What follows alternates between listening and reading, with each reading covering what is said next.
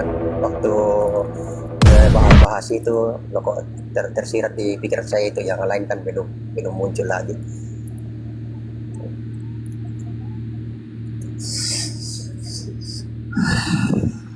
Iya, kalau saya boleh tanya Pak Andreas terkait dengan transmisi, Pak Andreas sempat belajar nggak? Yang saat ini ada itu kan terjemahan LAI. Belajar nggak Pak? LAI ini sudah menerjemahkan sesuai dengan yang tertulis di original text atau pernah dipelajari nggak? Itu aja intinya. Apa itu? Apa? Bible Apa? Anda, Bible-nya Pak Andreas yang saat ini itu kan berbahasa Indonesia. Hmm. Dikeluarkan oleh Lembaga Alkibul Indonesia, betul? Aduh. Coba kasih bahasanya dulu diperbaiki. Loh, kalau saya bilang, karena saya pelajari Bible yang terjemahan ini amburadul memang. Oh, Makanya saya bilang Alkibul, karena revisi terus Bang.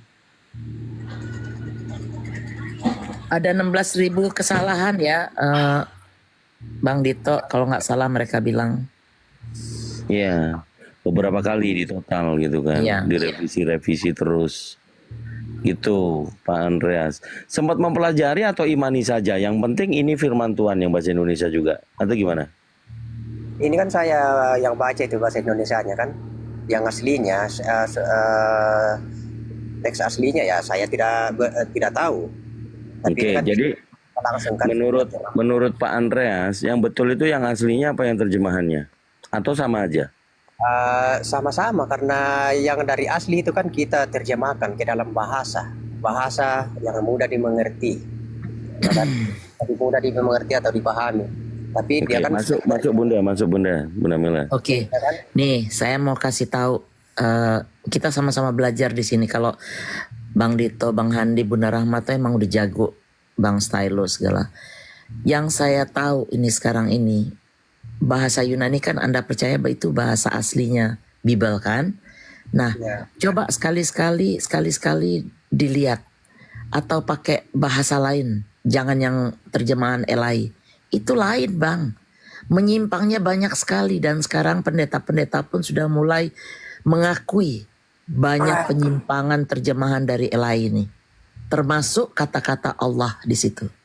Tuh, karena di negara lain itu nggak ada seperti itu.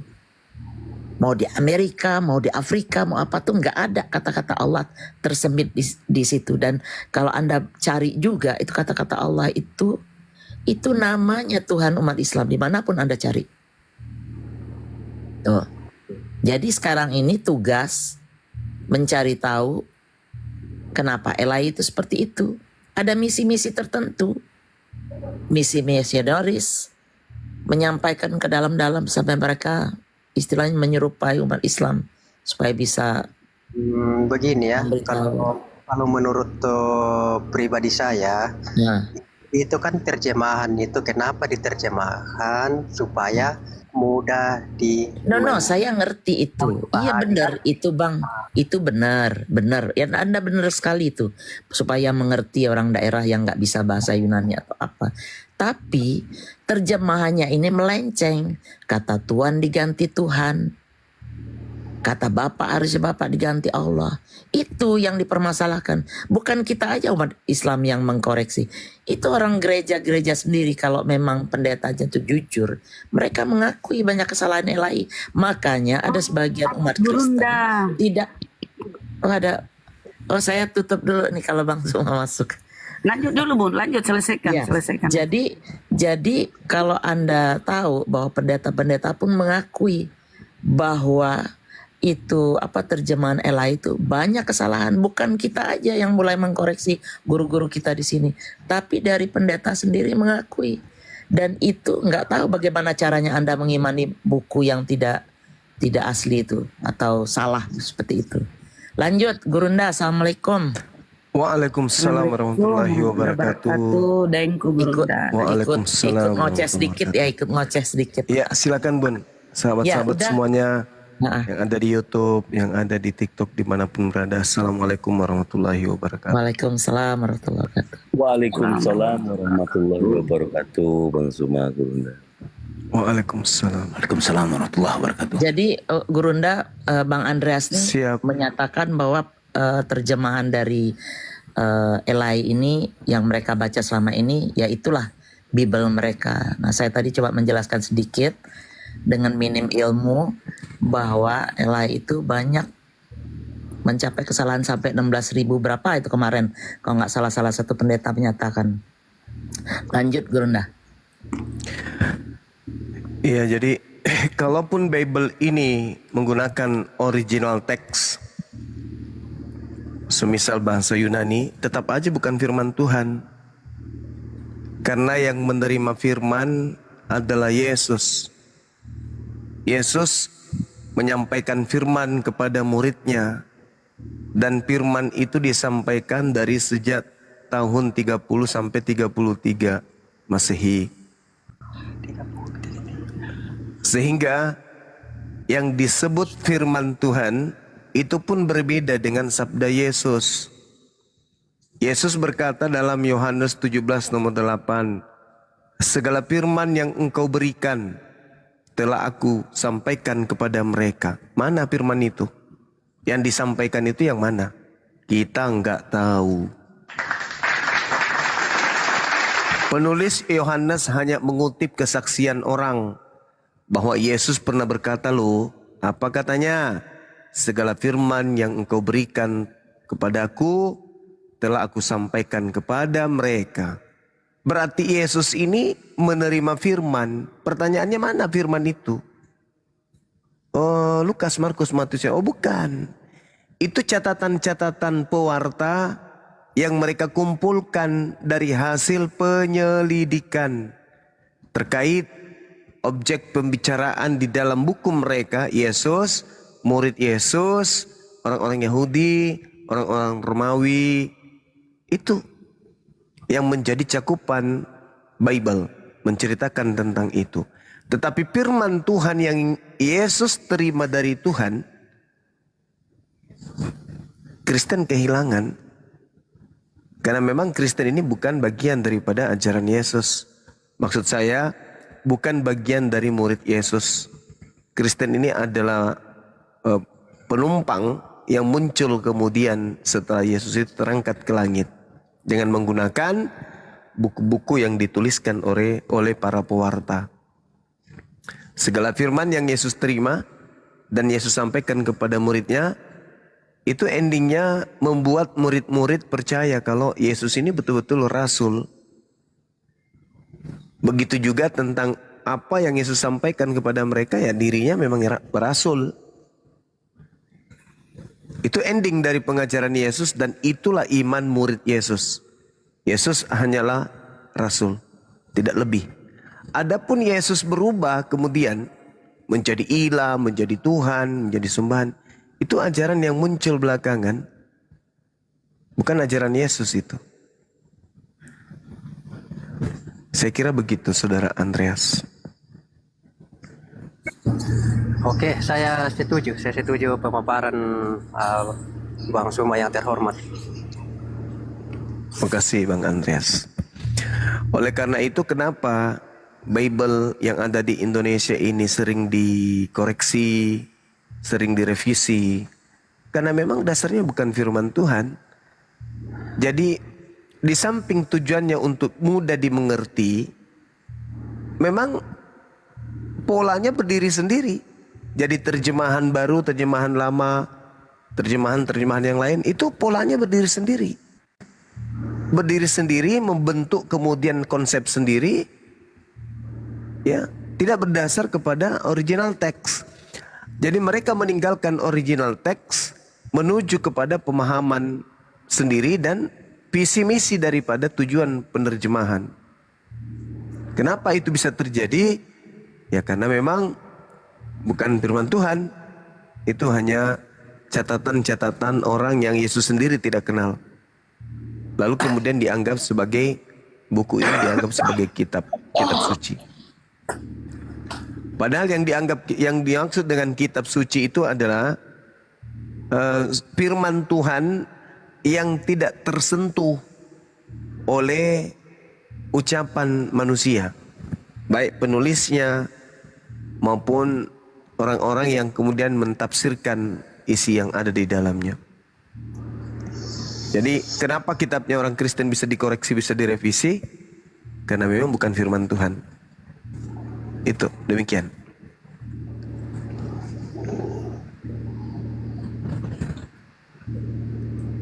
Silakan Andreas bertanya apa yang kau tanyakan, apa yang ingin kamu ketahui, silakan. Kalau menurut Bang Suma kan bahwa kalau ada campur tangan manusia lan itu bukan namanya kitab suci kan? Iya, maksudnya campur tangan manusia ini bukan wahyu dari Tuhan. Murni pernyataan manusia. Misalnya Theophilus yang mulia, banyak orang yang menusun berita tentang peristiwa-peristiwa yang terjadi di antara kita. Maka itu bukan firman Tuhan. Itu tanggapan Lukas sendiri, lalu dituliskan di dalam suratnya. Maksud saya begini, saya mau balik ke juga kan ke Al-Quran. Jadi Al-Quran ini ditulis apa bagaimana? Al-Quran ini dihafal. Jadi tradisi awal ketika Nabi Muhammad menerima firman, tradisi awal itu hafalan. Jadi Nabi Muhammad menerima wahyu, sahabat-sahabatnya menerima wahyu tersebut dan mereka menghafalkan. Seperti itu, Bung. Oke, nah terus sampai sekarang yang ada bukunya itu, ini kan kalau harus tidak ada kan, berarti cuma kita hanya menghafal saja tanpa ada buku begitu. Kan namanya dihafal saja kan tanpa buku. Keahlian orang Arab itu menghafal. Itu orang Arab punya keahlian. Mereka kuat dalam hal menghafal. Enggak, yang sekarang sekarang ini maksudnya kan ada sekarang bila Al-Quran ada kan iya, bukunya sekarang, ya kan? Tulisan yang ada hari ini itu mengutip dari catatan-catatan awal, yaitu tulisan-tulisan para sahabat. Jadi sahabat Rasulullah itu juga menghafal dan juga menulis. Makanya ada yang disebut mushaf. Mushaf ini kemudian disatukan, lalu terbentuklah buku atau Alkitab yang disebut Al-Quran. Nah, rujukan penulisan adalah hafalan. Apa yang dituliskan berdasarkan hafalan. Jadi bukan yang ditulis lalu dihafal. Terbalik, yang dihafal ditulis, bukan ditulis lalu dihafal. Berbeda dengan yang sekarang kita, yang hidup bukan di zaman Nabi, bukan pada masa prosesi pewahyuan. Yang dialami oleh manusia hari ini, Islam hari ini adalah tulisan yang dihafalkan. Zaman Rasulullah, hafalan yang dituliskan. Itu, seperti itu, Bang. Oke, maksudnya kan Bang Suma tadi sudah menarasikan kan bahwa firman Tuhan itu kalau sudah ada campur tangan manusia di dalam itu kan sudah bukan namanya lagi kitab suci. Nah kalau yang kita sekarang ini kan, ini kan Al-Quran sudah ditulis. Yang siapa yang menulis sekarang kan berarti sudah manusia kan? Seperti itu maksud saya. Iya. Jadi campur tangan yang dimaksud di sini adalah pelafalan atau lafaz atau ucapan atau bacaan yang ada di dalamnya. Kalau dia itu firman yang diterima, misalnya Iqra bismi rabbikal ladzi khalaqal insana min alaq, itu firman Allah. Ketika firman Allah ini dihafalkan, Iqra bismi rabbikal ladzi khalaq, maka itu tetap firman Allah meskipun yang mengucapkan itu manusia. Lalu begitu juga ketika dituliskan Iqra bismi rabbikal ladzi khalaqal insana min alaq, itu tetap firman Allah. Kenapa? Karena itu adalah pelafalan yang diterima oleh Nabi Muhammad tanpa penambahan dan pengurangan. Ketika ada yang menulis, maka yang dituliskan itu adalah firman Tuhan. Nah, apakah itu ada campur tangan manusia? Ya, campur tangan manusia di dalam melestarikan firman Tuhan, tetapi tidak merubah, tidak mengganti, tidak menambah dan mengurangi. Itu tetap firman Tuhan. Nah, apakah ada campur tangan? Yang dimaksud campur tangan manusia atau makhluk adanya penambahan redaksi yang dimasukkan oleh orang. Nah, sedangkan Al-Quran tidak ada satupun penambahan dan pengurangan yang terjadi dari wahyu yang diterima oleh Rasulullah berupa Al-Quranul Karim. Demikian. Oke, paham. Nah, yang saya aja tadi kan maksudnya yang narasi Bang Suma kan bahwa kalau sudah ada campur tangan manusia berarti kayak sudah bukan lagi kitab suci ya kan, atau firman yang suci. Makanya saya tanya bahwa kan sekarang Al-Quran ini kan sudah ada campur tangan manusia juga dalam bentuk penulisan. Itu aja. Iya, Al-Quran Allah Subhanahu wa taala menjelaskan nahnu nazzalna zikra, kami yang mewahyukan Al-Quran, kami yang menuzulkan, kami yang menurunkan, kami juga yang akan menjaga. Jadi ini legalitas dari Allah bahwasanya Al-Quran ini terjaga. Apa buktinya Al-Quran itu terjaga? Orang-orang menghafalkan, orang-orang menuliskan. Dan Al-Quran itu tidak ada upaya untuk dirubah oleh siapapun. Tidak ada. Tidak ada yang berani kemudian merubah Al-Quran. Kalaupun ada yang berani merubah Al-Quran, maka sedunia akan bergemuruh, akan tahu bahwa ini Al-Qurannya ada perubahan, ada penambahan atau pengurangan. Contoh misalnya, saya bukan penghafal Quran, tapi sebagai penggiat, ketika ada orang membaca Quran dan itu salah huruf atau tidak sesuai dengan kaidah, insya Allah saya tahu, saya paham. Telinga saya nggak bisa dengarkan orang yang membaca Al-Quran tidak benar. Telinga saya peka. Coba aja diuji, kalau Anda yang mau mengaji di sini, salah sedikit aja telinga saya pasti protes. Itu bukti bahwa Allah menjaga Al-Quran itu dan Allah memberikan legitimasi itu. Berbeda dengan Bible, ya memang karena bukan firman Tuhan, Allah tidak memberikan legitimasi atau validasi. Jangankan Tuhan, Yesus aja tidak mengenal Bible ini. Demikian. Oke.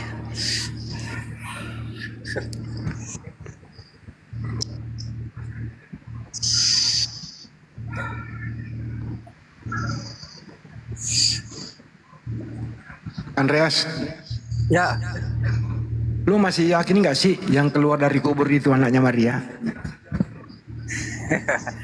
siapa yang bertanya ini? Aja nih, Marwoto. Oh, ya saya yakin lah.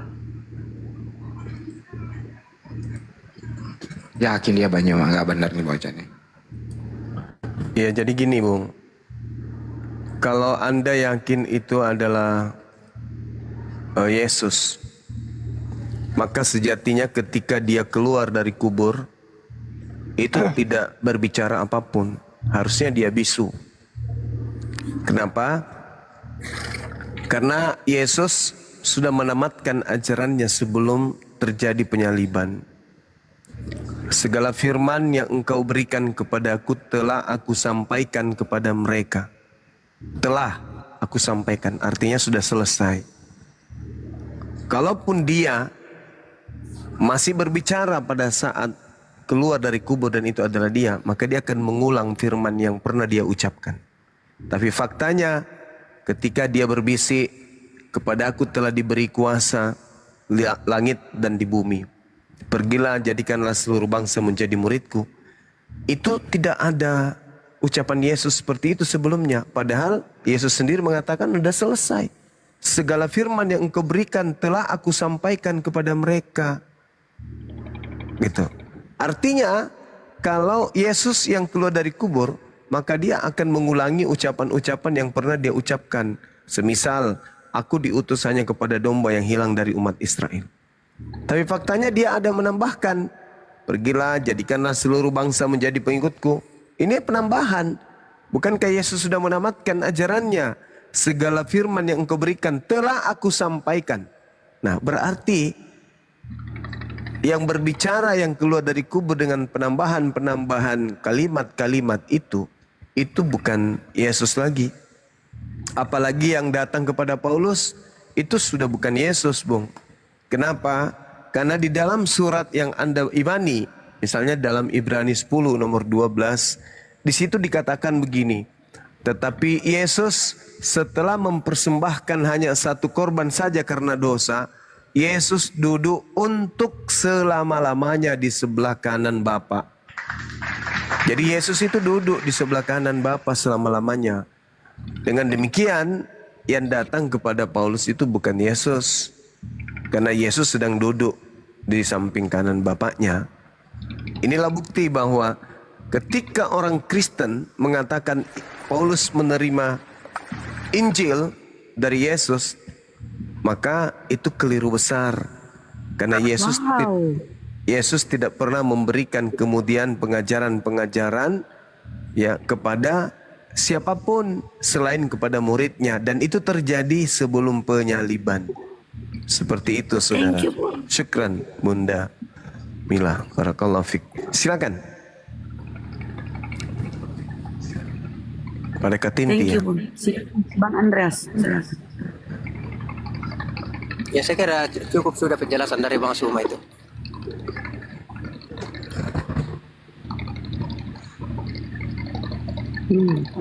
Jadi kamu setuju ya penjelasan Bang Suma ya? Ya itu kan maksudnya sudah dijelaskan menurut Bang Suma kan. Ya kalau kau nggak setuju jangan bantah dong. Ya apa yang Kau saya mengiyakan. bantu kan penjelasannya Bang Suma seperti itu. Jadi kalau Nggak, saya ya Kalau kau tidak bantah berarti kau setuju dengan penyampaian Gurunda kan? Kalau kau nggak setuju boleh Bang, ini boleh kau berpendapat, silakan. ya saya masih posisi keyakinan saya kan bahwa yang keluar dari kubur itu adalah Yesus. Yesus. Dan, Iya. dan sudah terangkat ke surga kan, yang dikata sudah disampaikan tadi bahwa dia duduk itu selama-lamanya di sebelah kanan Bapaknya. Nah, tahun 50 Paulus mengaku bertemu Yesus. Sedangkan Yesus terangkat tahun 33.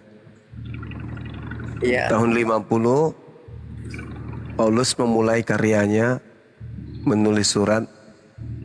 Ada selisih 17 tahun. Cuma kedatangan itu ya, apa namanya, kedatangan Yesus ini untuk menjumpai Paulus kan dia sudah tidak langsung secara pribadinya di situ kalau saya baca di dalam Kisah Rasul pasal 9 kalau tidak salah itu ya. Tapi kan di situ diceritakan sendiri bahwa Yesusnya duduk selama-lamanya di samping Iya. Bapa. Betul. Jadi Yesus Mana itu yang kan betul? untuk pribadinya kan tetap duduk dia. Dia kan memang bukan langsung Yesus yang turun secara fisik kepada Paulus waktu menjumpai Paulus dalam perjalanannya ke Damsyik pada saat itu, kata hanya melalui suara. Awalnya kan berbentuk cahaya, setelah itu baru ada suara. Jadi memang bukan pribadi Yesus secara langsung, tetapi melalui cahaya dan suara. Nah, sedangkan Yesus berulang kali memberikan penjelasan kalau dia datang sebagai anak manusia. Tak ada dalil pengakuan Yesus datang hanya sebagai dengan suara atau Yesus dengan roh. Itu nggak ada pengajaran Yesus seperti itu. Itu cuman doktrin gereja. Yesus berulang mengatakan, aku datang sebagai anak manusia. Malaikat juga mengatakan Yesus akan datang sebagai anak manusia. Sedangkan Paulus mengaku yang datang kepadanya bukan manusia. Berarti itu bukan Yesus. Namanya aja yang sama, tapi pribadinya berbeda. Begitu, Bung. Nah itu saya sudah bilang tadi kan, secara pribadi Yesus memang bukan. Tetapi melalui cahaya dan suara. Jadi secara pribadi Yesus memang bukan pribadinya Yesus langsung mendatangi Paulus. Lalu siapa yang datang kepada Paulus, Bang? Nah itu ada pengakuannya di situ kan, waktu Paulus itu sudah reba ya, baru ada Paulus reba, baru dia bilang siapakah engkau Tuhan? Baru Nah. Yesus menjawab, akulah Yesus yang engkau aniaya. Nah, itu dia ngaku Yesus. Anda mengatakan bukan pribadi Yesus. Itu gimana ceritanya? Bukan pribadi Yesus tapi Yesus. Anda sudah benar mengatakan itu bukan pribadi Yesus, tetapi oknum lain yang mengaku Yesus. Kira-kira menurut saudara, boleh tidak iblis mengaku akulah Yesus? Boleh nggak? Ya namanya iblis kalau dia mau ya pasti boleh, ya kan? Udah, selesai kita. Cuma yang datang dalam ini ya tidak ada juga secara tertulis kan bahwa itu iblis, tetapi yang di sini lebih banyak merujuk kepada Yesus. Tapi Yesus sendiri mengatakan dia akan datang sebagai anak manusia. Ya, Nah, sedangkan iblis itu bentukannya hanya roh. Yang datang kepada Paulus roh dan hanya berbentuk cahaya. Iblis berupa cahaya. Lukas 10 nomor 18. Sedangkan Yesus kalau dia datang ya anak manusia. Selayaknya manusia. oke, saya tanggapi sedikit ya. Ini yang dimaksud Yesus ini kan untuk datang sebagai anak manusia kan itu kedatangannya kedua kali. Kedua kalinya nanti. Kapan itu datang kedua kalinya? Setelah kiamat kan, hari kiamat. Jadi di situ baru langsung lagi turun yang aslinya, yang seperti yang pertama tadi, langsung kelihatan begitu, langsung dilihat seperti waktu kedatangan pertama kan. Saudara. Nanti kedatangan keduanya itu seperti itu juga.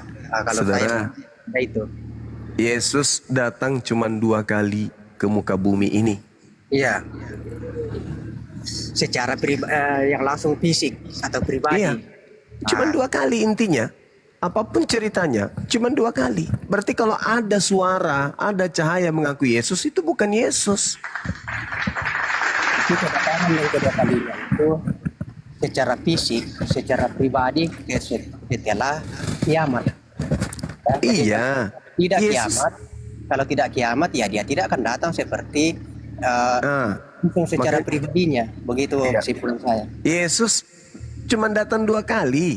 Kalau ada yang datang mengaku Yesus, tetapi tidak kiamat, itu bukan Yesus. Karena nanti Yesus datang kalau mau kiamat. Kalau Ya. belum kiamat, Yesus tidak datang. Nah, kalau ada orang yang ngaku-ngaku, ada oknum yang mengaku-ngaku akulah Yesus tapi tidak kiamat, itu Yesus palsu. Kedatangan kedua itu nanti, kata saudara. Berarti kedatangan keberapa yang datang kepada Paulus? Yang saya garis bawahi di sini bahwa secara nampak, secara yang nampak fisiknya, secara nampak langsung itu kedatangannya yang kedua kali. Karena pertama kan sudah nampak, ya kan, langsung interaksi sesama manusia yang ada pada saat itu, langsung melihat atau berkumpul sama dia kan. Nanti kedatangannya juga itu akan sama, tapi kedatangan yang kedua kali. Jadi kalau bukan yang kedua kali nanti ya mungkin bisa lah kayak yang dijumpai seperti dalam Paulus itu. Nah, sekarang coba fisiknya, tunjuk, tetapi melalui coba metode saudara bantu saya di mana tertulis Yesus datang dalam bentuk suara. Aku akan datang dalam bentuk suara. Tidak ada itu Bang Suma, tidak ada. Tidak ada, nggak ada. Jadi itu cuman ya kepercayaan saja. Karena sudah terlanjur Kristen, mau tidak mau harus mengatakan itu Yesus. Karena itu sudah terlanjur Kristen. Kalau tidak mengakui itu Yesus, ya hancur. Jadi mau tidak mau Kristen harus mengatakan ya itu Yesus. Pokoknya saya nggak mau tahu itu Yesus. Saya tidak mau tahu. Yang penting itu adalah Yesus. Ya, namanya juga udah terlanjur Kristen. Mau kayak mana? Kalau dia tidak mengakui bahwa itu Yesus, ya mualaf dia. Atau keluar dari Kristen. Jadi ateis. Mau tidak mau harus memaksakan itu Yesus. Padahal Yesus berkata waspadalah kepada penyesat yang datang kepadamu dengan memakai namaku dan berkata akulah Kristus. Dia akan menyesatkan banyak orang. Nah itu kata Yesus tuh. Matius 24 nomor 4 nomor 5. Jadi kalau bukan keadaan kiamat, ada mengaku Yesus, jangan percaya katanya. Itu bukan aku, kata Yesus. Itu penyesat. Oke, saya tanggapi sedikit Bang Sumaya. Silakan. Ya, maksudnya di sini yang mengaku itu kan nampak secara fisik atau secara pribadi. Pikiran saya merujuk ke situ yang dimaksud itu. Yang mengaku kan berarti kan langsung fisiknya, langsung nampak. Kayak saya begini kan, langsung bisa interaksi dengan orang, langsung nampak seperti nyata kan. Baru saya mengaku. Mungkin itu yang dimaksud itu. Tidak.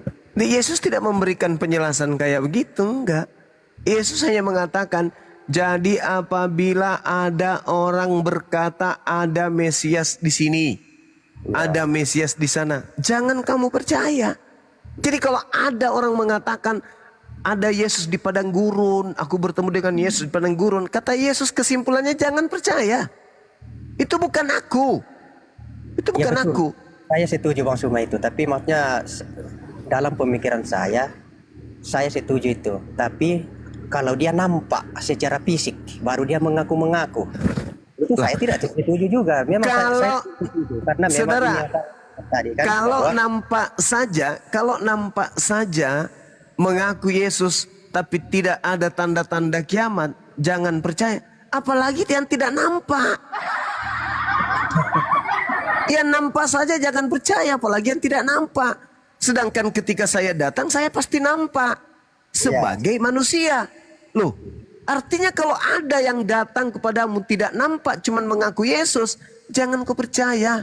Karena saat aku datang, saat itu juga aku nampak sebagai anak manusia. Itu kata Yesus.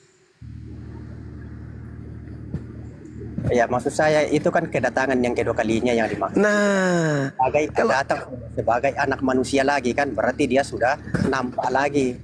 kenapa Nampak Kenapa Yesus menjelaskan tentang kedatangannya yang kedua? Apa alasannya? Agar manusia muridnya bisa tahu mana yang asli, mana yang palsu.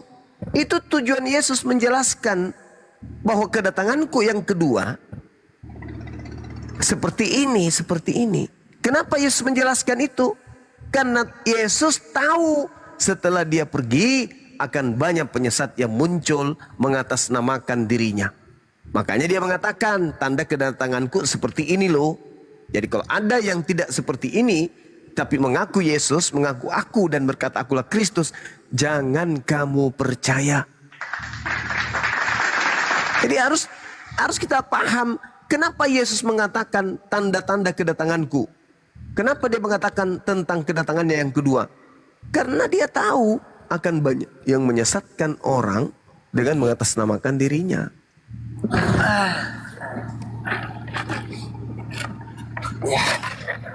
Ya seperti itulah, maksudnya cuma perspektif kita di sini Ya, masih. kau jangan mengalah, lawan Bang Juma. Lawan.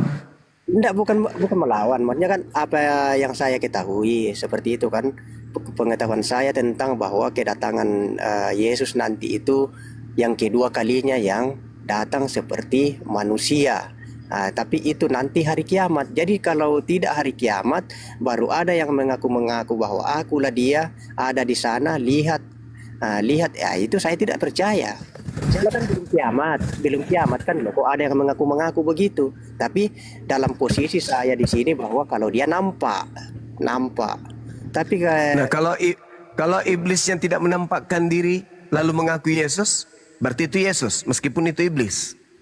tidak juga kalau belum kiamat. Sekarang bagaimana Anda bisa membedakan bahwa yang datang kepada Paulus itu asli? Ya, nah inilah saya katakan tadi, itu sudah saya bilang kan, kalau kita membaca di situ konteksnya itu lebih banyak yang merujuk kepada Yesus daripada kepada iblisnya. Nah, bagaimana ceritanya Anda bisa mengatakan kalau dia merujuk kepada iblis, berarti ketahuan dia iblis, percuma dia nyamar, harus dia nampak seperti Yesus. Coba Anda lihat di dalam Markus 16 nomor 12. Kata Markus, lalu Yesus menampakkan wajahnya, menampakkan diri dalam rupa yang lain. Coba, rupa yang lain. Apa enggak serem itu? Yesus muncul dengan rupa yang lain. Artinya yang muncul ini bukan Yesus. Kalau dipaksakan dia Yesus, maka harus diberi keterangan. Ini adalah Yesus, tetapi dalam rupa yang lain. Karena yang muncul bukan Yesus. Karena dia dipaksakan bahwa itu Yesus, maka dikatakanlah dalam rupa yang lain. Dari mana penulis Markus tahu kalau itu Yesus dalam rupa yang lain?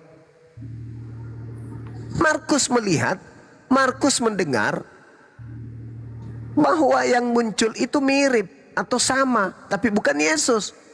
Dalam bentuk wajah yang lain. Maka Markus karena menginginkan itu Yesus, maka dia mengatakan, dan Yesus menampakkan diri kepada kedua muridnya dalam wajah, dalam rupa yang lain. Supaya dianggap itu Yesus. Padahal sudah rupa lain. Sekarang saya bertanya, dari mana penulis Markus tahu kalau itu Yesus?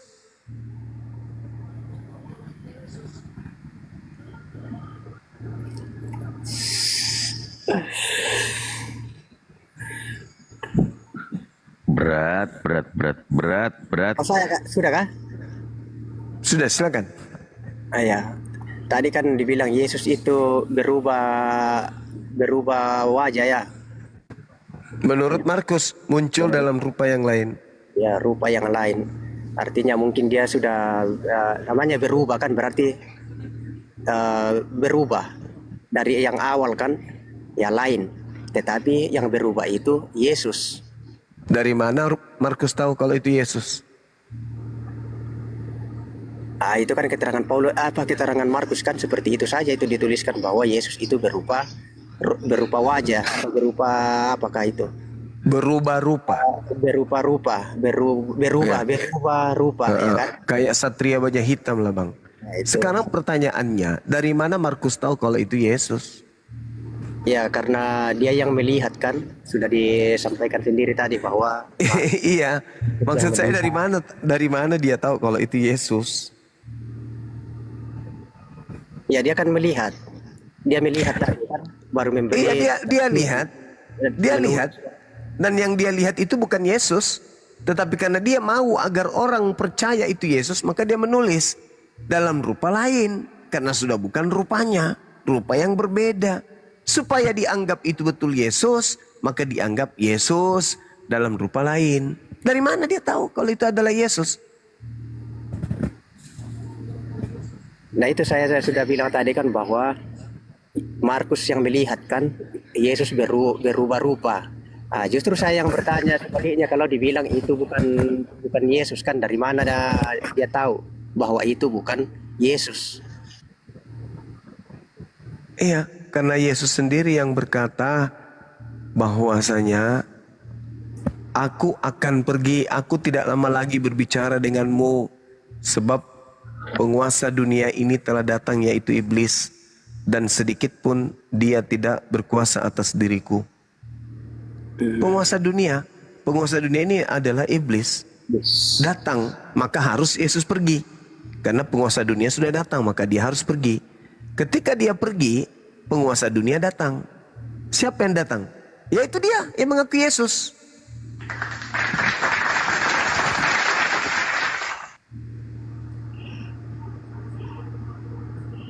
Oke. Makanya Yesus mengatakan, sebab Yesus palsu akan datang dan melakukan banyak mukjizat, sekiranya mungkin menyesatkan murid-murid pilihan juga. Itu kata Yesus sendiri. Jadi penyesatnya ini adalah Yesus palsu. Nah kalau dikatakan Yesus palsu, berarti dia menampakkan dirinya seperti Yesus, mengaku Kristus, padahal bukan Yesus. Nah inilah yang datang kepada Paulus, sehingga Paulus kemudian menuliskan 13 buku, dan Anda jadikan sebagai iman, jadilah Anda Kristen. Kan gitu. Jadi Anda ini pengikut Kristus yang datang kepada Paulus.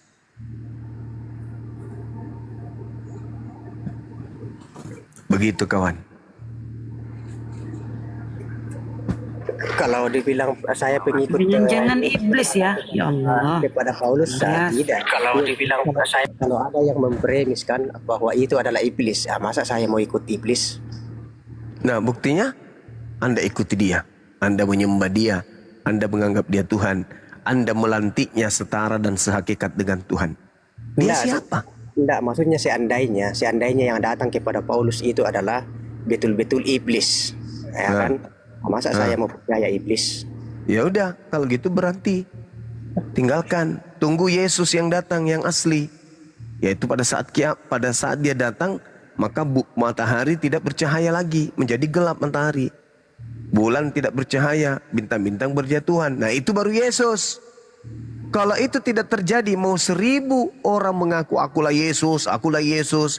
Lihat kiri kanan, terjadi nggak bulan tidak bercahaya, matahari menjadi gelap, bintang-bintang jatuh. Kalau tidak, mau sehebat apapun sosok yang mengaku Yesus itu, jangan kamu percaya.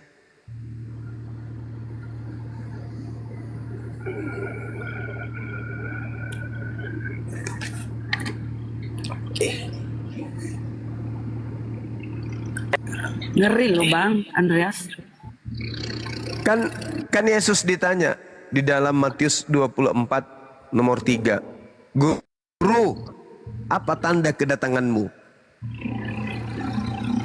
Yesus menjawab, tanda kedatanganku seperti cahaya yang menyambar dari timur sampai ke barat. Demikianlah tanda kedatanganku. Matahari menjadi gelap, bulan tidak bercahaya, bintang-bintang berjatuhan, kuasa-kuasa langit berguncang. Aku nampak di tengah langit, seluruh manusia akan meratap dan seluruh manusia akan melihat. Apakah itu sudah terjadi? Tidak terjadi, belum terjadi. Maka kata Yesus, jangan kamu percaya kalau tanda-tanda itu tidak ada.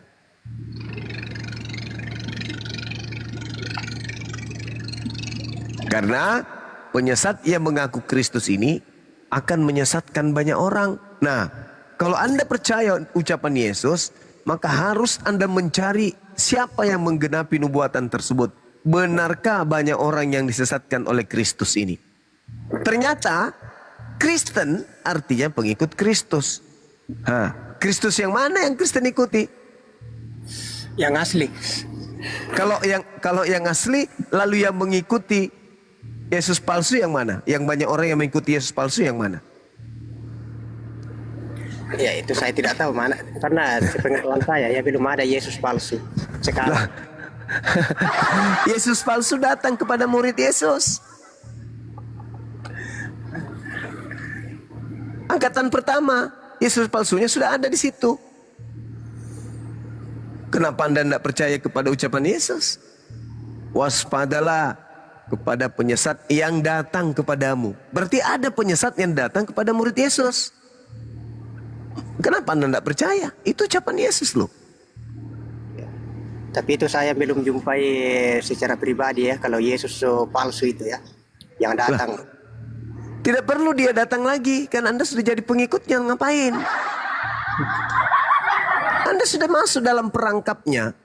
Maksudnya kesimpulan saya kan, yang datang sama Paulus itu saya masih menyatakan itu asli.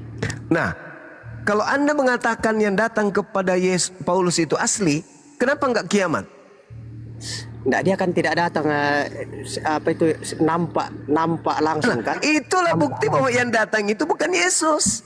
Jadi seandainya dia datang ya, Bukan masalah saudara, bukan masalah nampak atau tidak nampak, bukan masalah berjasad atau tidak berjasad, bukan. Tetapi masalahnya antara asli dengan palsu itu bisa dilihat dari tanda-tandanya. Ada tanda-tanda kalau Yesus asli datang, matahari tidak bercahaya alias gelap.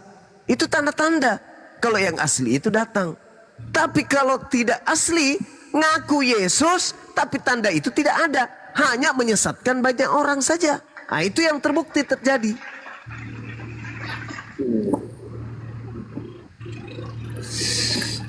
itu aja saya kesimpulan saya bawa bagaimanapun itu, makanya saya diam terus kan, karena di sini saya masih meyakini bahwa yang datang kepada Paulus itu masih asli. Nah, itulah bukti Anda tidak percaya, karena Yesus mengatakan kalau ada yang datang kepadamu memakai namaku, berkata ada Yesus di sini, ada Yesus di sana, jangan kamu percaya. Itu perintah.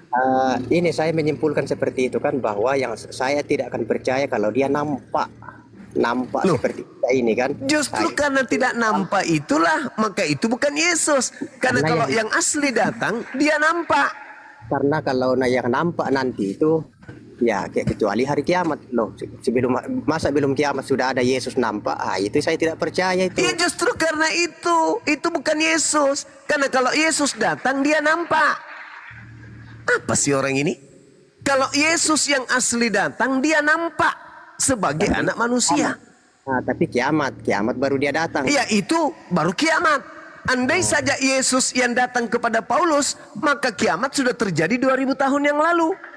Susah ya. Justru karena bukan Yesus yang datang kepada Paulus, maka tidak terjadi kiamat. Karena palsu yang datang. Kok susah ya? Begini Bang Sumaku yang terhormat ya. Iya, saudaraku Andreas. Ya, Gimana? Maksud saya begini kan. Itu kan sudah jelas bahwa hanya Yesus nanti itu akan nampak untuk kedua kalinya. Iya, kedatangan Yesus itu cuma 2 kali. Dan nampak. semua kedatangannya itu nampak. Tidak pernah Yesus datang sebagai hantu. Nggak ada. Tidak ada dalilnya bahwa Yesus akan datang dalam rupa suara. Yesus akan datang dalam rupa roh. Tidak ada dalil. Tidak ada dalil. Yang ada dalilnya, Yesus akan datang nampak sebagai anak manusia. Pada hari kiamat. Loh, bukan masalah pada hari kiamat, bukan. Yang jadi permasalahan adalah ketika yang asli datang, otomatis kiamat.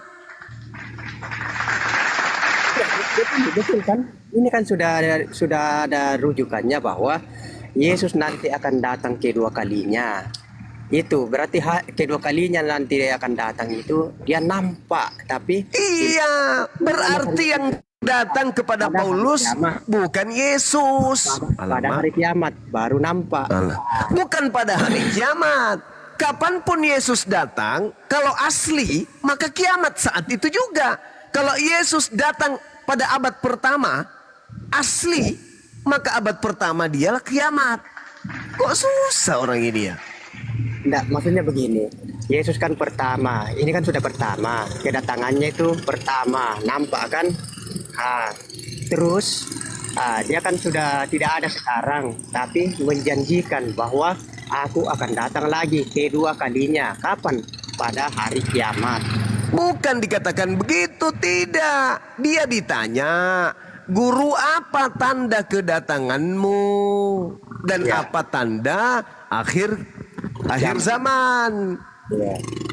Nah, Yesus berkata, tanda kedatanganku, matahari menjadi gelap, bulan tak bersahaya, bintang-bintang jatuh. Kalau tidak ada tanda-tanda itu, ada orang mengaku bertemu dengan Yesus, makasih Bang Afida, jangan kamu percaya. Karena aku datang pasti nampak. Kalau tidak nampak, itu bukan aku. Alamak, susah kali ya. Masya Allah. Syukran Bang Afida. Jadi jelas itu, Anda percaya kepada yang datang kepada Paulus karena Anda Kristen. Anda menganggap bahwa itu benar. Padahal nasihat Yesusnya kepada muridnya, apabila ada orang berkata bertemu Mesias di sini, bertemu Mesias di sana, jangan kamu percaya, sebab Kristus palsu akan datang dan banyak melakukan mujizat sekiranya mungkin menyesatkan orang pilihan. Orang pilihan aja disesatkan oleh Yesus palsu ini, apalagi kalian. Kalau Yesus asli yang datang, kapanpun itu, maka itulah saatnya kiamat. Itulah yang diterangkan Al-Quran dalam surah As-Sukhruf ayat 61. Bahwa tanda kedatangan Nabi Isa adalah pertanda datangnya hari kiamat. Jadi, andai saja yang datang kepada Paulus ini Yesus asli, pada tanggal 1 bulan 1 tahun 1 Masehi misalnya, maka kiamat akan terjadi tanggal 1 bulan 1 tahun 1 Masehi. Iya. Kenapa? Karena yang datang asli. Pasti dia datang membawa tanda-tanda itu. Tapi Oke. kalau yang datang bukan asli, ya tidak kiamat. Namanya juga palsu. Enggak, begini maksudnya. Yang datang kan cuma suara, bukan nampak. Ya kan? Berarti itu palsu, Bang. Jadi seandainya memang nampak yang asli secara fisik pribadinya ya pasti kiamat. Tapi kan yang datang bukan nampak secara fisik atau Berarti palsu itu. cuma suaranya. Jadi ya sehingga kiamat. Itu palsu. Alamak. Dia menampakkan diri loh. Dia menampakkan diri, tapi dalam rupa yang lain. Kenapa tidak kiamat?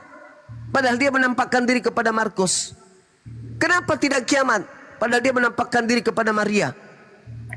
Di Itu dalam kan, kubur. Itu kan Yesus belum terangkat kan, masih di dunia. Alamak. Itu baru dia berubah.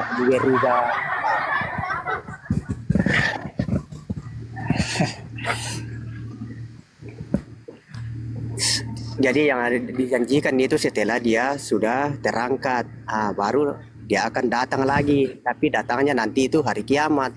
Tapi memang nampak. Sedangkan yang datang sama Paulus ini kan tidak nampak secara fisik, secara pribadi, tetapi hanya suara. Berarti itu Yesus. Berarti Berarti itu Yesus. jadi itu Yesus, tetapi Nah, lalu apa bedanya kalau yang datang Tadi sudah. iblis? Kalau yang datang iblis mengaku Yesus, Hubungan bedanya nyambung tanda-tandanya apa? Belum telepon hubung nggak nyambung kemana? Kalau iblis yang datang Nomornya dan sibuk. nyambung kepada Anda, itu gimana ceritanya? Kalau yang datang itu iblis, tanda-tandanya apa kalau iblis yang datang? ya kalau tanda-tandanya ini kan belum kiamat, baru dia datang Iya, begini. kalau iblis, kan Yesus mengatakan akan datang Yesus palsu tuh. Iya betul kan. Nah, apa tanda-tandanya kalau Yesus palsu yang datang? Jadi saya menguji kan, saya kan menguji, saya akan memegang yang tadi ucapan Yesus bahwa saya akan datang kedua kalinya itu pada hari kiamat. Tiba-tiba sekarang saya didatangi iblis itu mengaku Yesus kan, tapi loh kok tidak kiamat, berarti palsu. Iya, apa bedanya ke Paulus? Yesus palsu itu. Iya, apa bedanya yang datang kepada Paulus? Apa bedanya? Tidak kiamat juga nya. Ya tapi kan tidak ada pribadinya. Sudah saya bahas tadi kan. Iblis juga begitu. Iblis juga datang dengan suara saja, berbentuk cahaya. Apa bedanya dengan iblis? Kalau iblisnya datang dengan seperti itu juga, apa bedanya dengan Yesus? Yang datang kepada Paulus, apa bedanya? Ya ini kan saya sudah bilang bahwa itu kan tidak nampak fisiknya, pribadinya. Iya, saudara, iblis itu juga tidak nampak. Oh, ya Allah, bantulah aku.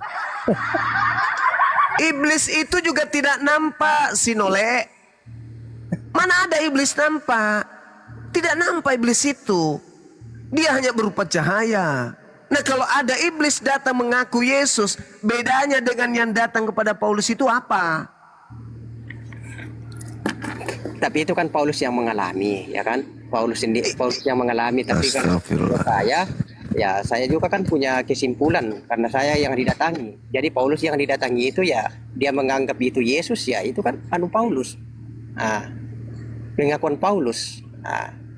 Terus Jadi ada perintah Yesus untuk percaya kepada Paulus gitu?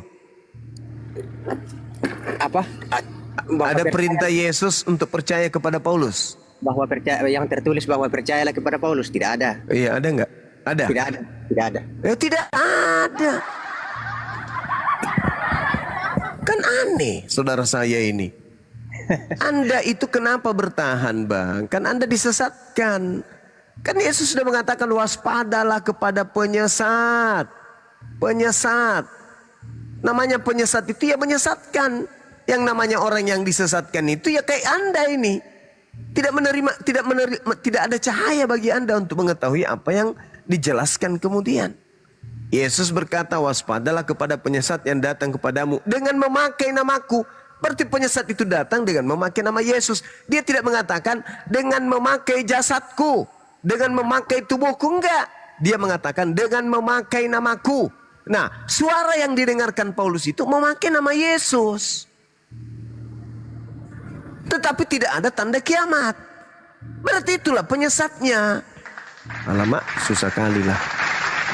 Enggak, maksudnya ini aja yang saya bangun dalam pikiran saya kan, bahwa kalau itu nanti Yesus itu akan datang kedua kalinya, nampak. Jadi kalau tidak nampak, ya berarti kan bisa kita uji di situ. Bisa kita uji. Nah, Kan? ujilah itu yang datang kepada Paulus. Kenapa Anda nggak uji? Coba Anda uji, itu Yesus atau bukan? Kayak sekarang kalau ada yang datang mengaku bahwa Bukan sekarang, Bang, bukan sekarang. Kristus palsunya datang pada angkatan Yesus. Sekarang coba Anda uji, yang datang kepada Paulus itu Yesus beneran. Coba buktikan kepada saya. Apa buktinya kalau yang datang kepada Paulus itu Yesus beneran? itu kan pengetahuan saya, karena tertulis di situ kan, Saulus mendengar suara, Mama. Paulus kan bilang, siapa yang kau Tuhan? Baru Yesus mengatakan, Penyesat itu kalau penyesat itu datang menyesatkan banyak orang. Maka penyesat ini ya harus menyesatkan. Dengan caranya dia mengutus nabinya Paulus, agar Paulus mengajarkan manusia menuhankan Kristus yang datang kepadanya. Kapan-kapannya ada murid Yesus yang menyetarakan Yesus dengan Elohim? Kapan? Di mana muridnya menyetarakan Yesus gurunya ini setara dengan Elohim, sehakikat dengan Elohim? Di mana? Yesus sendiri saja, Yesus tidak pernah menghakikatkan dirinya sehakikat dengan Elohim. Tapi Paulus melantik Yesus sehakikat dengan Elohim. Siapa Paulus ini kok melebihi kapasitas Yesus?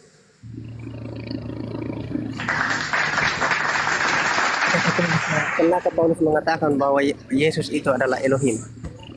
Dia mengatakan bahwa karena Bapa itu esa, maka esa juga Yesus Kristus. Ada berapa yang esa di situ? Ayo. Kata Esa kan satu kan? Iya. Sekarang Paulus mengatakan Bapa itu esa dalam 1 Timotius 2 nomor 5. Oke. Karena Tuhan itu esa dan esa pula Yesus yang menjadi perantara. Sekarang ada berapa yang esa di situ? Allah yang Esa dikatakan Paulus apa Tuhan? Allah yang esa. Di situ tertulis Theos. Bapak juga tertulisnya Theos. Sama aja. Itu hanya permainan lidah lain. Sudah benar kan? Sudah benar ucapan ke Paulus bahwa Allah itu Esa. Saya itu. Nah, sekarang Paulus mengatakan juga Yesus itu esa juga. Ya betul kan? Yesus kan Esa juga. Nah, Tidak ada berapa yang esa di situ? Ya kata Esa itu ada dua, tetapi pribadi itu tetap satu. Nah, itulah aku bilang. Satu Allah, Paulus, satu Yesus. saudara. Itulah saya katakan Paulus melantik Yesus sehakikat setara dengan Tuhan. Ayo, di mana Yesus pernah melantik dirinya sebagai yang esa? Tunjukkan saya dalilnya. Enggak. Akulah yang esa itu di mana? Kalau Paulus itu kan untuk pribadinya tidak ada. Enggak, yang ini tadi. Dia katakan Allah itu Esa kan, Paulus mengatakan begitu kan. Yesus itu Esa. Saya kira betul itu. Ada berapa yang esa di situ? Allah satu. Yesus satu. Berarti kata Esa dua, tetapi sosoknya itu satu. Satu Allah, satu Yesus. Apa sih orang ini? Yesus itu esa dompala. Allah juga esa katanya Kak Blama. Jadi ada dua yang esa. Tolong ini orang. Udah Anda turun deh, Anda turun. Anda istirahat, Anda perbanyak makan kulit durian. Mudah-mudahan dengan Anda makan kulit durian, otak Anda bisa sehat, normal, selayaknya manusia. Gitu ya kawan ya, daripada Anda saya makin nanti mending Anda turun. Dari tadi saya bicara sama Galimpong Kalora. Kalikbong Kapiting saya temani ngomong. Susah dia pahami itu Esa Gurunda. Semalam Bukan susah. Dia paham, cuman karena dia itu adalah tangan kanan setan, ya dia harus menyesatkan. Benar. Kebenaran harus dia bolak-balikkan. Ada dua yang esa di situ. Esa itu kan cuma satu kan. Tetapi dia mengajarkan Yesus esa. Bapak juga esa. Dan esa di situ satu katanya. Meskipun dua esa tapi cuma satu hakikat. Berarti dia ini setan. Karena dia ingin mendudukkan Yesus setara dengan yang esa. Masa Yesus setara dengan Tuhan? Alamak. Sedangkan Yesus sendiri tidak pernah menyetarakan dirinya dengan Tuhan. Nah inilah iblis. Kerjanya kayak gitu. Kayak semalam itu benar itu karena doktrin ya mau menyesatkan. Semalam itu Gurunda dia sudah imani satu-satunya itu Tuhan Allah satu-satunya katanya. Tapi Yesus pun satu esa. Inilah yang ternyata dogma doktrin. Orang gila. Iya. Gimana orang gila itu? Ulaikahum syarrul bariyah. Bariyah. Nah, seburuk-buruknya makhluk. Nah, mereka lah ini. Dibilang monyet bukan, dibilang orang juga bukan. Ya kita sapa tamu dulu ya. Waktunya kita. Selamat malam. Assalamualaikum Muslim Kristen Bang. Bang. Oh Bang. Saudara waktunya kita. Ternyata dia tertidur ya teman-teman.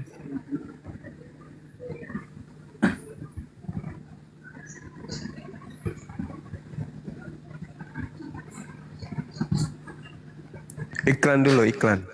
Iklan dulu. Baik.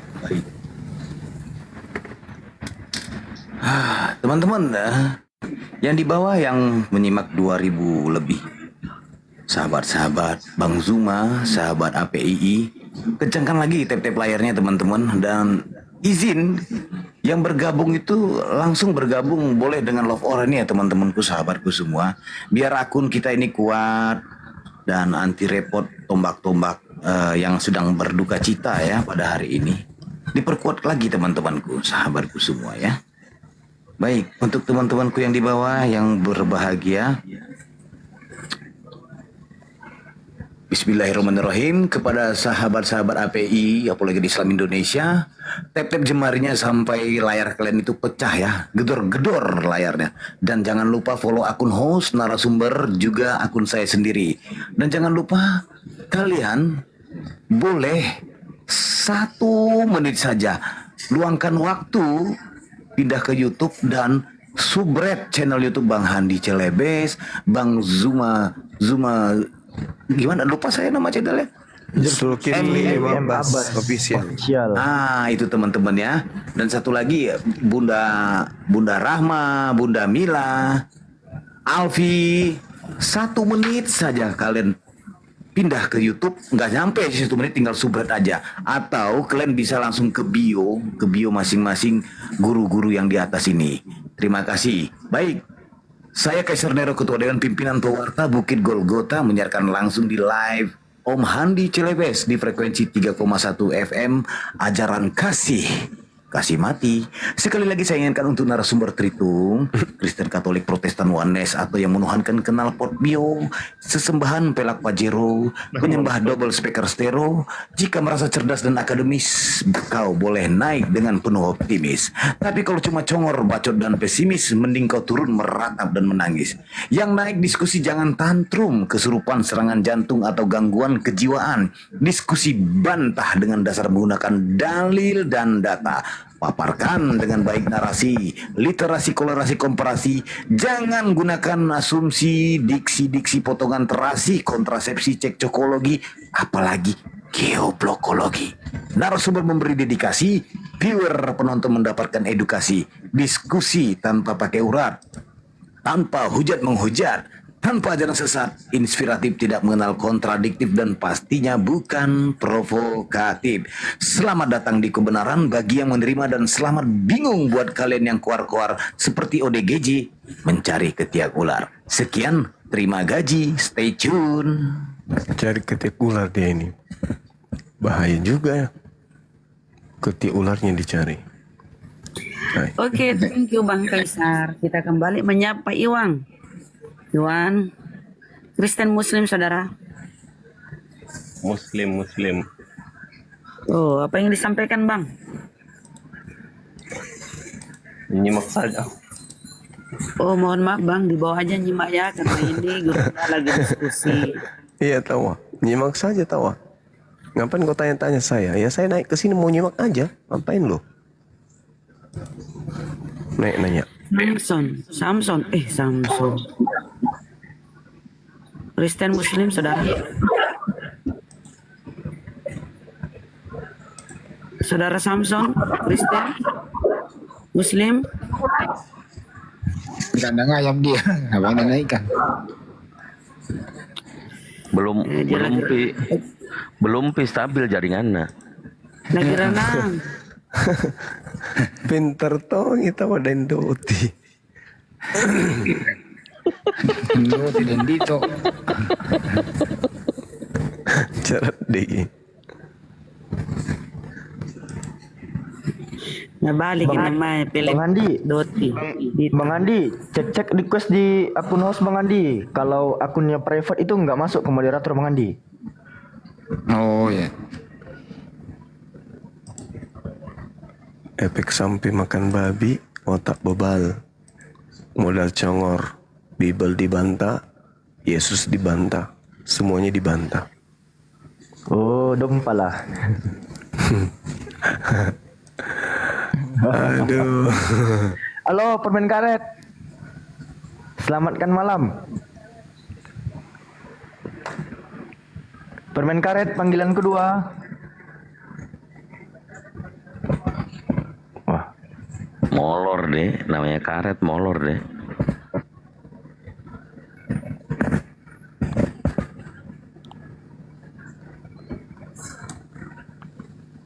Hama selanjutnya. Lagi hang nih. Tapi nggak bisa kelihatan akun-akun private yang request nggak bisa Bang Andi. Aku yang pantau. Oke teman-teman, saudara muslimku yang baik hati, tolong di follow saudaramu yang di atas ya. Dukung kami dengan follow. Follow Bunda Mila, akun Bunda Mila biar beliau bisa eksis ya. Dan semua yang di atas tolong di follow. Gurunda, Bang Handi Host, Bang Kaisar, Bapak Doti, Bapak Dito, dan Alfi. Ya, tolong di follow ya. 1901,9K. Ayo teman-teman saudaraku follow dan subscribe YouTube saudara-saudaramu yang di atas ya. Bantu perjuangan kami, kita sama-sama berjuang ya. Terima kasih ya, Masya Allah. Masya Allah, thank you yang sudah follow. Oke, kita sapa Mus. Kasih nah, dilempar.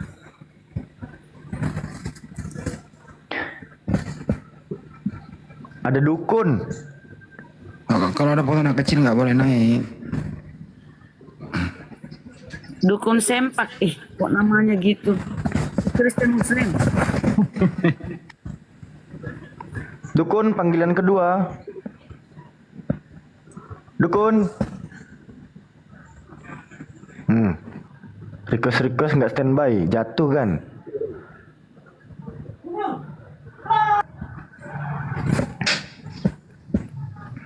Siapa lagi tuh naik ayo. Ini ambulan hotel ini. Belum ada pasien Bang. Belum ada pasien Bang, dibawa dulu aja.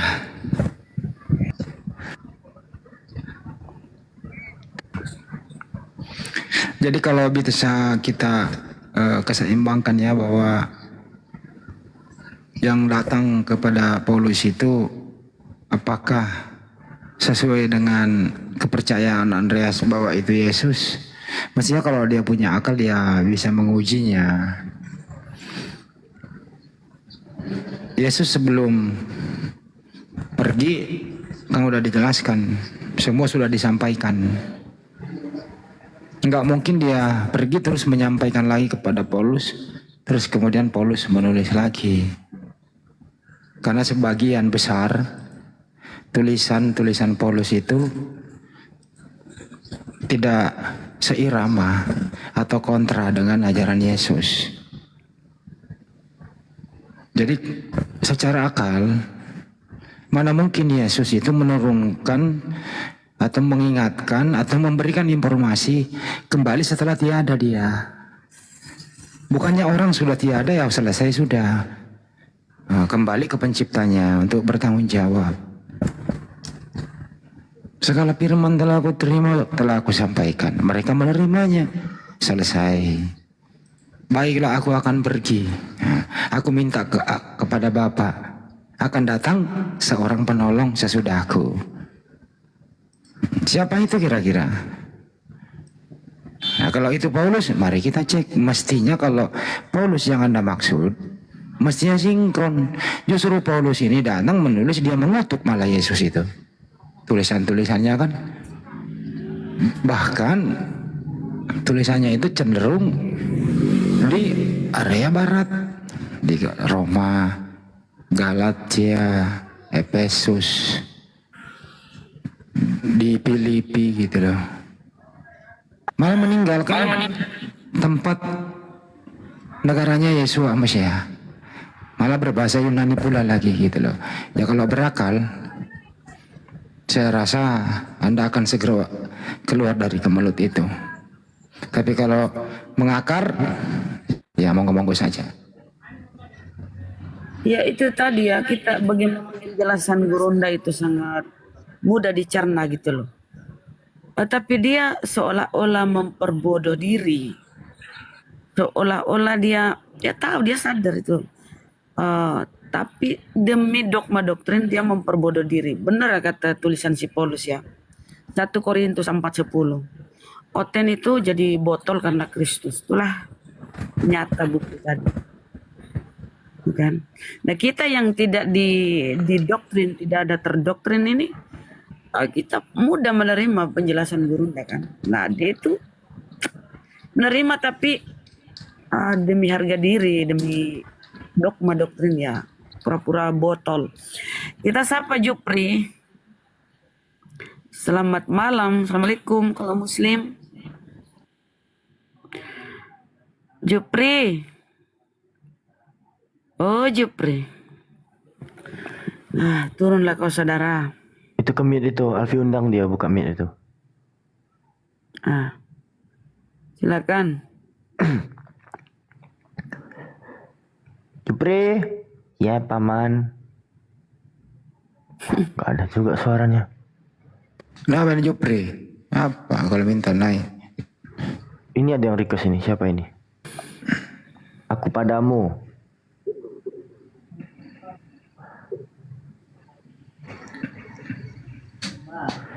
Halo bang, aku padamu. Assalamualaikum. Waalaikumsalam. Gimana bang, ada yang mau diajak ta'aruf? Gini bang, cuman mau sampaikan salam dari ibunda saya buat terkhusus Bang Zuma. Waalaikumsalam warahmatullahi wabarakatuh. Salam balik ke ibunda tersayang. Salam dari Bang Zuma bilang. Ya, sama-sama bang. Semua teman-teman Alfi. Siap, amin. Waalaikumsalam. Amin. Terima kasih. Izin turun bang ya. Iya, silakan. Waalaikumsalam warahmatullahi wabarakatuh. Jangan lupa Bang ya, kalau ibu nanti bikin onde-onde, jangan lupain kita. Aduh, kaleng sarden naik. Ya, ada apa-apa. Tes drive dulu, dia mau nanya kali, nggak apa-apa. Halo KTP, udah bosan jadi Kristen makanya naik. Selamat malam, Bang Juma, agak kereba. Iya, baik. Alhamdulillah. Makasih. Bang Juma, saya izin mau bertanya. Iya. Tentang surat Al-Imran ayat 50. Iya. Itu apa, kalau saya salah tolong di ini. Itu apa tentang Nabi Isa berkata kepada Nabi Muhammad atau seperti apa itu yang menghalalkan itu Bang Juma? Terima kasih. Nabi Isa berkata kepada Nabi Muhammad. Enggak. Ya. Nabi Isa, Allah berfirman kemudian terkait dengan Nabi Isa. Jadi gini. Dan sebagai Rasul Yesus atau Nabi Isa berkata kepada Bani Israel, "Aku datang kepada kalian dengan sebuah tanda dari Tuhan kalian, yaitu aku membuatkan bagimu sesuatu dari tanah berbentuk seperti burung, lalu aku meniupnya, maka ia menjadi seekor burung dengan izin Allah Tuhanku. Dan aku, Isa, menyembuhkan orang yang buta sejak dari lahir dan orang yang berpenyakit kusta. Dan bahkan aku diberi mukjizat menghidupkan orang mati dengan izin Allah Tuhanku. Dan aku beritahukan kepadamu apa yang kamu makan dan apa yang kamu simpan di rumahmu. Sesungguhnya pada yang demikian itu terdapat satu tanda kebesaran sebagai kebenaran Rasulku bagimu jika kamu beriman. Wa musaddiqan lima baina yadayya minat Taurah wa liuhilla lakum ba'dalladzi hurrima 'alaikum wa ji'tukum biayatin min rabbikum fattaqullaha wa ati'un. Dan sebagai seorang yang membenarkan Taurat yang datang sebelumku, dan agar aku menghalalkan bagi kalian, wahai Bani Israel, sebagian dari yang telah diharamkan untukmu. Dan aku datang kepadamu membawa satu tanda mujizat dari Tuhanmu. Karena itu, wahai Bani Israel, takutlah kepada Allah dan taatlah kepadaku." Apakah Al-Quran ini benar? Benar. Bagaimana cara mengujinya? Benarkah Nabi Isa datang menghalalkan sebagian yang diharamkan Allah kepada Bani Israel? Betul. Baca Ulangan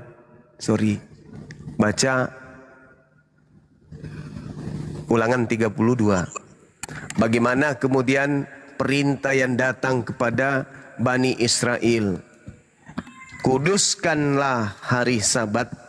Lalu dikatakan, bunuhlah orang yang tidak melakukan Sabat. Di data nomor 14-nya di Ulangan 5. Bunuh orang yang tidak kemudian memelihara Sabat.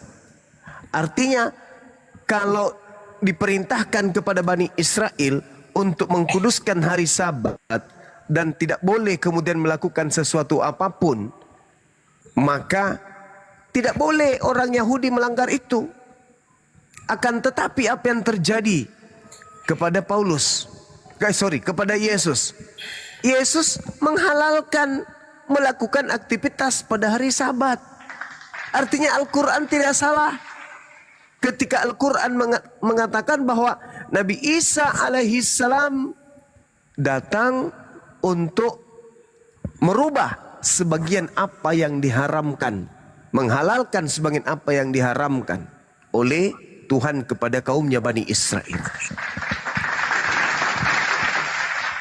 Seperti itu, Bung. Baik, terima kasih Bang Juma, udah saya paham. Saya kira untuk Nabi Muhammad ya, oke. Tadi saya mau teruskan Bang Juma, sempat saya simak tadi tentang yang bertempat sebelum saya tadi bersama Bang Juma. Iya. Markus 16 itu kan tentang Yesus menampakkan diri dalam rupa lain. Itu kalau saya baca selanjutnya ayat yang berikutnya di Markus 16 itu ada seperti nubuatan untuk Paulus yang dikatakan Yesus itu, Bang Juma. Yang mana tuh? Tentang digigit ular itu, bahwa dia tidak akan mati bagi yang percaya kan. Yesus kan berkata di ayat selanjutnya itu kan ada, sebentar ya, di Markus 16, Bang Juma. Mana tuh?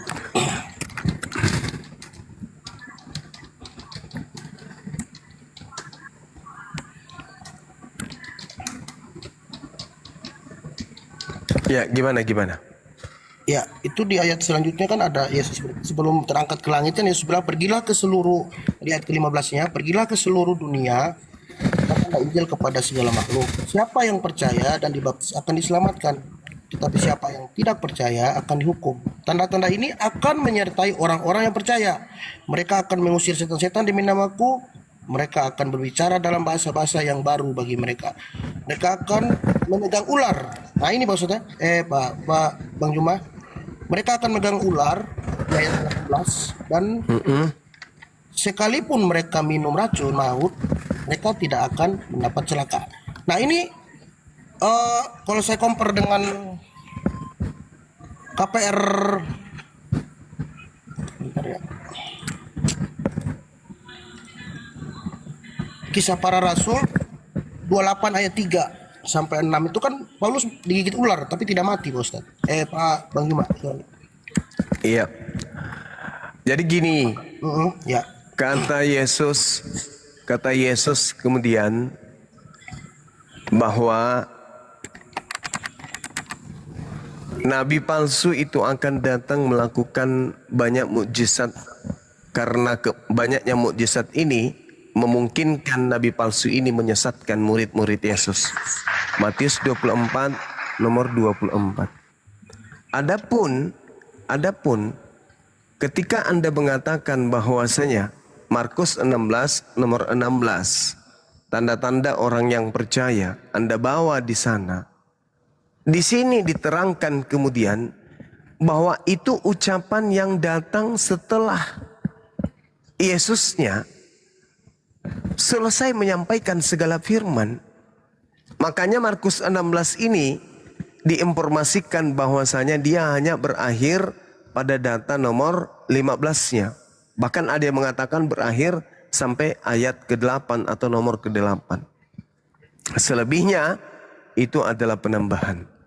Nah, sekarang kalau kita lihat Yesus bangkit pagi-pagi pada hari pertama minggu. Ia mulai menampakkan diri kepada Maria. Ini bukan Yesus lagi. Ini bukan Yesus. Karena Yesus kemudian tidak pernah keluar dari kubur. Yang keluar dari kubur itu adalah iblis. Di mana data itu tertulis bahwa yang keluar dari kubur itu adalah iblis? Silakan Anda baca Bible, perhatikan kemudian ucapan Yesus di dalam Yohanes 14 nomor 30 atau Yohanes 12 nomor 31. Sekarang berlangsung penghakiman atas dunia ini. Sekarang juga penguasa dunia ini akan dilemparkan keluar. Keluar dari mana? Keluar dari kubur.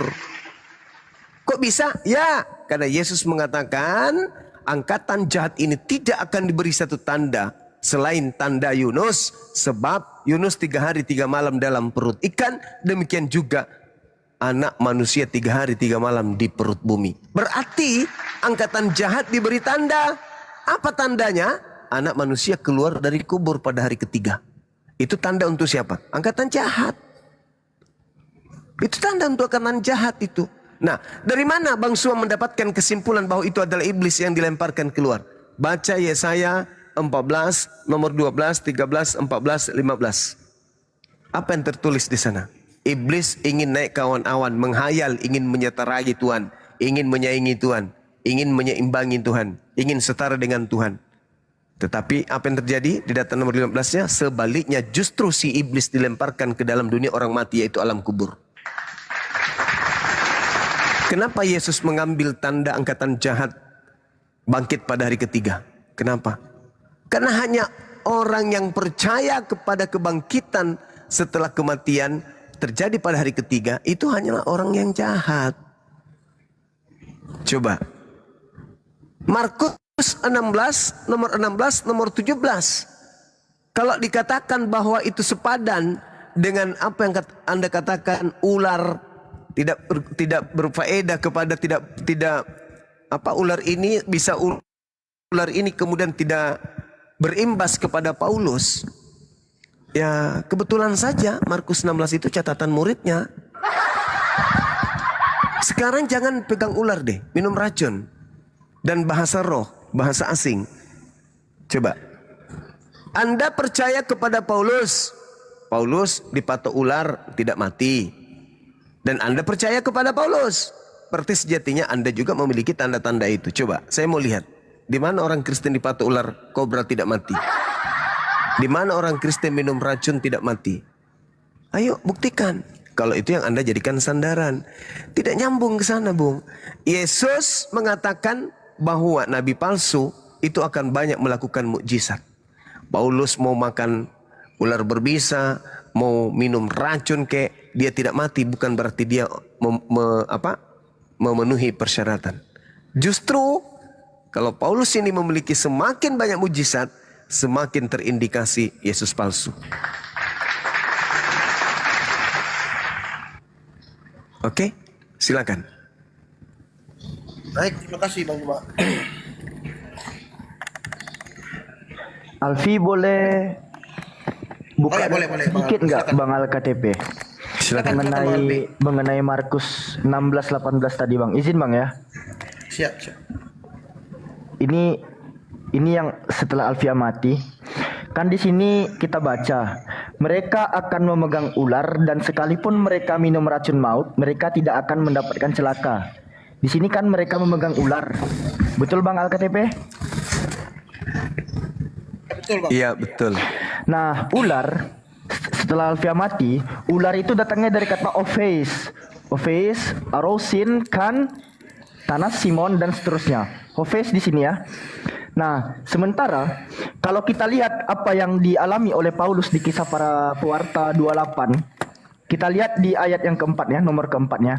Ketika orang-orang itu melihat ular, di sini kan katanya ular nih. Ya. Cuman Ophes tadi nggak ada Bang. Ophes itu tadi nggak ada. Yang ada itu Totherion. Totherion ini bukan snake atau ular Bang, tapi dia itu binatang buas. Kalau kita lihat di KJV-nya itu dia beast Bang, bukan snake. Jadi pada saat itu Paulus itu dia itu terpaut di tangannya itu binatang buas Bang, bukan ular.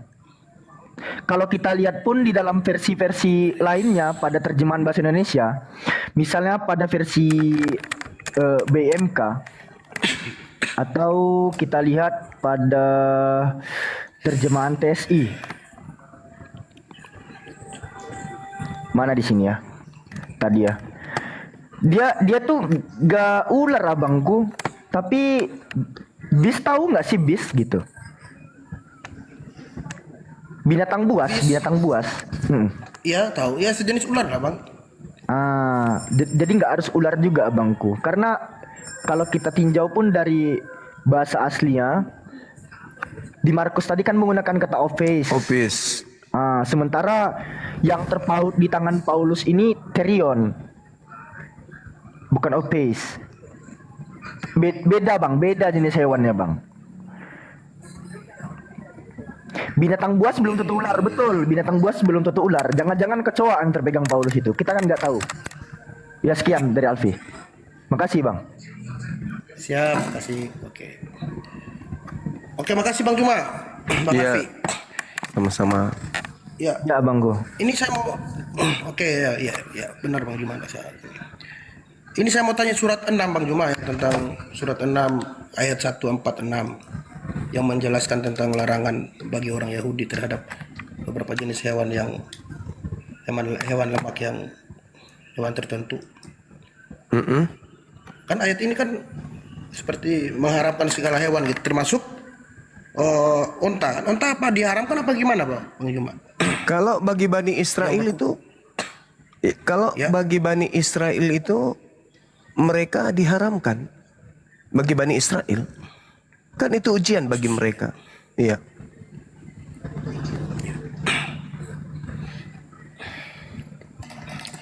Oke, kalau begitu Bang Juma, Iya. kan Bang Juma sering mengatakan bahwa memang ada juga benar yang Bang Juma katakan di Injil, bahwa Yesus itu memang diutus sama yang di Al-Quran juga ya, Nabi Isa diutus untuk Bani Israel kan, Iya. untuk domba-domba yang tersesat.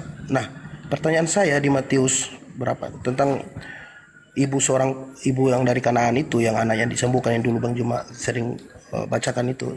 Matius 15. Iya. Itu kan dia di luar Bani Israel kan, Bang Juma. Tapi karena imannya besar, dia disembuhkan. Berarti tidak tertutup kemungkinan bagi orang-orang seperti kami ini di luar Bani Israel. Jadi Yesus itu berarti datang bukan hanya untuk Bani Israel berarti Bang Juma. Karena terbukti bahwa dia mau menyembuhkan juga walaupun perempuan Kanaan itu kan bukan orang Israel gitu. Saudara tahu nggak kejadian itu, wanita Kanaan itu mau ngapain? Mau jadi pengikut kah atau menjadi pasien? Dia hanya memohon untuk disembuhkan anaknya. Nah itu ajanya. Andai saja Yesus ada sekarang ini dan Anda ke Yerusalem ketemu dia, minta kemudian kok misalnya Anda kena penyakit, minta penyakit Anda disembuhkan, boleh jadi disembuhkan oleh dia. Tetapi terkait kemesiasannya dia, diutusnya dia sebagai jalan kebenaran dan hidup, itu hanya untuk domba yang sesat dari Bani Israel saja. Kalau untuk mengobati ya bisa aja Anda diobati sama dia, nggak apa-apa. Tapi ingat, Yesus mengaminkan kalau wanita itu adalah anjing. Yesus mengaminkan itu. Apa kata Yesus? Besar imanmu. Coba. Berarti iman ibu ini yang mengatakan dirinya anjing, itu iman yang benar. Kepercayaan yang benar. Bahwa di luar Yahudi yang percaya kepada Yesus disebut anjing. Itu kata Yesus. Andai saja wanita ini berkata, benar Tuhan, tapi bukankah domba makan rema-rema yang jatuh dari meja tuannya? Lantas Yesus mengatakan, hai ibu, besar imanmu. Berarti Yesus mengaminkan kalau ibu itu domba. Sayangnya tidak. Ibu itu mengatakan, betul Tuhan, bukankah anjing makan sampah yang jatuh dari meja tuannya? Yesus mengatakan, besar imanmu. Dengan kata lain, Yesus mengaminkan wanita itu adalah anjing. Silakan. Baik, makasih Bang Juma ya. Udah saya paham. Saya mau tanya Bang Juma, ini kan di Yeremia 25 nih. Yeremia 9 ayat 25. Iya. Di sini saya bingung ya, saya baca nih. Bentar. Lihat, waktunya akan datang, demikianlah firman Tuhan, bahwa aku menghukum orang-orang yang telah bersunat kulit katannya. Iya, dibaca nomor selanjutnya. Ini firman Tuhan ya, ya. Dibaca ayat setelahnya, Bang. Yang dimaksud di situ orang Mesir, orang Yehuda, orang Edom, Bani Amon, nggak ada orang Arab di sana.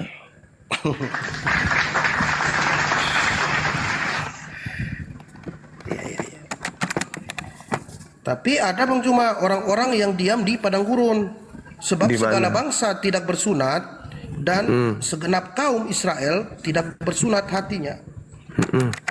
Iya, dikatakan memang seperti itu. Orang-orang yang diam di padang gurun, sebab segala bangsa tidak bersunat. Nah, padang gurun Arab itu kan orang bersunat, Bang.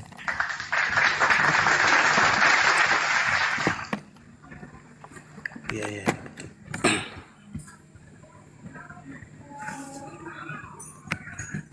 Pertanyaan selanjutnya.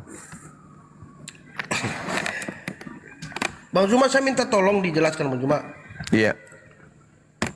Di ini saya kan bingung ini. Di Mazmur 91 itu nubuatan tentang malaikat akan menatang itu kan sesuai dengan apa di Injil kan, di mana Yesus Iya. dijumpai iblis. Betul. Matius 4. Itu Ya. Itu kalau saya baca selanjutnya sampai satu perikop itu Yesus diselamatkan ya maksudnya ya. Iya, betul. Dan Panjang umur. dipermuliakan. Yes. Itu maksudnya apakah dia tidak celaka seperti yang kami imani Iya, tidak lah, Bang. Kan jelas tidak di situ. Malapetaka tidak akan menimpa kamu. Tuh. Jelas itu. Berarti Yesus tidak akan kena malapetaka. Berarti bukan dia yang kena malapetaka maut di atas salib. Coba baca nomor 10-nya. Bahkan dikatakan di nomor 8, engkau hanya menonton dengan matamu sendiri dan melihat pembalasan terhadap orang fasik. Siapa orang fasik ini? Baca Amsal 17 nomor 23. Pemakan suap adalah orang fasik. Siapa yang makan suap? Yudas. Berarti dengan kata lain, engkau hanya menonton dengan matamu sendiri dan melihat pembalasan terhadap Yudas.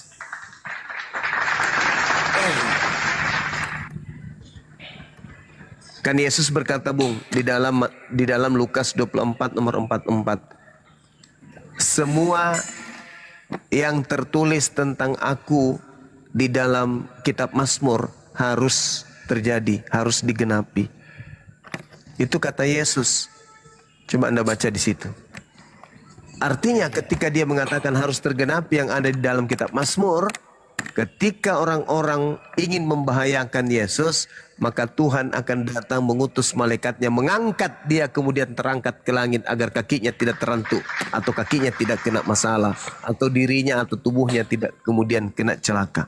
Itu dalil, itu petunjuk bagi orang yang berajar, orang yang berakal. Makanya kami umat Islam ini memuliakan Yesus dan berusaha siang malam untuk berjuang bagaimana Yesus ini tetap tidak tersentuh ajaran-ajaran paganisme. Seperti itu, saudara. Oke, baik. Terima kasih Bang Juma. Jelas. Sama-sama. Saya mau tanya Bang Juma tentang, Bang Juma percaya apa Nabi Musa menerima dua loh batu di Gunung Sinai dari Tuhan? Saya percaya itu. Di Yes. Keluaran 31 ayat 17. Itu sebentar saya bacakan Bang Juma ya. Keluaran 17. Keluaran 31 ayat 17. Iya. Nanti 14-nya itu hari Sabat kan? Terkait hari Sabat harus dikuduskan itu.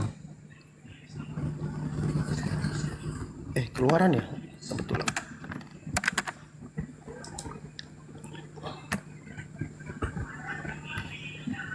Keluaran 18 ya. Sorry.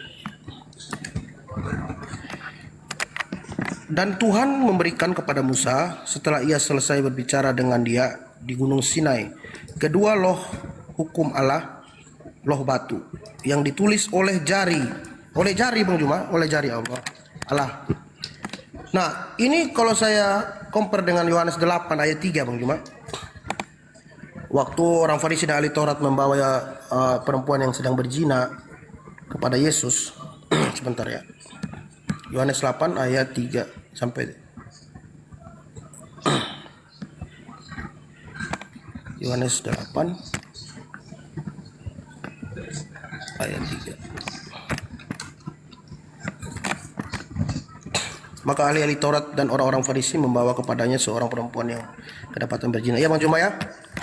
Iya. Kemudian mereka berkata tuh di ayat kelima tuh, Musa dalam hukum Taurat memerintahkan kita untuk melempari perempuan-perempuan yang demikian. Apakah pendapatmu tentang hal itu? Mereka mengatakan ini untuk mencobainya. Dan ketika mereka terus-menerus bertanya kepadanya, Yesus membungkuk dan lalu menulis dengan jarinya, Bang Juma. Jadi ini dengan jarinya di tanah, sama seperti Musa tadi menerima dua loh batu itu dengan ditulis dengan jari Allah. Nah di sini waktu mereka memaksa Yesus itu, Yesus membungkuk lalu menulis dengan jarinya di tanah. Dan ketika mereka terus-menerus bertanya kepadanya, ia pun bangkit berdiri dan lalu berkata kepada mereka, barang siapa di antara kamu tidak berdosa, hendaklah ia yang pertama melempari batu kepada perempuan itu. Lalu mereka pun pergi satu persatu. Gitu Bang Juma. Iya. Terus Apakah, yang Anda Anda pertanyakan apa? Ya, saya kalau ini kan semacam kalau jari kan tentang hukum Taurat. Seolah-olah Yesus itu mengatakan bahwa dialah yang membuat hukum Taurat itu seperti itu, Bang. Karena dia membungkuk dan menulis dengan jari di tanah. Sama seperti di Daniel 5 ayat 5 juga ada jari-jari yang menulis di dinding itu, yang menampakkan diri kepada raja itu, yang jari yang menulis di dinding, lalu mereka tidak dapat menerjemahkan tulisan itu, Bang. Apakah ini ada sangkut pautnya gitu, maksudnya ada kompernya dengan? Jadi sebenarnya begini, Bung. Apakah dia Tuhan itu sendiri Yesus ini atau bagaimana, Bang? Oh jelas bukan. Kalau cuman karena menulis, Pak Bom juga menulis. Jadi gini. Jadi gini, saudara. Ketika berbicara mengenai Nabi Musa alaihissalam, Nabi Musa melihat penglihatan langsung tentang Allah, tentang Tuhan. Penglihatan langsung. Ada beberapa saat kemudian Nabi Musa menerima pernyataan Allah melalui penglihatan Nabi Musa. Sama seperti di Al-Quran juga demikian adanya. Tetapi terkait hal tersebut, Tuhan menggunakan malaikat untuk sebagai pernyataan-pernyataan Tuhan kepada Nabi Musa alaihissalam. Melalui wahyu, melalui tabir, dan juga melalui malaikatnya. Makanya di dalam Al-Quran dituliskan wa katabna lahu fil alwah. dan telah kami tuliskan untuk Musa pada lauh-lauh Taurat atau lauh batu segala sesuatu sebagai pelajaran dan penjelasan untuk segala hal. Maka kemudian aku berfirman, berpegang teguhlah kepadanya dan suruhlah kaum berpegang teguh kepadanya sebaik-baiknya, yaitu hukum Taurat. Nah, kenapa Allah menggunakan kata kami di situ? Kami tuliskan untuk Musa.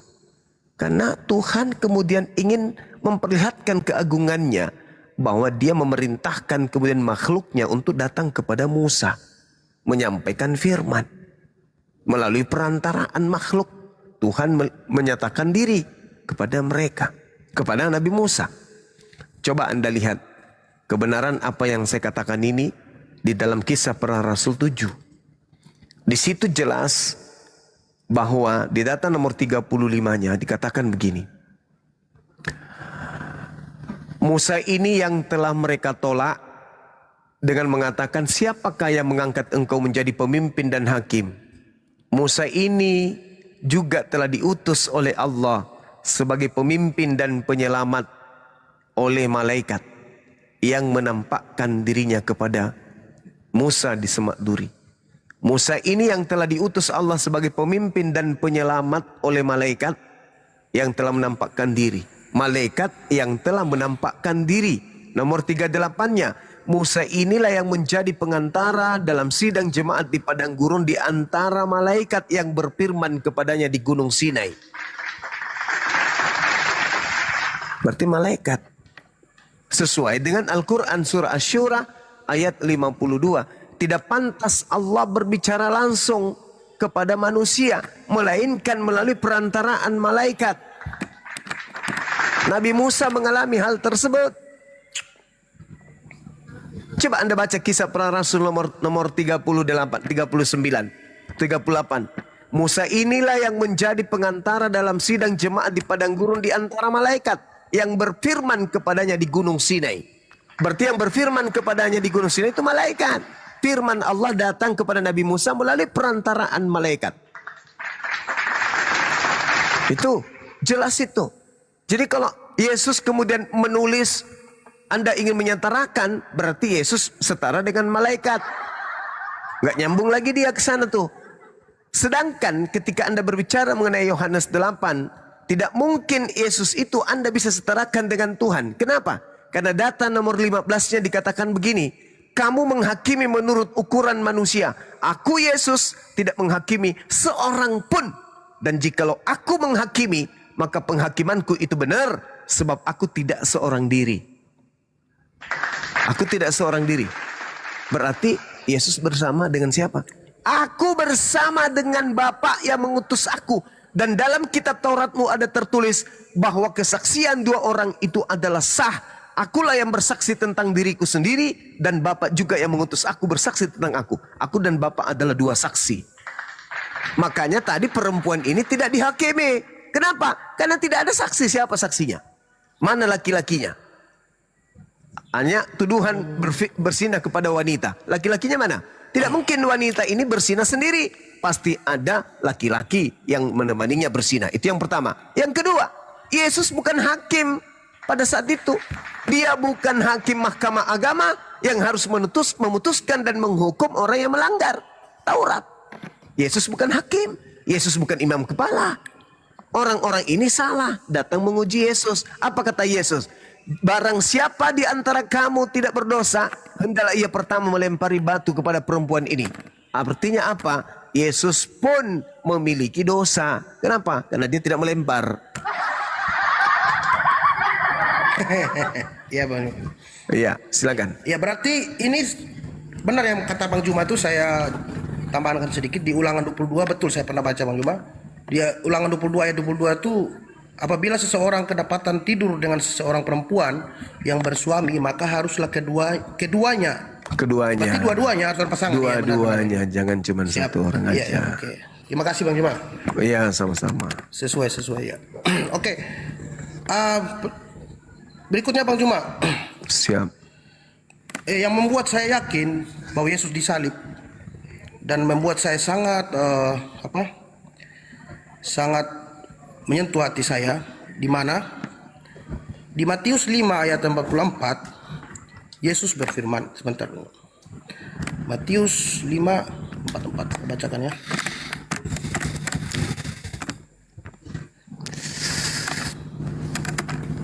Matius 5. Matius 5:44. Tetapi aku berkata kepadamu, kasihanilah musuhmu dan berdoalah bagi mereka yang menganiayamu kamu. Kemudian ini sesuai dengan di Lukas 23 ayat 34, Bang Juma. Kita buka Lukas 23 ayat 24. Lalu Lukas, Pilatus, bukan? bukan Bang Juma, sorry, maaf saya salah.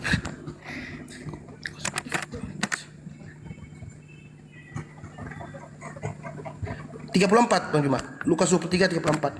Maaf. Lukas 23. Silakan. Ya, ini yang membuat saya ini. Sewaktu disalib, Yesus itu berkata, "Ya Bapa, ampunilah mereka sebab mereka tidak tahu apa yang mereka perbuat." Berarti dia konsisten dan dia mencontohkan apa yang dia firmankan, dia lakukan. Seperti yang dia sabdakan kepada murid-muridnya sewaktu mereka memanggil dia, "Guru, ibu dan saudara-saudaramu mencarimu." Lalu ia berkata, "Ibu dan saudara-saudaraku adalah mereka yang mendengarkan firman Allah, menyimpannya dalam hati dan melakukannya." Berarti sesungguhnya apa yang dikatakan itu dia buktikan gitu di salib. Berarti ajaran kasihnya dia nyatakan benar. Waktu disalib itu dia mengatakan, "Ya Bapa, ampunilah mereka sebab mereka tidak tahu apa yang mereka perbuat." Tidak mungkin kalau ini bukan Yesus yang disalib begitu, Bang Juma. Tolong penjelasan. Terima kasih. Oke, baik. Jadi gini, Bung. Kalau kita melihat di dalam Al-Qur'anul Karim, Asy-Syura ayat 40 sampai 43 terkait dengan pengajaran bagaimana orang mengasihi. Allah mengatakan begini, A'udzubillahi minasyaitonirrajim. Wa jazaa'us sayyi'at sayyi'at mithluha. Balasan suatu kejahatan adalah kejahatan yang setimpal. Wa jazaa'u sayyi'a sayyi'a mithluha. Kejahatan, balasan suatu kejahatan adalah kejahatan yang setimpal. Faman afa wa aslaha fa ajruh 'ala Allah. Tetapi barang siapa memaafkan dan berbuat baik kepada orang yang berbuat jahat, maka pahala dari Allah untuknya. Innahu la yuhibbuz zalimin. Allah, Bang Juma, surat berapa Bang Juma tadi? Asy-Syu'ara. Asy-Syu'ara. Surat keberapa maksudnya? Maaf Bang Juma. Ya, surat keberapa itu ya teman-teman?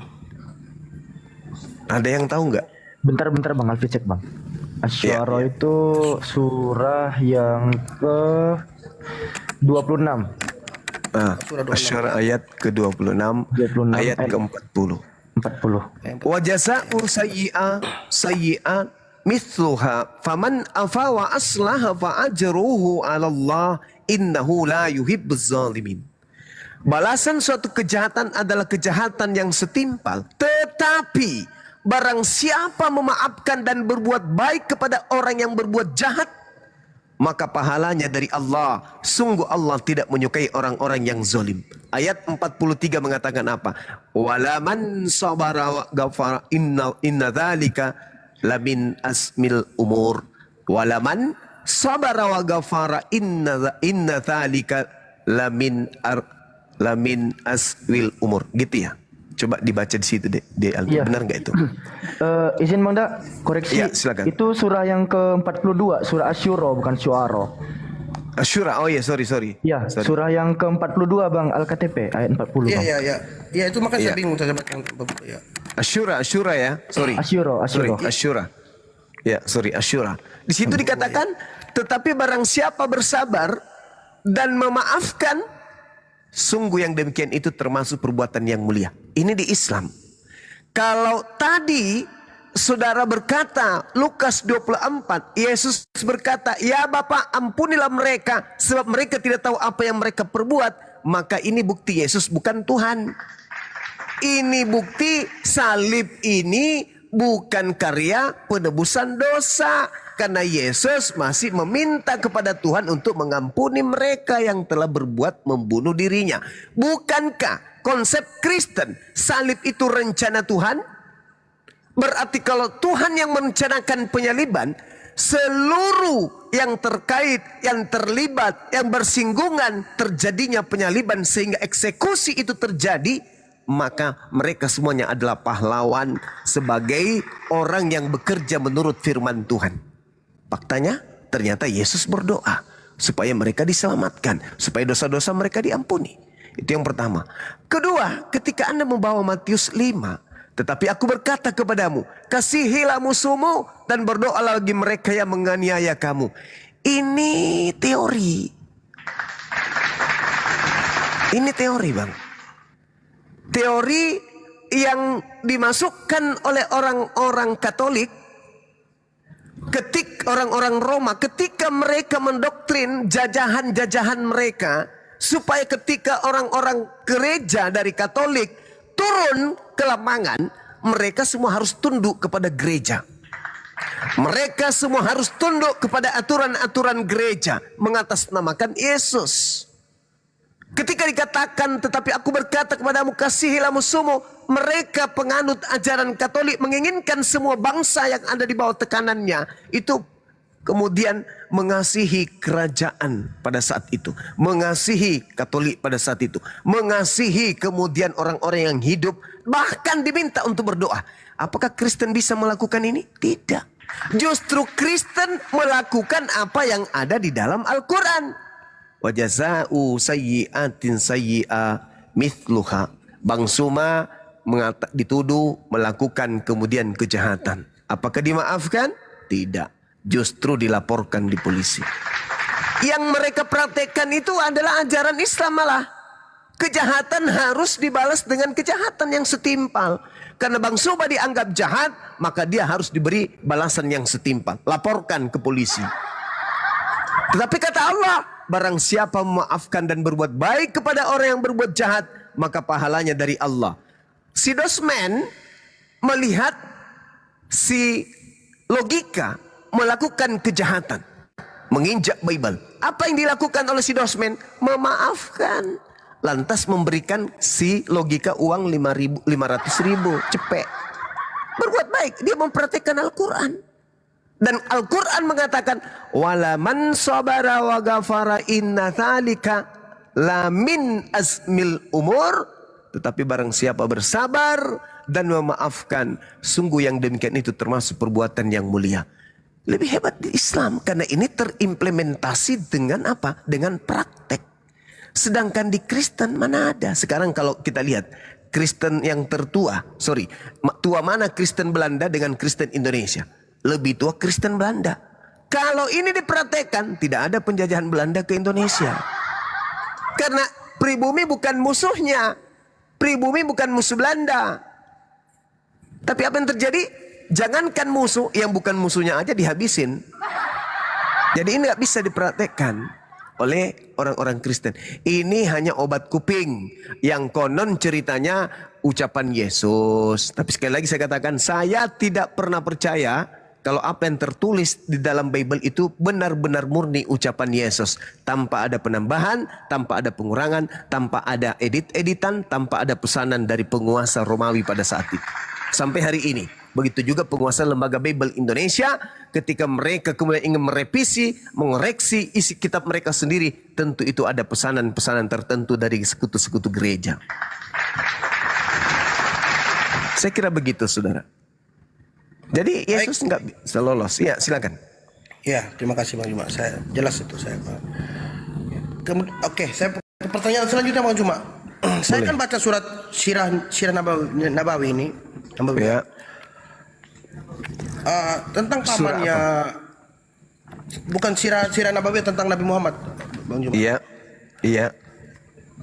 Ini saya mau tanya Bang Juma, ada pertanyaan, saya timbul pertanyaan tentang pamannya Nabi yaitu Abu Lahab. Iya.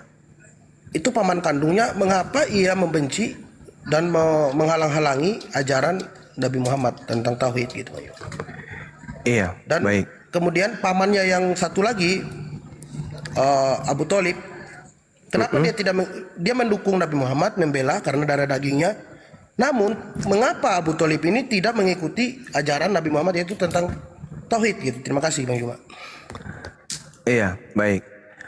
Ketika berbicara mengenai Abu Lahab, kita lihat Al-Quranul Karim surah Al-Lahab.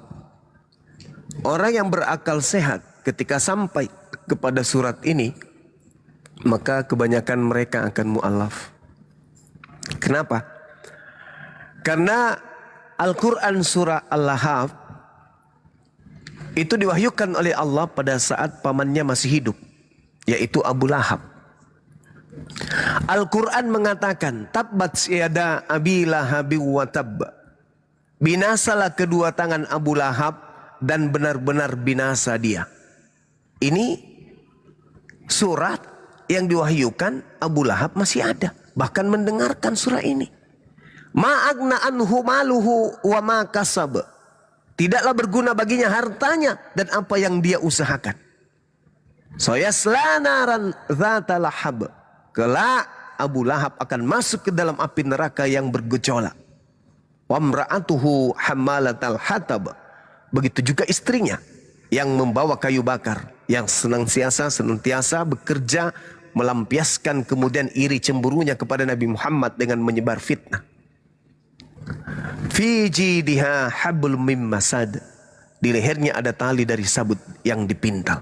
Di situ dikatakan Abu Lahab kelak akan masuk ke dalam neraka. Abu Lahab tahu itu. Kenapa Abu Lahab tidak membatalkan itu? Kenapa Abu Lahab betul-betul mati dalam keadaan kafir? Padahal kalau dia ingin membatalkan kenabian ponaannya, cukup dia beriman kepadanya atau berpura-pura beriman kepadanya. Maka dia akan memperlihatkan kepada khalayak banyak bahwa Nabi Muhammad dengan wahyu yang diterimanya mengatakan Abu Lahab ini penghuni neraka. Itu keliru besar. Kenapa? Abu Lahab adalah orang yang paling depan berdiri ketika ada perang. Abu Lahab adalah orang yang pertama kali kemudian menentang orang-orang yang menentang ponaannya. Abu Lahab adalah orang yang kemudian membela agama Nabi Muhammad. Abu Lahab adalah orang yang paling rajin puasa, paling rajin bersedekah, paling rajin kemudian berzakat. Itu kalau Abu Lahab ingin membatalkan kenabian ponaannya. Tapi faktanya, Al-Quran menggariskan, maka itu yang harus terjadi. Bukti kebenaran Al-Quran. Kalau Al-Quran ini hanya mengada-ngada, Nabi Muhammad hanya mengada-ngada saja, maka Abu Lahab bisa saja berpura-pura tampil sebagai orang benar supaya orang yang ada di sekitarnya menolak Al-Quran. Hei Nabi Muhammad, astagfirullahaladzim. Wahai Nabi Muhammad, kamu berdusta. Kau katakan pamanmu Abu Lahab itu penghuni neraka. Padahal setiap hari beliau berzakat, beliau puasa, beliau kemudian membantu engkau dalam perang. Dia memfasilitasi dakwamu. Mana dia? Dia bukan orang munafik. Dia orang suci. Dia orang ahli ibadah. Kenapa kau katakan dia orang neraka? Saya tidak percaya kepada Al-Quranmu, wahai Nabi Muhammad. Aku menolak kenabianmu. Andai saja Al-Quran itu tidak benar. Tapi faktanya Abu Lahab masih ada di tengah-tengah Nabi Muhammad. Al-Quran sudah datang menandakan bahwa Abu Lahab tidak akan menjadi pengikutmu sampai ia mati. Itu terjadi. Itu benar adanya. Seperti itu saudara. Silakan. Baik, terima kasih Bang Juma. Sama-sama. Oke, pertanyaan saya terus bertanya. Mungkin Bang Juma ada mau bertanya sedikit Bang Juma? Nanti dikira saya. Gak apa-apa. Oh iya. Oke, saya mau nanya Bang Juma. Iya. Tentang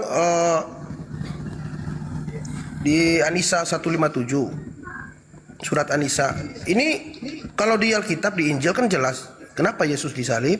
Karena pertama ada dia mensejajarkan diri dengan Tuhan, atau dia menghujat Allah gitu kata orang Yahudi kepadanya. kemudian dia melanggar hukum Taurat dan lain sebagainya. Tapi di An-Nisa 157 saya tidak menemukan apa yang membuat Nabi Isa dikejar dan ingin dibunuh oleh orang Yahudi gitu. Tapi dia langsung diangkat ke langit gitu. Nah, itu. Terima kasih Bang Iwan. Baik, Alasannya apa gitu orang Yahudi mengejar baik, Nabi Isa untuk ditangkap gitu ya. baik. Di dalam Al-Quranul Karim, dalam surah Al-Ma'idah, Allah Subhanahu wa Ta'ala menjelaskan kepada kami umat Islam bahwa orang-orang Yahudi, orang-orang Nasrani itu adalah orang yang memiliki penyakit hati, sehingga orang-orang yang beriman berkata, inikah orang yang bersumpah secara sungguh-sungguh dengan nama Allah bahwa mereka benar beserta kamu, segala amal mereka menjadi sia-sia sehingga mereka menjadi orang yang rugi. Lalu Allah Subhanahu wa Ta'ala kemudian ketika Nabi Isa datang kepada Bani Israel menolak beliau. Bani Israel menolak kenabiannya. Bani Israel tidak percaya kemudian kepada kerasulannya. Mereka menolak, mereka mengingkari. Bahkan pengingkaran yang mereka lakukan itu dia nyatakan, dia lampiaskan kepada Nabi Isa alaihissalam. Mereka tidak percaya kepada kenabiannya. Mereka tidak percaya kemudian ketika ia datang membawa beberapa mujizat di tengah-tengah mereka. Mereka malah membantah, malah mengatakan itu adalah sihir. Jadi kenapa kemudian Nabi Isa ini mereka ingin bunuh? Karena mereka melihat Nabi Isa ini bukan orang yang kita tunggu-tunggu.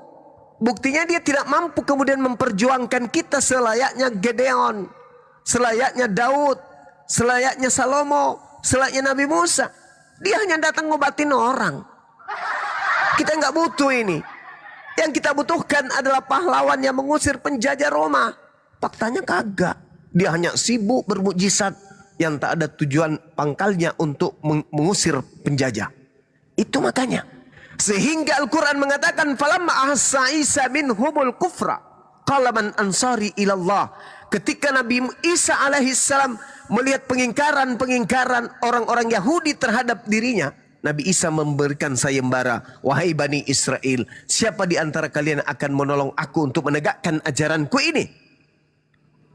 Di antara mereka kemudian ada yang tampil berkata, nahnu ansarullah, kami akan tampil sebagai penolongmu wahai Nabi Isa alaihissalam. Kami beriman kepada Allah yang mengutusmu, saksikanlah bahwa kami adalah orang yang berserah diri.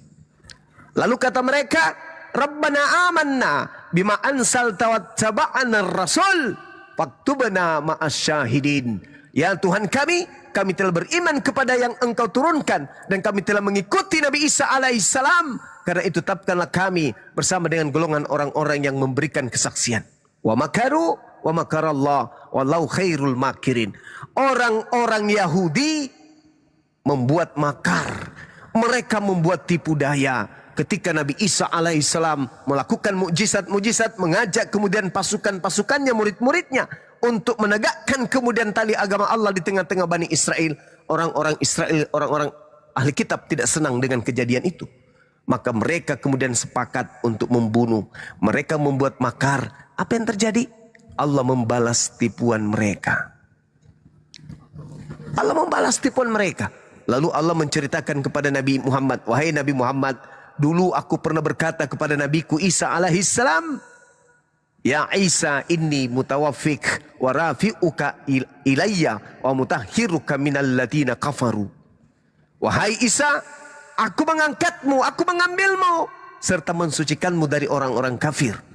Itu kata Allah. Kenapa demikian? Karena orang-orang kafir Yahudi, Nasrani sepakat ingin membunuh Nabi Isa alaihissalam. Dikarenakan Nabi Isa tidak berkesesuaian dengan apa yang mereka inginkan. Nabi Isa justru membahayakan bagi mereka. Terancam bagi mereka, ancaman bagi mereka, karena Nabi Isa ini melakukan mujizat-mujizat semakin mendatangkan banyak penolong terhadap dirinya, terhadap ajarannya. Maka orang Yahudi mengatakan bahaya kalau dibiarkan ini. Maka mereka membuat makar, mereka membuat tipu daya. Mereka ingin membunuh Nabi Isa alaihissalam dengan tipu daya tersebut. Maka Allah menyelamatkan Nabi Isa. Itu ungkapan saudara tadi. Ketika Anda mengatakan Yesus ingin dibunuh karena menyamakan Allah, menyetarakan dirinya dengan Allah, itu keliru. Itu kesaksian palsu, Bang.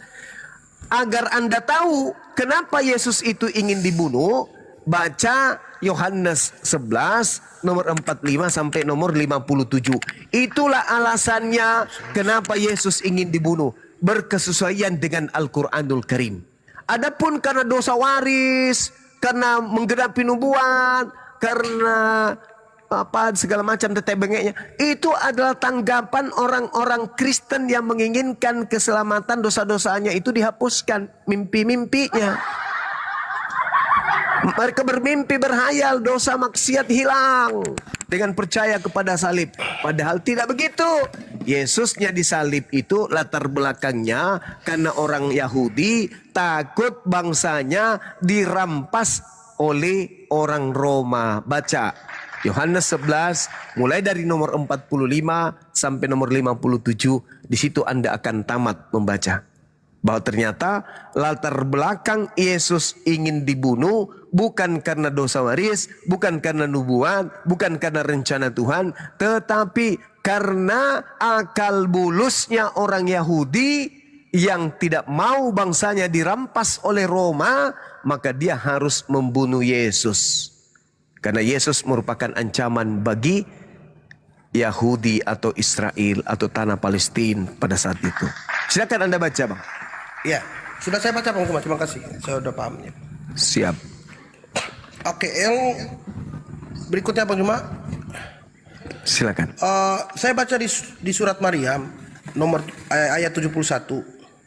Iya. Di situ saya minta penjelasan dari Bang Juma tentang apakah umat muslim memang harus ke neraka dulu sesuai dengan ketetapan atau bagaimana maksudnya Bang Juma? Soalnya Baik. Oh iya, baik. Ya. Jadi ketika kita berbicara Al-Quran surah Maryam ayat 71, di situ ada kata Rob, bukan kata ilah, tapi Rob. Wa imminkum illa wariduha kana ala rabbika hatman maqdiya. Dan tidak ada seorang pun di antara kamu. Ini yang dimaksud di sini seluruh manusia, bukan hanya Islam, seluruh manusia. Tolong dipahami sekali lagi. Yang dimaksud di sini adalah seluruh manusia. Bukan cuma satu golongan. Seluruh manusia. Izin Bang Juma, yang mana yang kata seluruhnya Bang Juma maksudnya? Kata Rob itu iya. Bentar ya. Dan tidak ada seorang pun di antara kamu yang tidak mendatangi neraka. Hal itu bagi Tuhanmu. Tuhan di sini adalah pencipta langit dan bumi. Berarti berbicara mengenai seluruh manusia. Untuk kemudian Anda jauh lebih paham, untuk jauh memahami data ini, silakan Anda lihat di Al-Quran surah An-Nasiyat. Mulai dari ayat 45. 43. Surat keberapa? Izin Bang Juma. An-Nasiyat ayat surah ke-79. Surat 79. Surat 79 ya.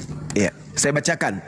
Fa iza ja'atit tammatul kubra, maka apabila malapetaka hari kiamat telah datang, yauma yatazakkarul insanu ma sa'a, yaitu pada hari ketika manusia teringat akan apa yang pernah dikerjakannya kemudian di dunia. Wa burrisatil jahimu liman yara, dan neraka diperlihatkan dengan jelas kepada setiap orang yang melihat. Tuh. Neraka diperlihatkan. Jadi orang mendatangi neraka untuk melihat. Melihat, oh neraka betul ada. Oh neraka benar-benar ada. Mengerikan ya. Betul ya. Nah, lalu kemudian ayat 37-nya dikatakan apa? Fa'amma man tagha. Maka adapun orang yang melampaui batas, wa atharal hayatad dunya, dan lebih mengutamakan kehidupan bebas di dunia, fa innal jahim hiyal ma'wa, maka sungguh neraka lah tempat tinggalnya. Jadi orang yang tadinya kemudian cinta akan dunia, mengutamakan kehidupan dunia, segala-galanya dimakan, tak ada larangan di dunia, Maka apa kata Allah? Dia datang untuk melihat neraka dan juga tinggal di dalamnya. Wa amma man khafa maqama rabbih wa nahan nafsa 'anil hawa.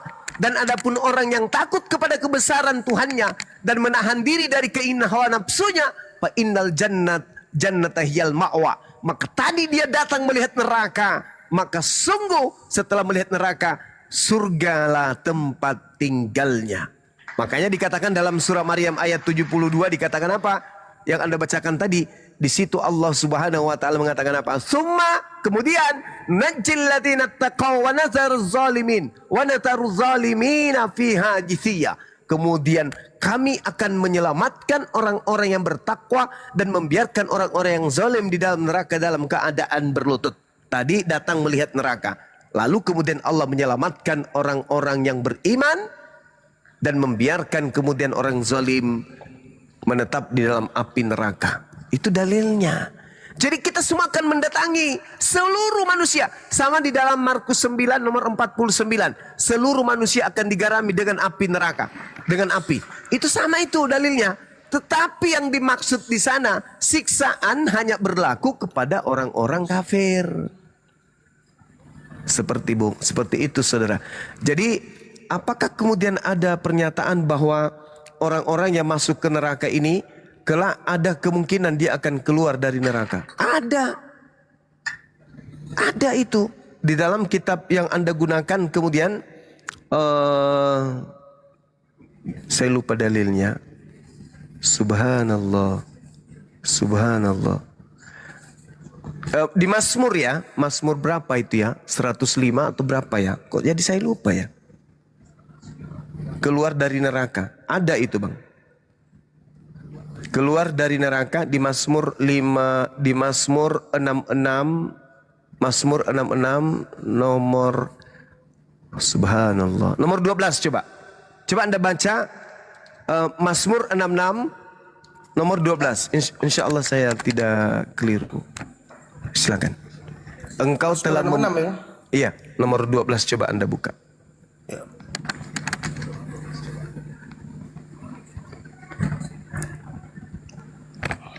Engkau telah membiarkan orang-orang melintasi kepala kami. Iya, betul. Itu benar.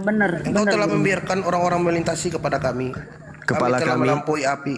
Ya, menempuh. Kami telah menempuh api dan air. Tetapi engkau telah mengeluarkan kami. Oh, iya. Kalau Anda lihat juga di dalam Yudas 1-2-3, selamatkanlah mereka dengan jalan merampas mereka dari api. Tetapi tunjukkanlah belas kasihan yang disertai ketakutan kepada orang-orang lain juga. Dan bencilah pakaian mereka yang dicemarkan oleh keinginan-keinginan dosa. Itu sama itu. Jadi kita semuanya ini akan digiring kepada neraka. Maksudnya kita mendatangi neraka. Bahwa kita lihat benar-benarlah ya neraka itu betul adanya. Bukan hanya isapan jempol aja bahwa neraka tempat sisaan, neraka tempat yang mengerikan. Kita datang. Tetapi apalah arti kengerian itu semua setelah kita ternyata masuk surga? Maka nikmat surga itu akan semakin terasa ketika kita melihat penderitaan di neraka tadinya. Sama ketika orang kemudian pernah merasakan sakit gigi, maka dia akan merasakan nikmatnya setelah dia merasakan tidak sakit gigi. Orang akan merasakan nikmatnya makanan ketika dia pernah merasakan lapar. Apapun makan yang kita suguhkan kepada orang kenyang, tidak ada nikmatnya. Tapi kalau kita berikan kepada orang yang haus, orang yang lapar, maka makanan itu sangat nikmat. Itulah maksudnya ketika kita mendatangi neraka, ketakutan, kengerian, kemudian sangat luar biasa pada saat itu. Tetapi ternyata ketika kita hidup di dunia, kita termasuk golongan orang-orang yang menyelamatkan diri dari kemaksiatan. Maka Allah seketika itu juga meneruskan menjelaskan dalam Al-Quran bahwa kita yang mendatangi neraka akan terus sampai ke surga dan membiarkan, dan Allah membiarkan orang-orang kafir tetap kekal di dalam api neraka tersebut. Adapun yang disinggung dalam Mazmur 66 nomor 12 adalah orang yang tidak menduakan Allah, tetapi ada dosanya yang tidak dihapuskan oleh Allah kecuali dihapuskan dengan api neraka. Maka orang ini harus masuk ke dalam neraka dulu, disucikan di sana, dibersihkan di sana. Setelahnya barulah dia dikeluarkan, dibebaskan dari api neraka setelah dosanya dihapuskan. Itu bagi orang Islam yang mati membawa dosa. tidak diampuni oleh Allah dosanya entah karena apa, maka dosanya hanya bisa dicuci dengan api neraka. Setelah selesai pencucian itu, mereka semua akan digiring dalam surga. Tapi kalau orang kafir, mati dalam keadaan kafir, tak ada lagi istilah dicuci. Dia di blender dalam kehidupan yang kekal selama-lamanya. Fi nari jahannam khalidina fiha abada. Selama-lamanya di dalam api neraka jahannam, kekal, tak ada hentinya. Sampai tidak ada akhirnya. Selama-lamanya dalam kehidupan kekal hanya bermandikan dengan kobaran api yang menyala-nyala. Makanya sebelum roh keluar dari tubuh, maka kita harus menentukan sikap dalam hidup ini. Itu aja. Karena hanya ada dua kelompok di atas muka bumi ini. Yang pertama orang beriman dan orang yang kafir, orang yang kufur. Orang yang beriman adalah orang yang melakukan apa yang diteorikan oleh mulut, apa yang diucapkan mulut, apa yang diucapkan oleh mulut, diniatkan oleh hati, diucapkan oleh mulut, kemudian dibenarkan dengan perbuatan. Itu orang beriman. Mereka adalah orang yang tunduk berserah diri kepada perintah-perintah Tuhan. Kalau Tuhannya mengatakan lempari tetanggamu batu pada hari Jumat, itu pun yang lakukan. Kalau Tuhannya mengatakan jangan engkau makan nasi pada hari Jumat, itu pun yang dia lakukan. Kalau Tuhannya mengatakan ibadah sholat 50 kali sehari, itu pun dia lakukan. Itu orang beriman. Mau ditatar, mau kemudian tunduk, mau diatur oleh Tuhan pencipta langit dan bumi.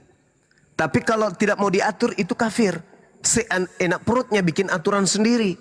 Tak ada perintah, dia lakukan sendiri. Semau-maunya dia, seenak edewe. Sedangkan orang yang mau terpimpin oleh Tuhan, itu adalah orang beriman. Dalam kehidupan rumah tangga kita, tidak ada perintah-perintah orang tua kita. Itu seperti makanan tanpa sayur. Makanan tanpa garam, sayur tanpa garam.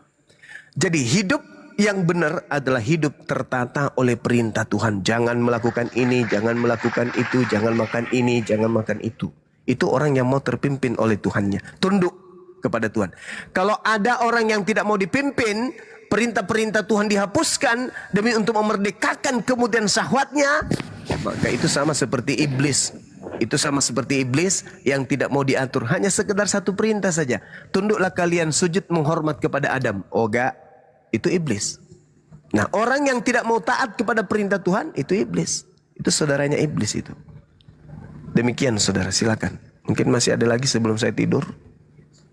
Baik Bang Juma. Ya, silakan. Cara pertanyaan berikutnya ini kan tentang di Keluaran 20 tuh Bang Juma ayat 3. Jangan ada Allah lain padamu. Nah, di 2 Tawarik 15 ayat 12. Sebentar. Apa angsuran apa? 20 tahun, 15 tahun? Ya. Kalau 20 tahun subsidi pemerintah itu 1 juta per bulan sampai 20 tahun. Bang, kalau mic-nya Bang.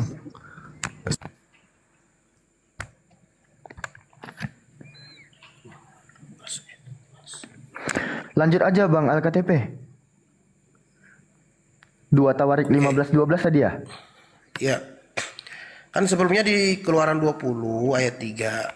Di situ kan jangan ada Allah lain padamu. Jangan ada padamu ilah lain di hadapanku. Ya, oke. Di 2 Tawarik 15 mereka mengadakan perjanjian untuk mencari Tuhan, Allah nenek moyang mereka dengan segenap hati dan jiwa.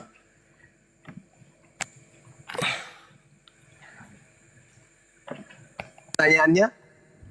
Iya, pertanyaannya. Sorry tadi anak saya nanya tentang angsuran KPR. Silakan. Siap. Ya. Ini di Keluaran 20 ayat 3 Bang Juma, jangan ada ilah lain padamu. Berarti Ya. Di 2 Tawarik 15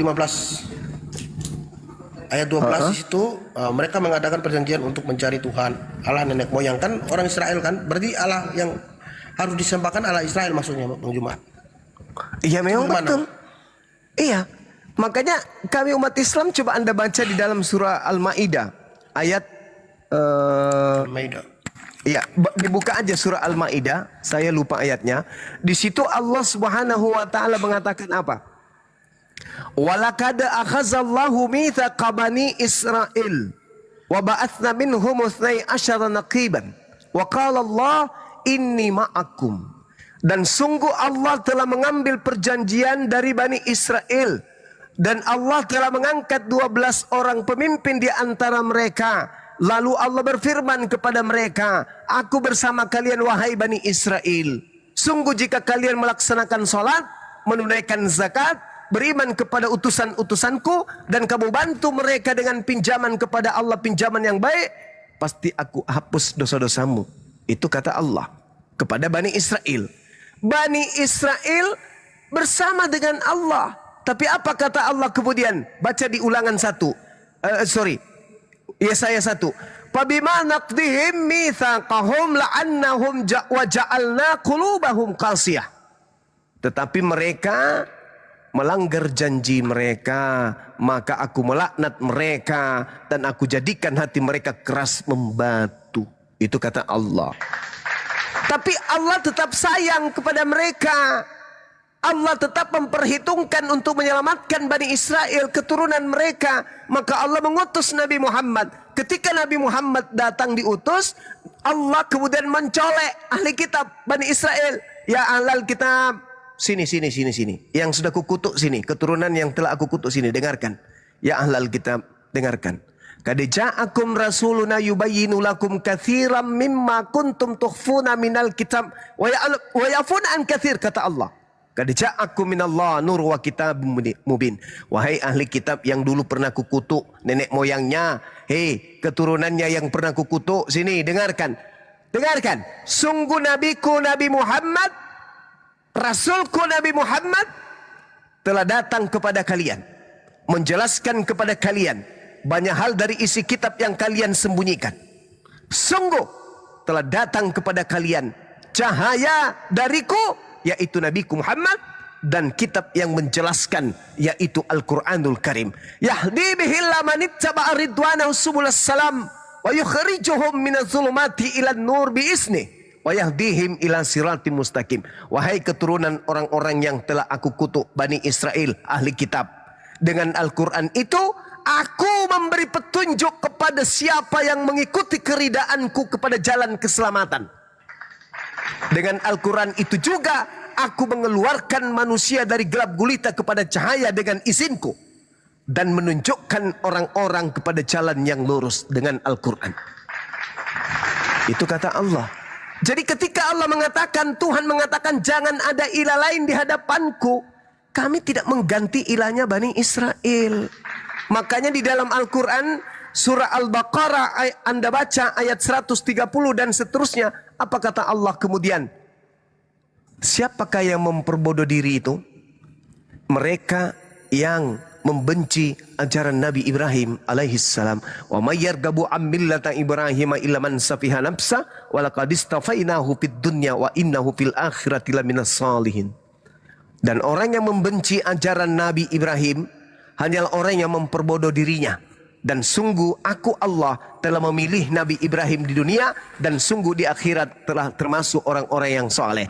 Isqala lahu rabbuhu aslim, qala aslamtu li rabbil alamin. Ingatlah ketika Allah berfirman kepada Nabi Ibrahim, wahai Nabi Ibrahim, berserah dirilah engkau kepada aku. Nabi Ibrahim menjawab, aku berserah diri kepada Tuhan alam semesta. Wasabiha Ibrahim. Silakan. Kami Kristen tidak pernah membenci ajaran Abraham, Bang Juma. Tidak ada ajaran yang Nabi Abraham yang dibenci. Kalau tidak membenci ajaran Nabi Ibrahim, maka kurbannya bukan manusia, kurbannya harus hewan. Karena pada kaidah pengajaran Nabi Ibrahim yang dicontohkan sebagai bapak para nabi, apa? Ketika Tuhan minta anaknya untuk dikurbankan, Tuhan loh yang minta. Apakah Tuhan menghendaki benaran? Tidak. Ketika Nabi Ibrahim diuji, Kejadian 22, diuji, dicoba oleh Tuhan. Nabi Ibrahim ikhlas, anak semata wayang, berurai air matanya. Silakan wahai Tuhanku, anak semata wayang aku minta berpuluh tahun, kau beri, tapi hanya seberapa saat lalu kamu minta kembali. Silakan, aku rela. Ketika kemudian ridanya Abraham kepada anaknya untuk disembelih, bismillah dengan nama Allah, tiba-tiba kemudian Allah menggantikan manusia dengan hewan. Kalau Anda cinta kepada dan tidak memusuhi ajaran Abraham, yang harusnya Anda korbankan itu hewan, bukan manusia, apalagi Tuhan.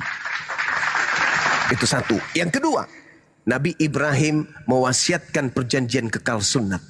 Sunat apa? Kulub. Kalau Anda merasa mencintai Abraham, harusnya Anda kemudian bersunat sama seperti Abraham. Karena cinta. Ketiga, Adam mengajarkan menyembah kepada ilah, pencipta langit dan bumi, bukan manusia. Tidak pernah nusul menjadi manusia. Nabi Abraham itu tauhid. Hanya satu Tuhan saja. Tidak ada Tuhan lain selain pencipta Rabbus Samawati wal Ardh. Tidak ada dia menggantikan kedudukan pencipta langit dan bumi menjadi manusia lah, menjadi burung merpati, nggak ada. Dan itu terjadi kemudian Nabi Ibrahim hanya menyembah kepada Allah.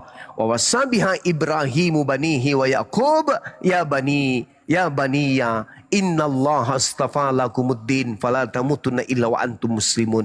Nabi Ibrahim mewasiatkan ucapan kepada anak-anaknya, demikian juga Yakub. Apa kata Nabi Ibrahim? Wahai anak-anakku, sesungguhnya Allah telah memilih agama ini untukmu, maka jangan kamu mati kecuali dalam keadaan berserah diri kepada pencipta langit dan bumi. Kristen sekarang berserah diri kepada sosok Kristus yang adalah ciptaan Tuhan juga.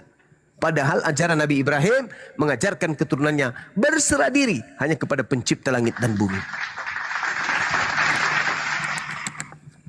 Oke, Silakan. makasih Bang Juma. Sama-sama. Lalu bagaimana di Galatia 5 ayat 2 Bang Juma? Di situ kan Galatia. menjelaskan kalau kamu bersunat ya percuma. Nah, itulah. Itu ajaran siapa? Coba Anda Oke. baca tunggu. Ya. Anda baca Matius 7, Bang. Matius 7. Anda baca kemudian di data nomor 15-nya.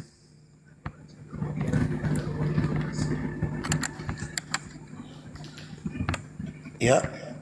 Nomor 15. Waspadalah terhadap nabi-nabi palsu ya. Matius 15. Jangan nabi palsunya, nanti berat.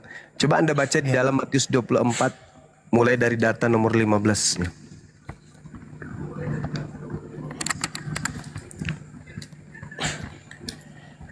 Jadi apabila kamu melihat pembinasa keji berdiri di tempat kudus, menurut firman yang disampaikan oleh Nabi Daniel,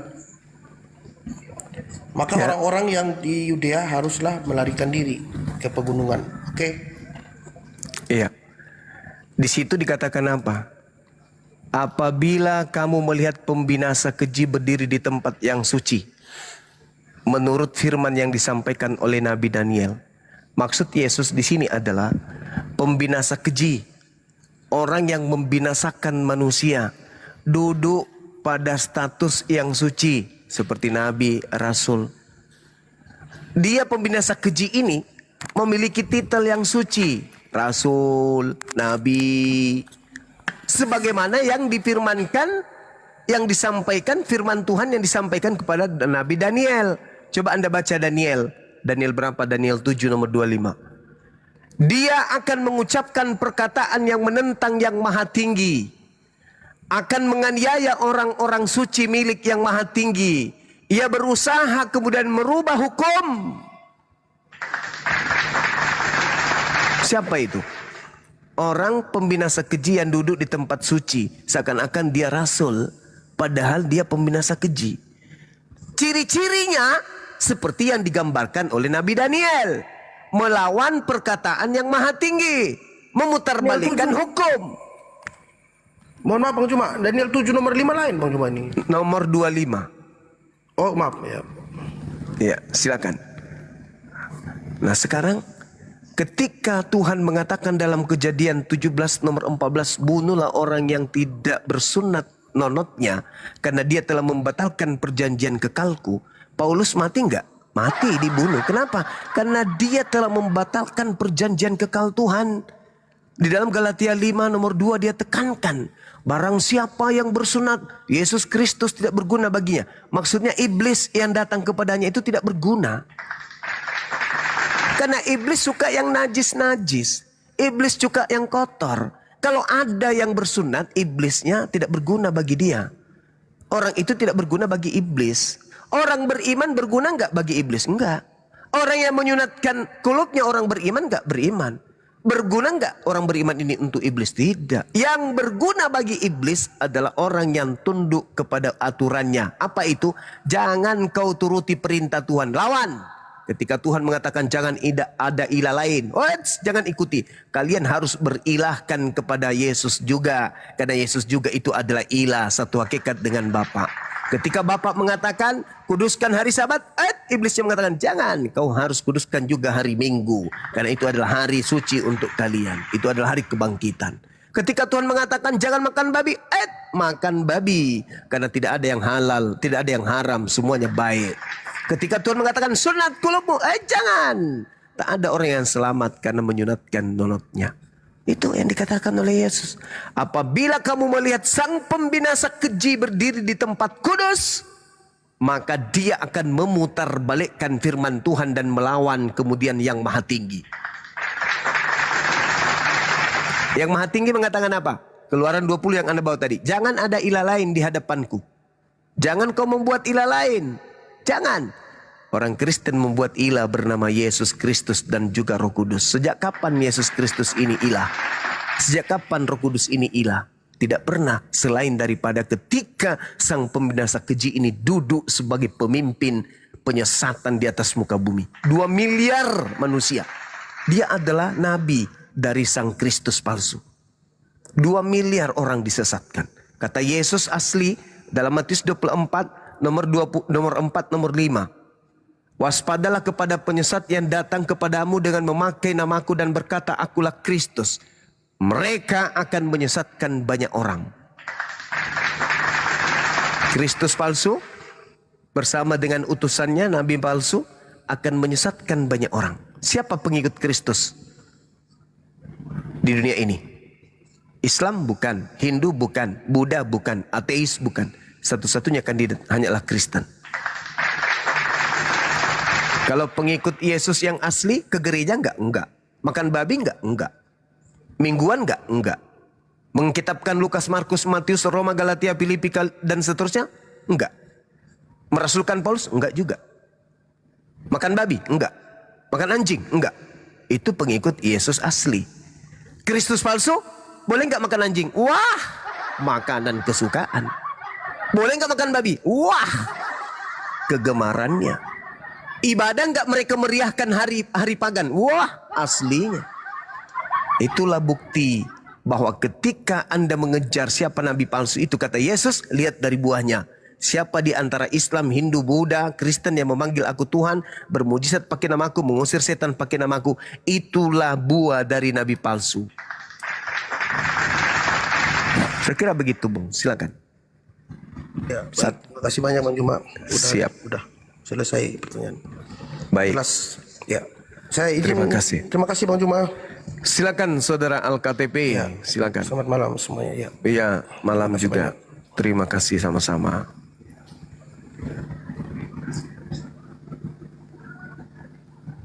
Enak juga ternyata orang ditanyai dalam keadaan tertidur nyenyak ya teman-teman.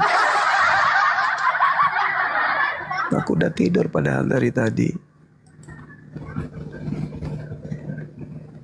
Tapi kupingku masih terjaga. Hoi! Ya paman.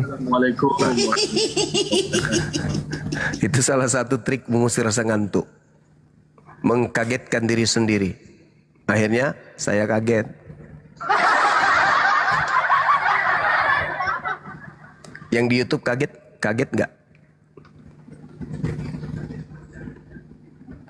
Ini ketiduran ini bangunan nih. Bunda, Iya, gimana? izin. Yang nggak tidur tuh cuma saya di sini karena pagi. Oh iya betul. Iya, Betul, yang lain betul. udah teler. Iya betul. Mereka Kaget udah semua Bang Zuma, seperti ini Bang Zuma.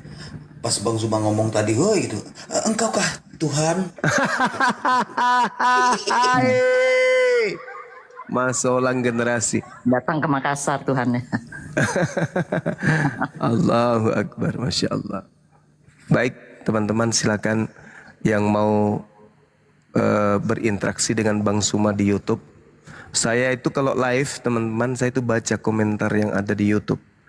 Jadi depan saya itu jarak hampir 2 meter, itu ada televisi besar. Di Di situ saya tampilkan YouTube saya sendiri. Jadi saya baca komen-komen saudara. Kaget paman. Kaget tapi malah tertawa paman. Tuh saya baca semua tuh. Jadi, hampir saya hafal namanya. Jadi saudara-saudara yang ada di TikTok ini, kalau mau dibaca juga komen-komennya, silakan lari ke YouTube sekali-kali. Zulkifli M. Abbas Official. Subscribe di sana kawan. Nggak apa-apa, nggak dibayar kok. Begitu juga channel-channel Bang Handi Slebes, kemudian channel Daman Al Farisi. Almantiki Reaction ya teman-teman, Almantiki Reaction. Ya Almantiki Kaliki Reaction, Bunda Mila Official dan seterusnya, Bunda Rahma Official. Al-KTP juga enggak ya? Al-KTP. Ya, silakan. Karena kenapa? Selepas kita tutup komal ini, materi yang kita sampaikan tadi itu terbawa oleh roh, hilang dia. Tapi kalau yang di YouTube 10 tahun, 20 tahun, 1000 tahun ke depan jejak digital itu tetap ada. Maka ramaikan juga di situ sekali-kali. Ya. Minimal di-subscribe channel-channel kita. Semua yang ada. 2,9 ini kalau semuanya masuk ke channel YouTube yang berafiliasi dengan Bang Suma luar biasa. Ada Lensa News TV, ada Mantepe dan seterusnya. Itu channel-channel yang menjadi menara siar kita juga. Tolong di-subscribe, ditonton di sana. Habis di Bang Handi Slebes, pindah ke Zulkifli M. Abbas, habis itu pindah ke sana lagi, putar-putar balik lagi kayak gitu. Ya teman-teman, jangan gengsi jadi netizen di YouTube. YouTube itu seru. Ya mereka di YouTube itu komentarnya itu kencang seperti kilat. Nah, ada yang teriak di sana tuh, Ilyas Nur, mantap katanya, semangat kali. Salam dari Medan paman, Horas maju-jua, kan gitu. Silakan sahabat-sahabat sekalian, Bang Handi silakan. Begitu juga yang mau pesan baju kaos juga boleh ya, sama anak saya sama Bang Handi juga boleh. Silakan. Saya minum kopi campur masaku dulu. Lanjut. Ya teman-teman bantu ya. Mencapai Zulkifli M. Abbas itu mencapai 1 juta subscribe. Doakan ya bisa tercapai pada tahun ini. Amin. Masa nggak bisa sih? Terus orang yang bikin video pargoy kayak gitu, ya artis jual aurat kok bisa sampai 1 juta. Ini untuk masa depan kita di alam kubur. Subscribe-nya susah amat ya. Aduh. Ya semoga bisa sampai 1 juta subscribe Zulkifli M. Abbas ya. Per hari ini belum sampai 500.000 loh. Belum, dikit lagi 500.000. Ya dukung ya teman-teman. Kalau nggak didukung ya nggak usah. Jual sawah aja udah sono. Oke. Yang kedua ya teman-teman yang lain. Yang baru gitu loh kayak apa. Daman Almanti ini baru kan. Ya didukung. Alfi punya didukung baru. Kalau di Slebes channel udah terkenal kok, nggak usah. Kalau nggak mau. Subscribe saya itu rata-rata dari Burundi. Jarang orang Indonesia gitu loh. Orang kulit hitam semua. Yang subscribe Bang Handi biasanya Inspektur VJ. Iya, ya itu rata-rata itu. Inspektur VJ. Dan satu lagi, ya buat teman-teman yang ingin nyimak dan menghemat kuota, ya di YouTube. Kalau di TikTok itu kencang pemakaian kotanya. Berbanding 5 kurasa antara TikTok dengan YouTube. Coba Anda perhatikan kalau Anda beli kota nyimak di TikTok, lalu Anda bandingkan ketika Anda nyimak di YouTube. Itu berbanding 5. Kota Anda akan bertahan kalau di YouTube itu. Benar nggak teman-teman di YouTube? Betul. betul. Betul. Kapan ya Gurunda di Indonesia nggak pakai kuota-kuota gitu ya? Kalau saya tuh biar bawaan tidur 3 hari selama teleponnya masih oke, itu nggak akan disconnected itu. Oh itu tunggu Bang Juma jadi presiden insya Allah, amin ya. Ya, amin. Nanti kalau Pak Bom sudah bertelur, baru bisa. Oh ya, ampun saya ngeliatin teman-teman kuota habis sampai, aduh kasihan banget deh kayaknya tuh gimana gitu loh. Oh, di tempat Bunda nggak pakai kota? Nggak ada begitu, udah sekali setiap bulan sekian. Pakai jempol di sana, Bun? Enggak. Pakai jempol, udah gitu telepon kita tuh kalau kita mau tukar setiap tahun bisa tukar telepon. Telepon yang lama dibayar lagi. Jadi nggak ada kita telepon bekas tuh, nggak ada. Oh iya. Tiap tahun. Ini Benar. YouTube saya ini diserang sama saudara-saudara kita dari Jambi, banyak kali dari Jambi. Wah, Salam kami dari Jambi, Binjai. Hadir paman. Berarti mereka saling berfirman dalam hati ya Bunda. Enggak Halim Iskandar. pakai bahasa roh. Lupa itu juga loh, kalau mau pesan baju yang bergambar berlogo Banjuma ya. Iya betul. Ya percepat. Kata Dewi Ania, jangan beli kota, beli kampung aja, kata dia, biar hemat. Balik kota itu mah. Bang Handi itu tamu ya, Sugeng, Pak Sugeng. Iya. Ya tamu. Assalamualaikum. Waalaikumsalam. Waalaikumsalam warahmatullahi. Salam kenal Bang Zuma Salam kenal juga Bang. dari Madura. Iya, sama dari Makassar. Fan beratnya Bang Zuma ini, alhamdulillah saya merasa bangga. Saya selaku orang Muslim, masya Allah, tabarakallah, punya Bang Zuma. Iya, masya Allah. Oh iya teman-teman, saya juga melalui konten ini pingin mengucapkan terima kasih banyak kepada saudara-saudara, sahabat-sahabat, keluarga-keluarga semuanya yang ada di Luwu ya, yang hadir pada pemakaman adik saya ketika meninggal kemarin. Banyak keluarga yang datang yang tidak sempat saya jumpai, mohon maaf.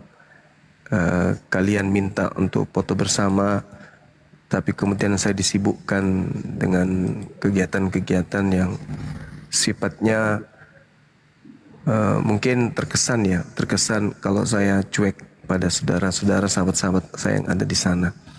Jadi yang ada di Desa Munte, yang ada di Kota Karondang, Rampoang, Poreang, Patila, Sukamaju, Bone-Bone, kemudian banyaklah, nggak bisa saya sebutkan satu-satu ya. Terima kasih yang ada di Malili, ada di Wotu, Lauwo, Lambarese, Bunga Didi, Poreang, Rampoang, maaf dan banyak terima kasih banyak karena telah hadir dalam acara pemakaman adik kami, dan doa-doanya yang baik insya Allah diijabah oleh Allah SWT. Amin. Amin, Allahumma amin.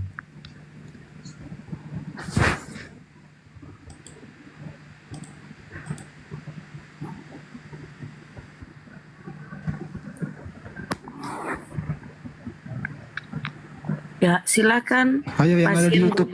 Jangan ngantuk. Pasien berikutnya Ya, dengan yang nomor mau pesan antrian. baju ya, Bun, yang mau pesan baju silakan hubungin saya ya, nanti tak kasih langsung nomornya admin ya. Alhamdulillah udah banyak yang nyampe, terima kasih. Jangan dipakai tiap hari. Itu santai aja. Jadi begitu. Ini dipakai ke sawah segala macam ah. Tapi tahan banting Bang Andi meskipun dipakai tiap hari.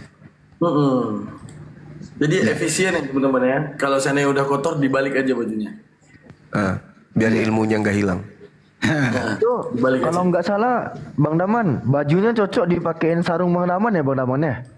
Oh iya, insya Allah kita lagi ini ya, lagi pas-pasin dulu bisnisnya. Kalau udah baru kita deklarasi, insya Allah. Masya Allah. Itu special edition itu. Kita di bidang sarung ya teman-teman ya. Tapi Betul. belum deklarasi bentar lagi, insya Allah. Daman apa bedanya gitu ya? Apa bedanya atau apa ciri-cirinya persamaannya Abu Lahab sama Abu Janda? Abu Lahab sama Abu Janda. Mabu janda ya. Ya. Beda zaman. Beda zaman, benar Ahmad. Sampai beda zaman apa kira-kira? Nah, yang lain, yang signifikan ya. Apa ya? Beda neraka kali ya? Enggak. Ada yang suka janda, Orang nanti ada yang suka orang nanti janda, ngopi ada di yang neraka bareng. Oke ya, kita tinggalkan perbincangan tentang si abu-abu. Netizen yang baik hati ya sudah diiklankan tadi. Tolong ya, yang mau beli baju silakan dihubungi Bang Handi. Ya teman-teman. Dan yang netizen yang baik hati, tolong di-follow saudaramu yang di atas ya. Subscribe YouTube-nya Bunda Mila, Gurunda, Bang Handi, Wapi, Daman dan semuanya ya. Bang Kaisar. Tolong di-follow akunnya dan di-subscribe YouTube-nya. Tolong di-follow ya teman-teman saudaraku yang baik hati. Oke. Kita berlanjut sapa Ozan. Ozan, Kristen Muslim. Assalamualaikum warahmatullahi wabarakatuh. Islam Bunda, Muslim. Oh, silakan apa yang Assalamualaikum sampaikan. warahmatullahi wabarakatuh. Salam kenal semuanya, terutama buat Bunda Juma. Salam kenal dari Kalimantan Selatan. Cuma mau minta doa Bunda semua buat istri saya yang sedang menjalani operasi, Bunda. Iya Bang, silakan. Semoga dilancarkan Bang ya. Lancarkan operasinya, amin. Amin. Itu aja, Bun. Assalamualaikum. Terima kasih banyak, Bun. Sudah diberi Silakan kesempatan buat naik. doanya Bang Akhidaman, silakan. Assalamualaikum. Itu emang sunnahnya gitu. Assalamualaikum. Lar. Oke Bang, itu aja. Yang penting sering-sering di apa? Ini operasi di penyakit apa, Pak? Penyakit atau melahirkan?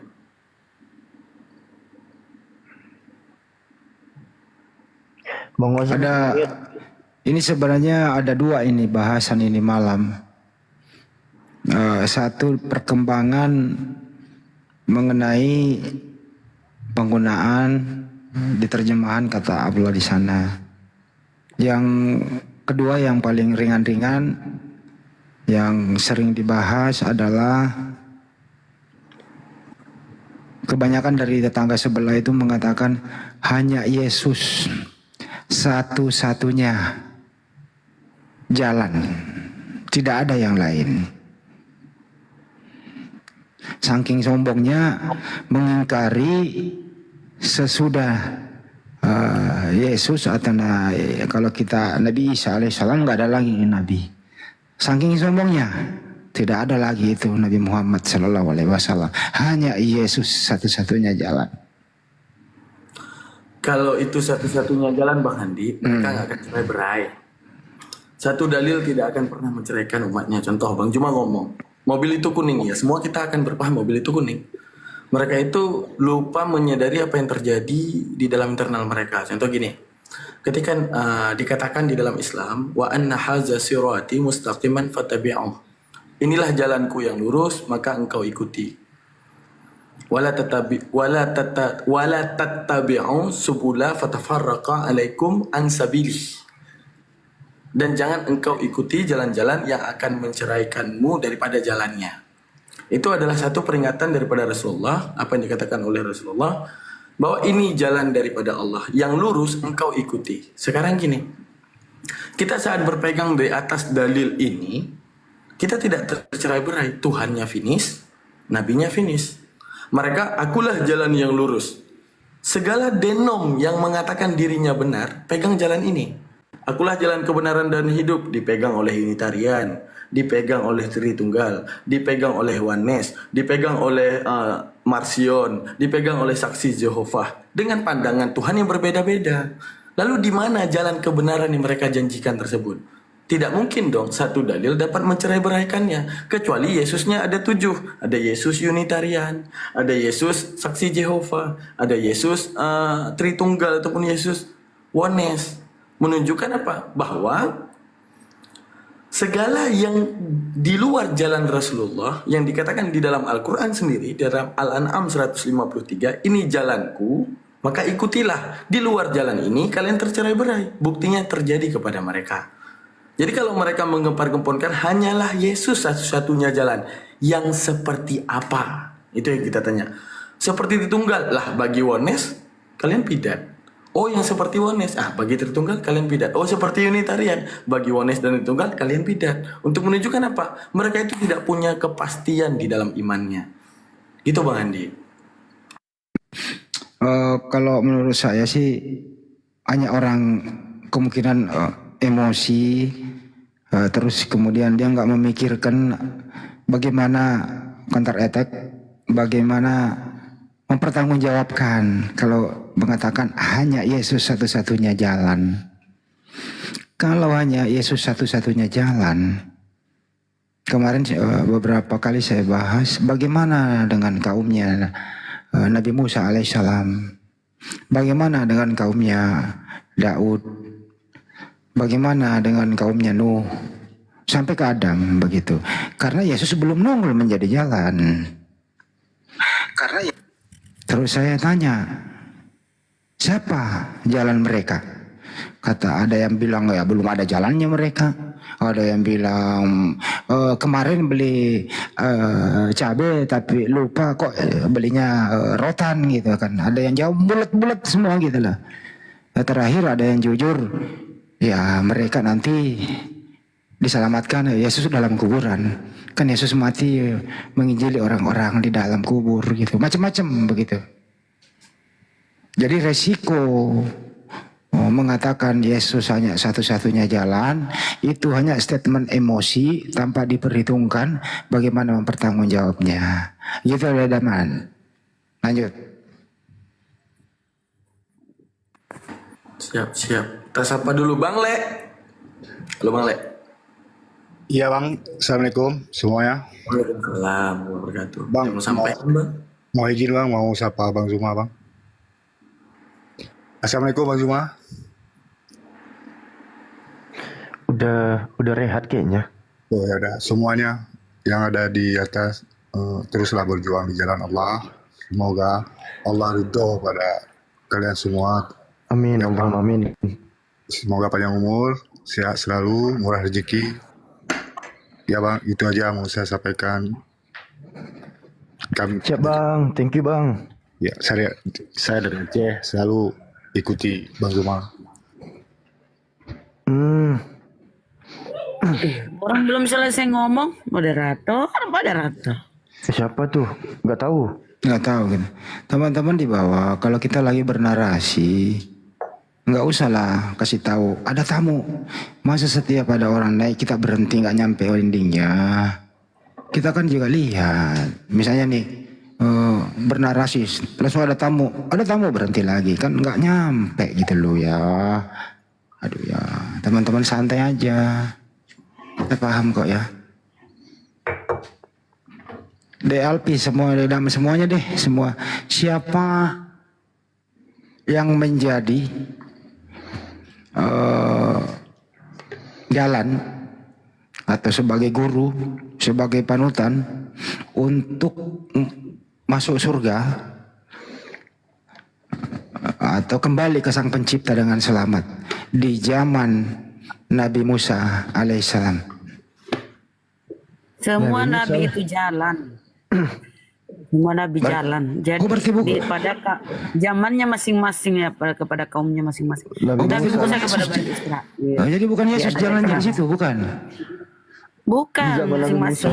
Jadi diutus pada kaumnya, Nabi Musa kepada Bani Israel. 1000 tahun lebih kemudian diutus Nabi Isa untuk memperbarui atau untuk mengembalikan mereka kepada ajaran Torah, kan? Apa kata Yesus?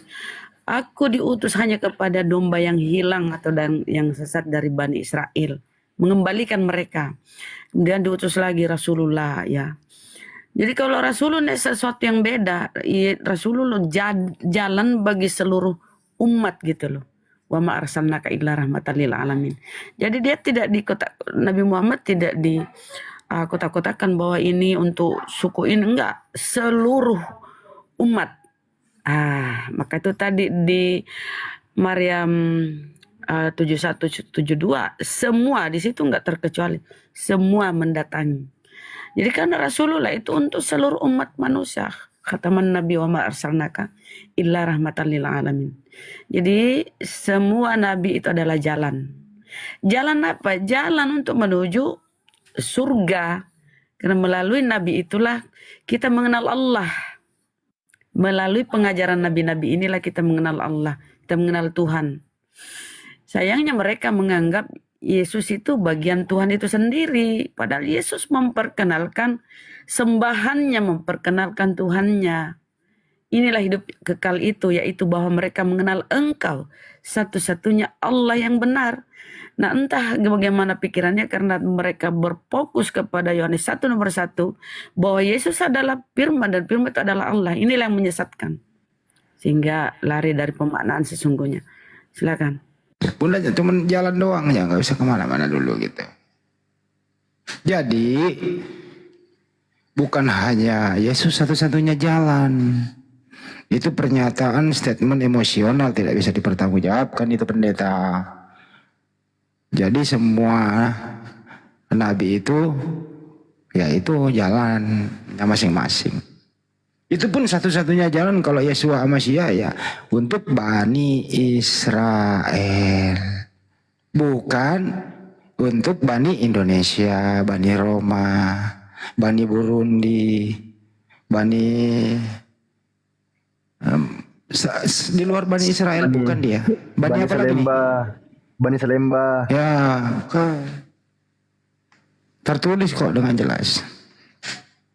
Nanti ada itu setelah orang yang bersangkutan nih adalah untuk Bani Israel sudah nggak ada, baru dibuatkan untuk seluruh dunia.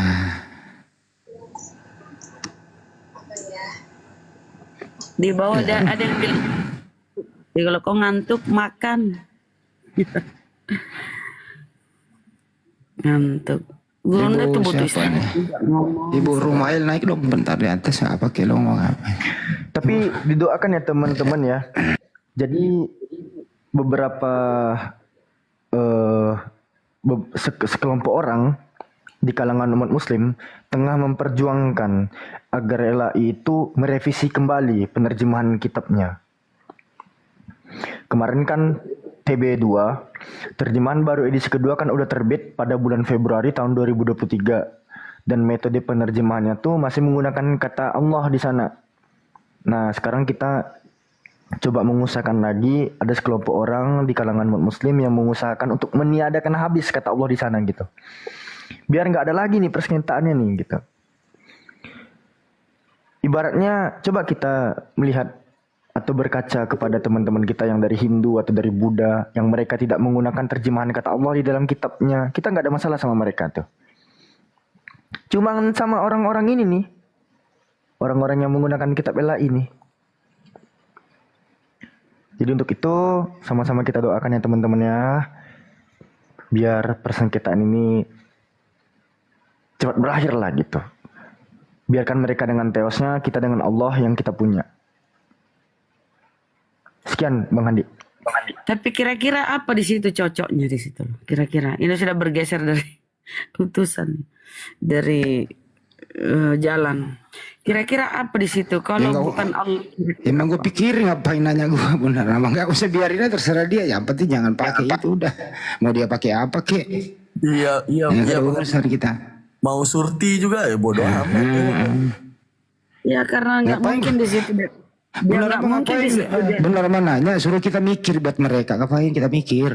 Yang penting jangan pakai kata Allah selesai gitu loh. Hah? Kalau dia pakai dewa, kentara pagannya mereka. Janganlah. Biarlah dia yang mikir Bunda. Nggak usah kita yang mikir. Yang jelas kalau dia menggunakan kata Elohim, Yayasan Lentera Bangsa udah lebih dulu di dalam terjemahannya Indonesian Literal Translation kan dia menggunakan kata Yahweh dan Elohim di dalamnya. Udah ada lembaganya yang menerjemahkan menggunakan Elohim dan Yahweh. Nah, LAI kan lembaga yang berbeda. ILT kemudian itu pakai Yahweh. ILT nggak ada tuh menggunakan kata Allah, nggak ada ILT tuh, dihabiskan Iya. sama mereka. Itu yang mereka pakai ini apa? Advent. Advent itu tapi masih belum semuanya ya, ada juga Advent yang masih pakai lagi. Tapi misalnya ginting asumsi itu ILT-nya itu Bible-nya tuh nggak pakai kata Allah di situ. Ginting dia IMB, sama lah kayak ILT juga. Ginting Iya, sama. itu IMB, Indonesian Modern Bible. Bible. Kalau pakai kata Yahweh, itu ortodok pertama yang nggak menerima. Bagi ortodok kan Yahweh bukan nama Tuhan. Apa kata-kata? Iya, hebat. Apa kata-kata? Kamu katanya. Saling apa namanya itu? Saling menyalahkan sesama mereka. YHWH katanya kayak nama obat nyamuk, kata Agatha. Kalau dipakai YHWH nggak setuju oleh ortodok gitu. Karena Jadi dia sama Mikana itu si Iya. Gatung. benar, karena bagi ortodok kan eser gitu dia. Inilah yang saya maksud. Resikonya kalau ada sebuah kitab yang disebut kitab suci itu ya. Di dalamnya ada dua bahasa. Ada Ibrani, ada Yunani. Masing-masing cara menerjemahkan itu harus berpegang kepada dua budaya itu. Kagak boleh menerjemahkan Ibrani bersandar ke budaya Yunani. Sebaliknya juga begitu, nggak boleh menerjemahkan Yunani itu bersandar ke Ibrani. Ini dua hal yang berbeda. Tapi tapi kedua bahasa ini yang dibawa oleh Belanda, ya, diterjemahkan ke bahasa Indonesia, hilang harga dirinya, hilang jati dirinya, hilang wajahnya. Hilang Yunaninya,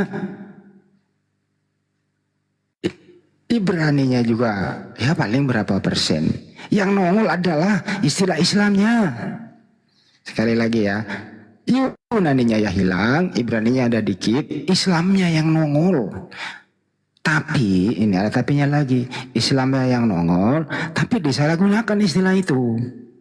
Akhirnya mereka ribut sendiri, amsyong sendiri, pecah sendiri, rame-rame sendiri. Dan adanya lagi, mereka ini mengatakan dirinya korban, kamilah muslim pelakunya. Hebat kan? Hebat nggak nih teman-teman? Hebat sekali Hebat, lah. Hah? Begoannya hebat Hebat. Pelaku mengaku korban. Bayangkan, menerjemahkan sesuatu itu kita harus bersandar dari gaya bahasa itu. Contoh Al-Quran misalnya ya diterjemahkan, itu nggak boleh meniru-niru atau mengambil studi perbandingan bahasa lain, nggak boleh. Harus berakar ke bahasa Arab itu berdasarkan sastra Arab yang paling tinggi itu bersandar di situ. Nah kalau sudah kira-kira tidak ada lagi bahasa Indonesia yang sepadan dengan itu, pakai original teksnya. Karena bahasa Arab itu mudah dimengerti, mudah dipahami oleh seluruh umat manusia. Ya kalau mereka enggak, datang dibawa oleh Belanda, kata Theos misalnya ya teman-teman ya, Theos, terjemahin ke bahasa Indonesia. Waduh, pada mulanya adalah, kan di sana logos, apa ya bagus logos ya, berunding dia. Logos itu kan firman. Ya udah firman selesai. Firman pada mulanya adalah firman. Firman bersama-sama dengan Theos. Theos kan Yunani. Gimana terjemahnya ke Indonesia? Theos kalau ke Indonesia, jangan ke Indonesia dulu, ke Arab dulu. Arab Kan Allah di sana Arab katanya. Ya Allah aja. Kalau ditanya kan kita bisa Arab. Ya udah Allah aja, udah jadi. Pada mulanya adalah logos atau firman, firman bersama-sama dengan Allah. Jadi Theos diterjemahin ke bahasa Indonesia menjadi Allah, dia ke Arab dulu. Padahal dia nggak tahu kalau di Arab itu Allah itu nama. Sampai di Indonesia bukan nama, teman-teman. Sebutan. Yang repot siapa? Yang bingung siapa? Yang mengalami kesulitan siapa? Terus mengaku mereka adalah korban. Satu kata loh ini, baru satu kata loh. Bayangkan, mengaku mereka minoritas, disolimi, tidak adil. Padahal dia sendiri pelaku, tidak mau jujur. Bayangkan itu teman-teman. Hadapi orang-orang yang kayak beginian. Sudah berapa tahun nih? Gak sadar-sadar. Nerjemahin satu kata aja muter ke seluruh dunia dulu. Bahasa Yunani mau diterjemahin ke bahasa Indonesia. Dia ke Arab dulu. Dia ke Burundi dulu. Ya tinggal kalau mau cepat langsung aja cari terjemahan Yunani. Theos KBBI Indonesia. Apa jadinya? Ya tulis, masa ngelagain ke Arab lagi. Ada asar LAI ini. Udah lanjut lagi teman-teman, ada tamu.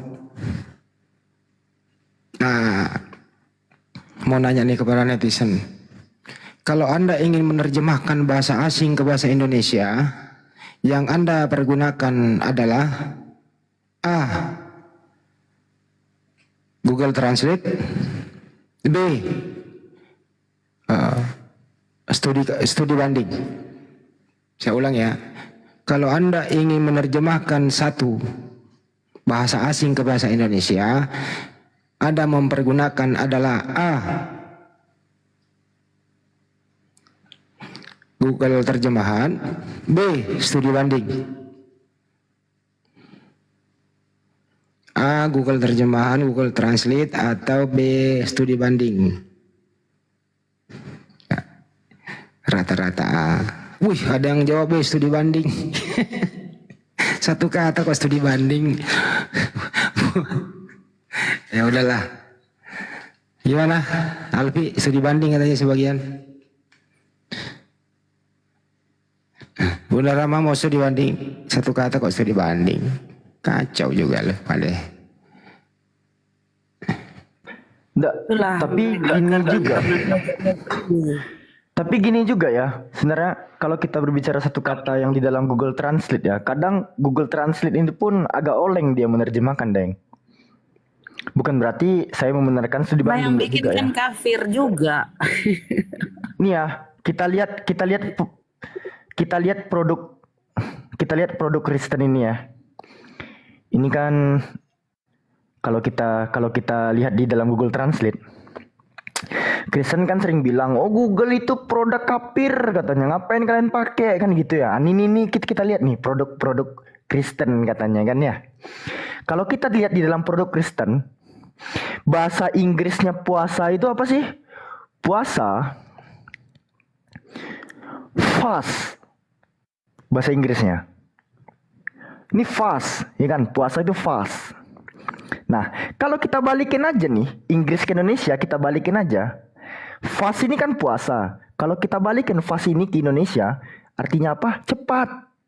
Kadang memang produk-produk kafir nih gabrul juga, oleng juga kadang menerjemahkan. Oh, itu tergantung konteksnya itu. Nah, jadi gini, Deng. Kalau dia dibaca fast, memang artinya puasa. Kalau fast puasa, kalau fast baru cepat gitu. Artinya fasting. Ya ini produk kafir ini.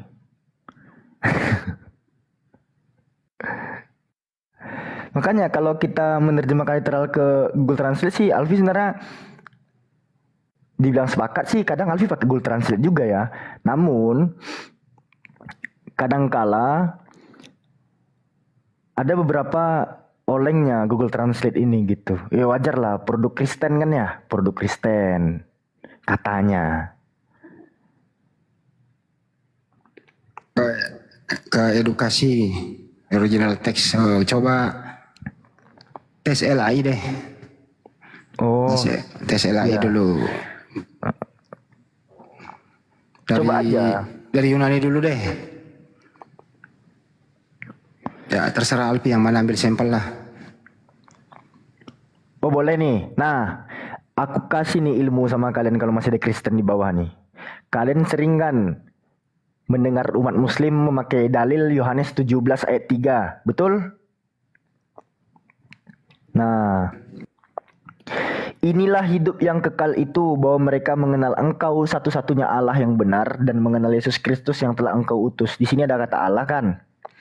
Kalau kita lihat di Yunani kan auti diestin iaionios zon inaginoskosin detonmonon aletinon teon ini huruf theta epsilon omikron nu adalah bentuk non akusatif dari kata theos.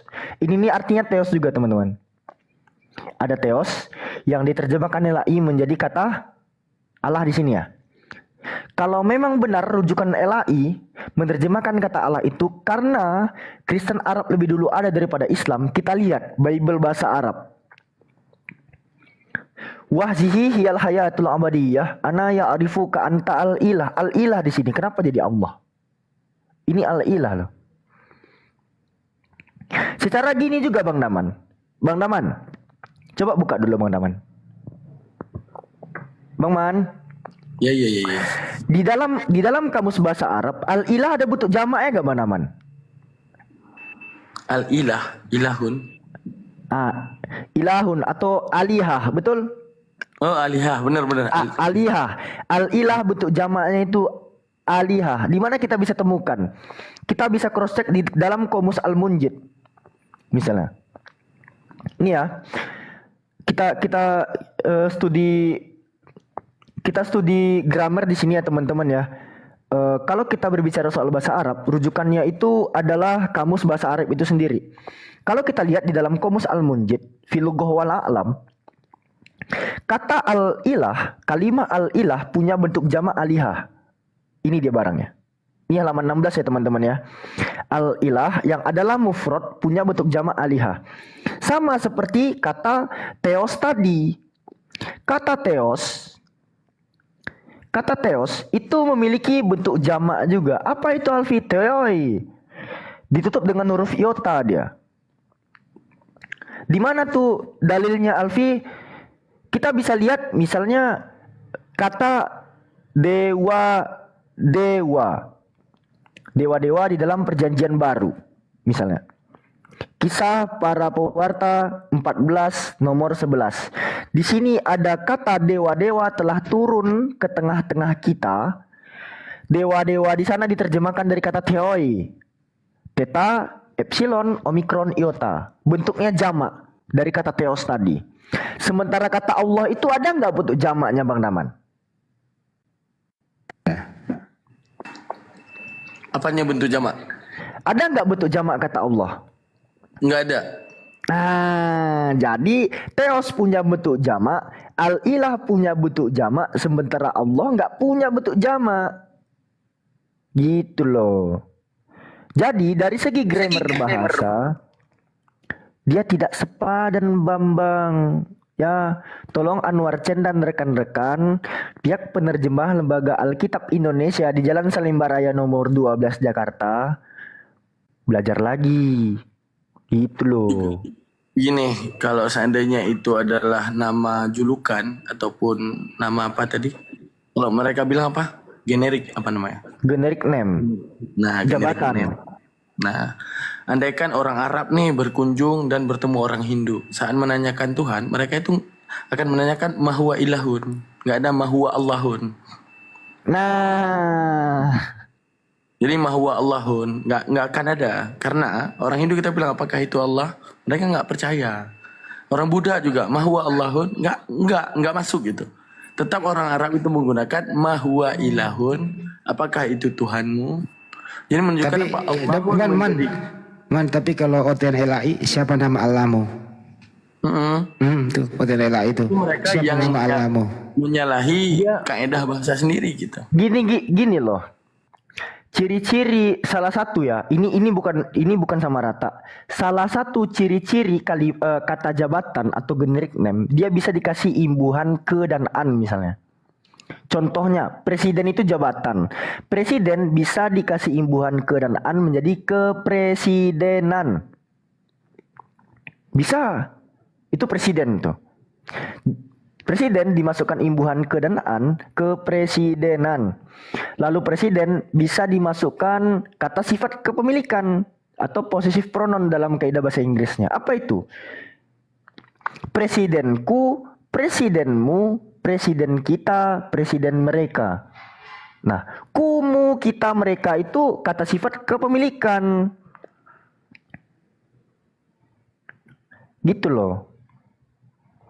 Nah, coba kalau kata Allah bisa dikasih imbuhan ke dan an, kenapa pada Pancasila yang pertama dikatakan ketuhanan yang Maha Esa, Tuhan bisa dikasih imbuhan ke dan an, kenapa enggak ke Allahan yang Maha Esa?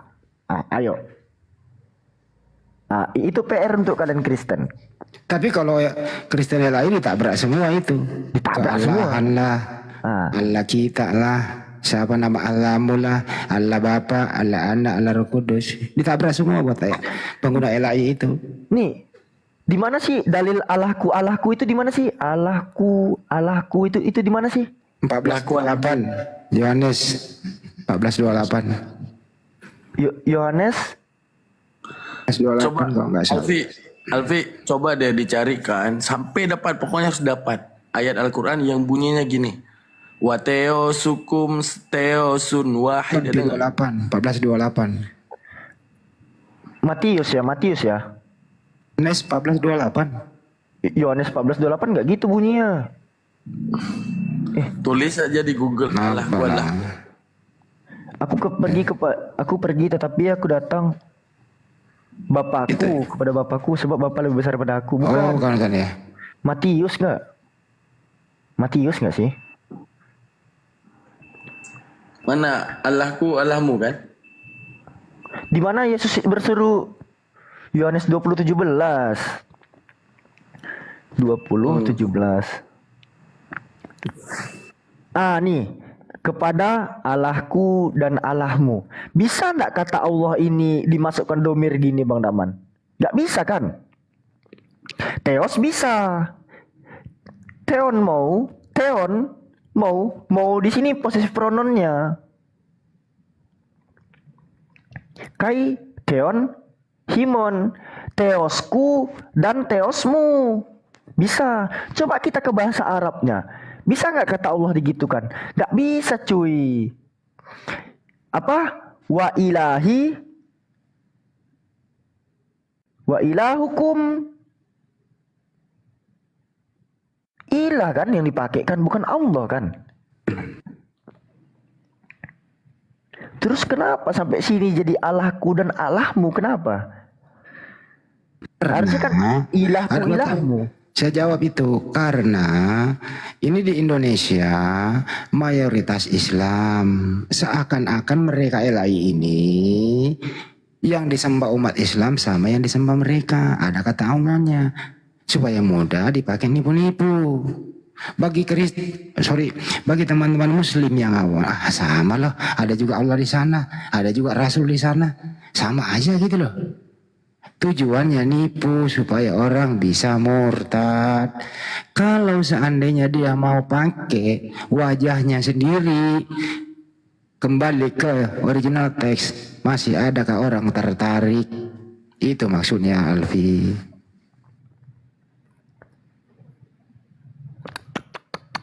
Cobalah mereka memberitakan gospel menggunakan bahasa Yunani. Oh, apa nih Theos katanya? Pagan kali kalian.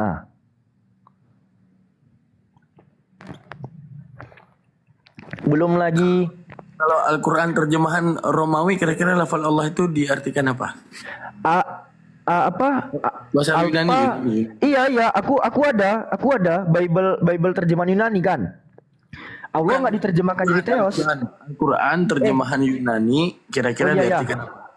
Allah ya Allah, tetap Allah, nggak diganti Theos. Itu dia. kita buktikan. Sama seperti nama Alfi. Nama Alfi ini kalau di Brazil, di Itali, mau penyebutan siapapun ya Alfi. Nggak akan berubah gitu. Tapi kalau seandainya itu ilah dalam bahasa Indonesia Tuhan, dalam bahasa Inggris God, dia tetap akan berubah gitu. Surah kursi ayat berapa Bang Naman? Lupa aku Bang. Astagfirullahaladzim.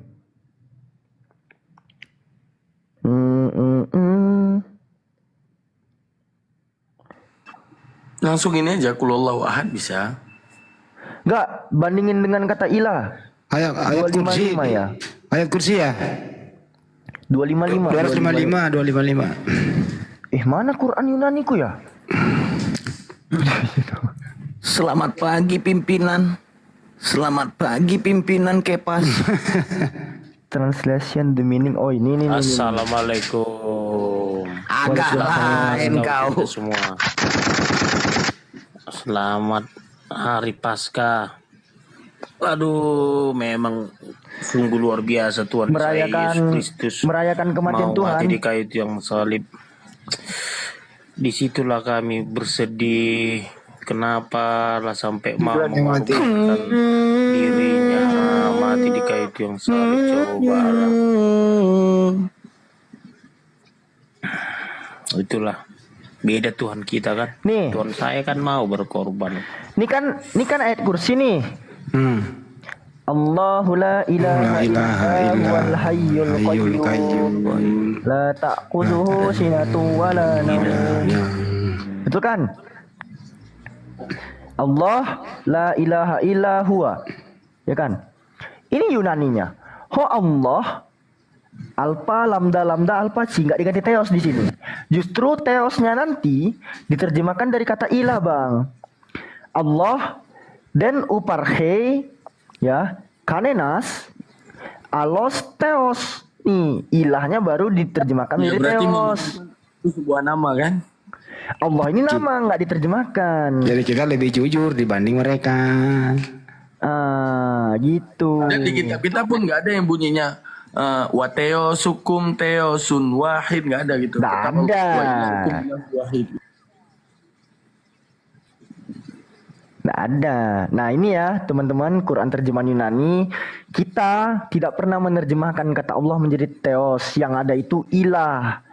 Ilah itu baru sepadan dengan teos. Karena kenapa? Ilah dan teos kedudukannya di dalam koridor grammar bahasa sama-sama common noun, sama-sama generic name dia, sama-sama jabatan. Sementara Allah ini adalah proper name, nama diri, nama zat, lizat al-wajibul wujud. Gitu Pak Kepas. Iya. Coba kembali ke Yohanes 17:3 tadi. Yohanes 17:3. Oke. Kita kembali ya. Ya. Yohanes 17:3. Mau dilihat yang mananya? Terjemahan Indonesianya, original teksnya, kemudian ke bahasa Arabnya. Oke, baik. Bahasa Indonesianya berbunyi, inilah hidup yang kekal itu, yaitu bahwa mereka mengenal Engkau satu-satunya Allah yang benar dan mengenal Yesus Kristus yang telah Engkau utus. Kalau kita cek di bahasa Yunaninya, aute de estin I aionios zon inaginos kosin de ton monon aletinon teon kai on apesteilas ison Kriston. Teon, akusatif dari kata teos. Mana pakai pas tadi kabur dia? Susah dapat ini. Alamak. Gitu. Berat. Tapi nggak apa-apa lah. Teman-teman yang lain udah tahu kan. Ya gitu ya teman-teman ya. Jadi di sini artinya adalah ada penipuan terjemahan oleh LAI. Al-ilah diterjemahkan jadi Allah.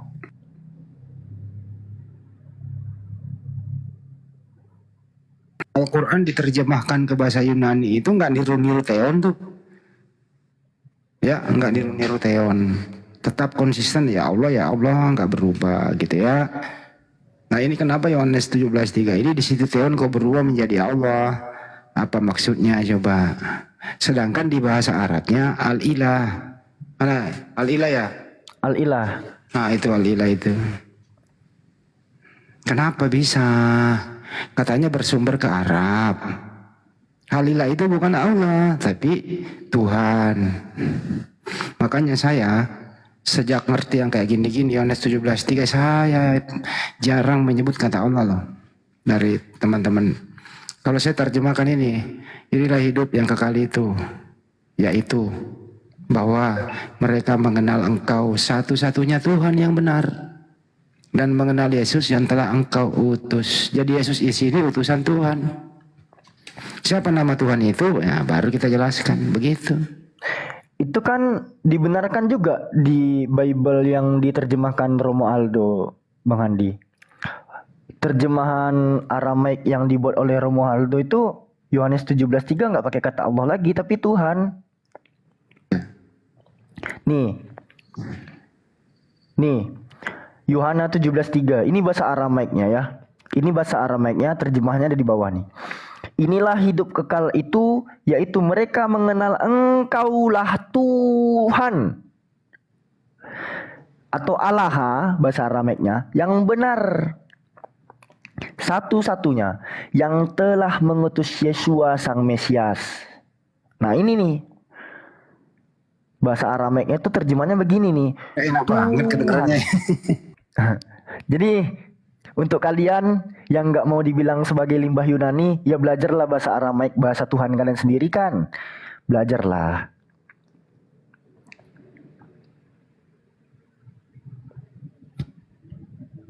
Iya, masa Tuhannya orang Israel berbahasa Aramaik, kitabnya Yunani. Aduh mak, oleng kapten.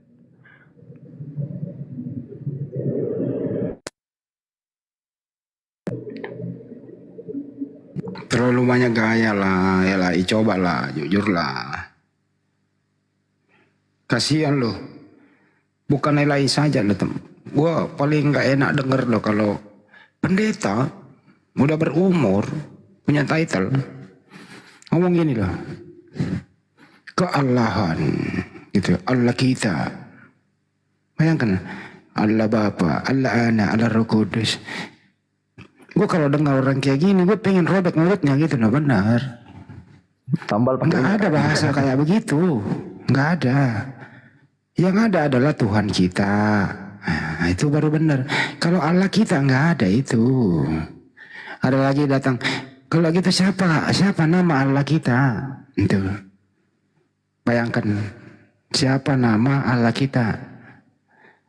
Kalau begitu saya balik tanya. Siapa nama Prabowo kita, Alfi? Prabowo itu udah nama. Nah itu dia. Lagi. Nah ini. Man.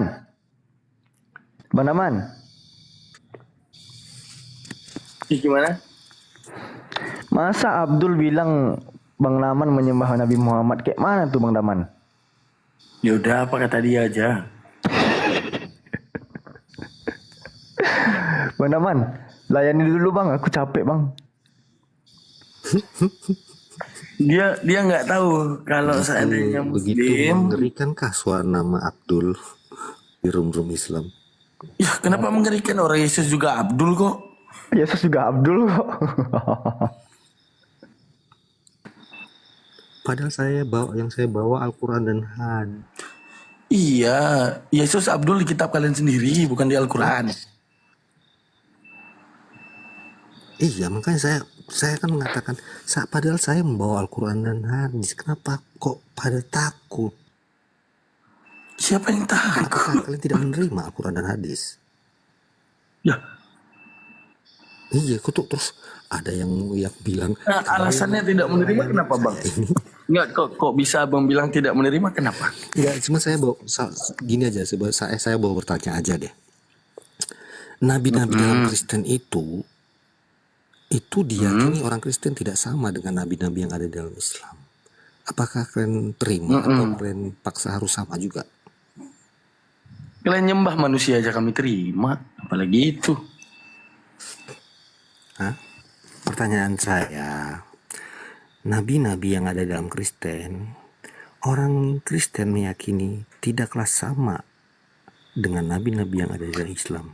Iya, kalian penyesat yang dikabarkan Yesus aja kalian imani, Bang, begitu penyesat yang dikabarkan Yesus kalian imani, kami nggak masalah.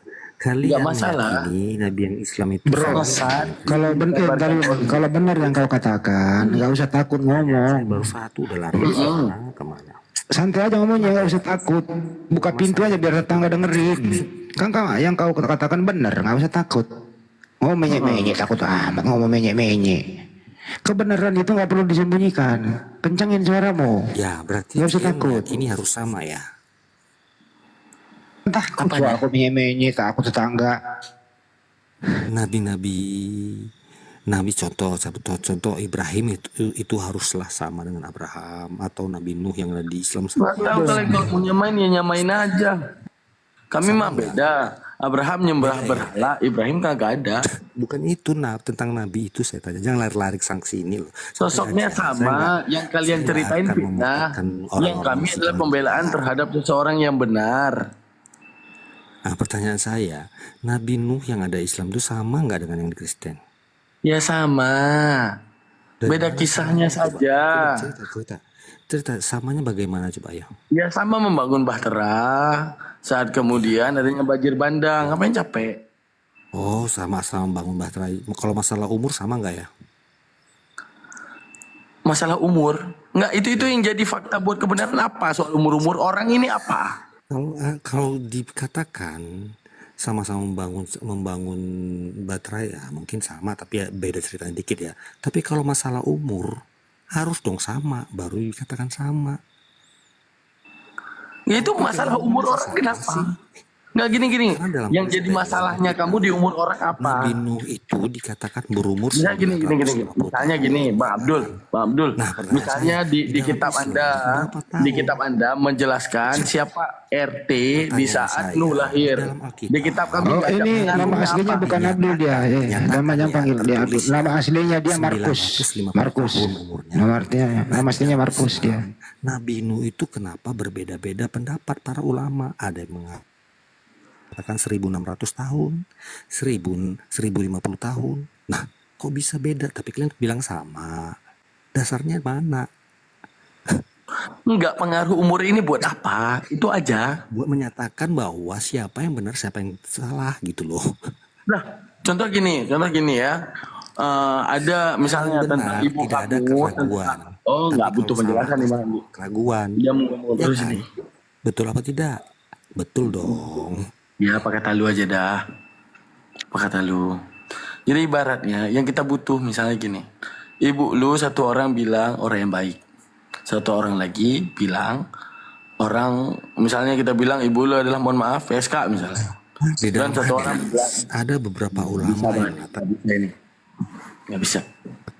Untuk seorang sosok misalnya seperti ibumu misalnya kan. Ibumu ada yang berpendapat ibumu adalah seorang PSK. Satu lagi berpendapat ibumu adalah orang baik. Oke. Yang mengatakan ibumu sebagai PSK itu lebih duluan dicatatkan daripada yang mengatakan ibumu sebagai orang baik. Oke. Terus si ini menyelewengkan satu fakta tentang ibumu. Contohnya dia mengatakan ibumu 53 tahun. Si orang yang membenarkan ibumu sebagai orang baik mencatatkan 73 tahun. Yang lu kritisi umurnya atau kisahnya yang ingin lu ubah jadi lebih baik kira-kira.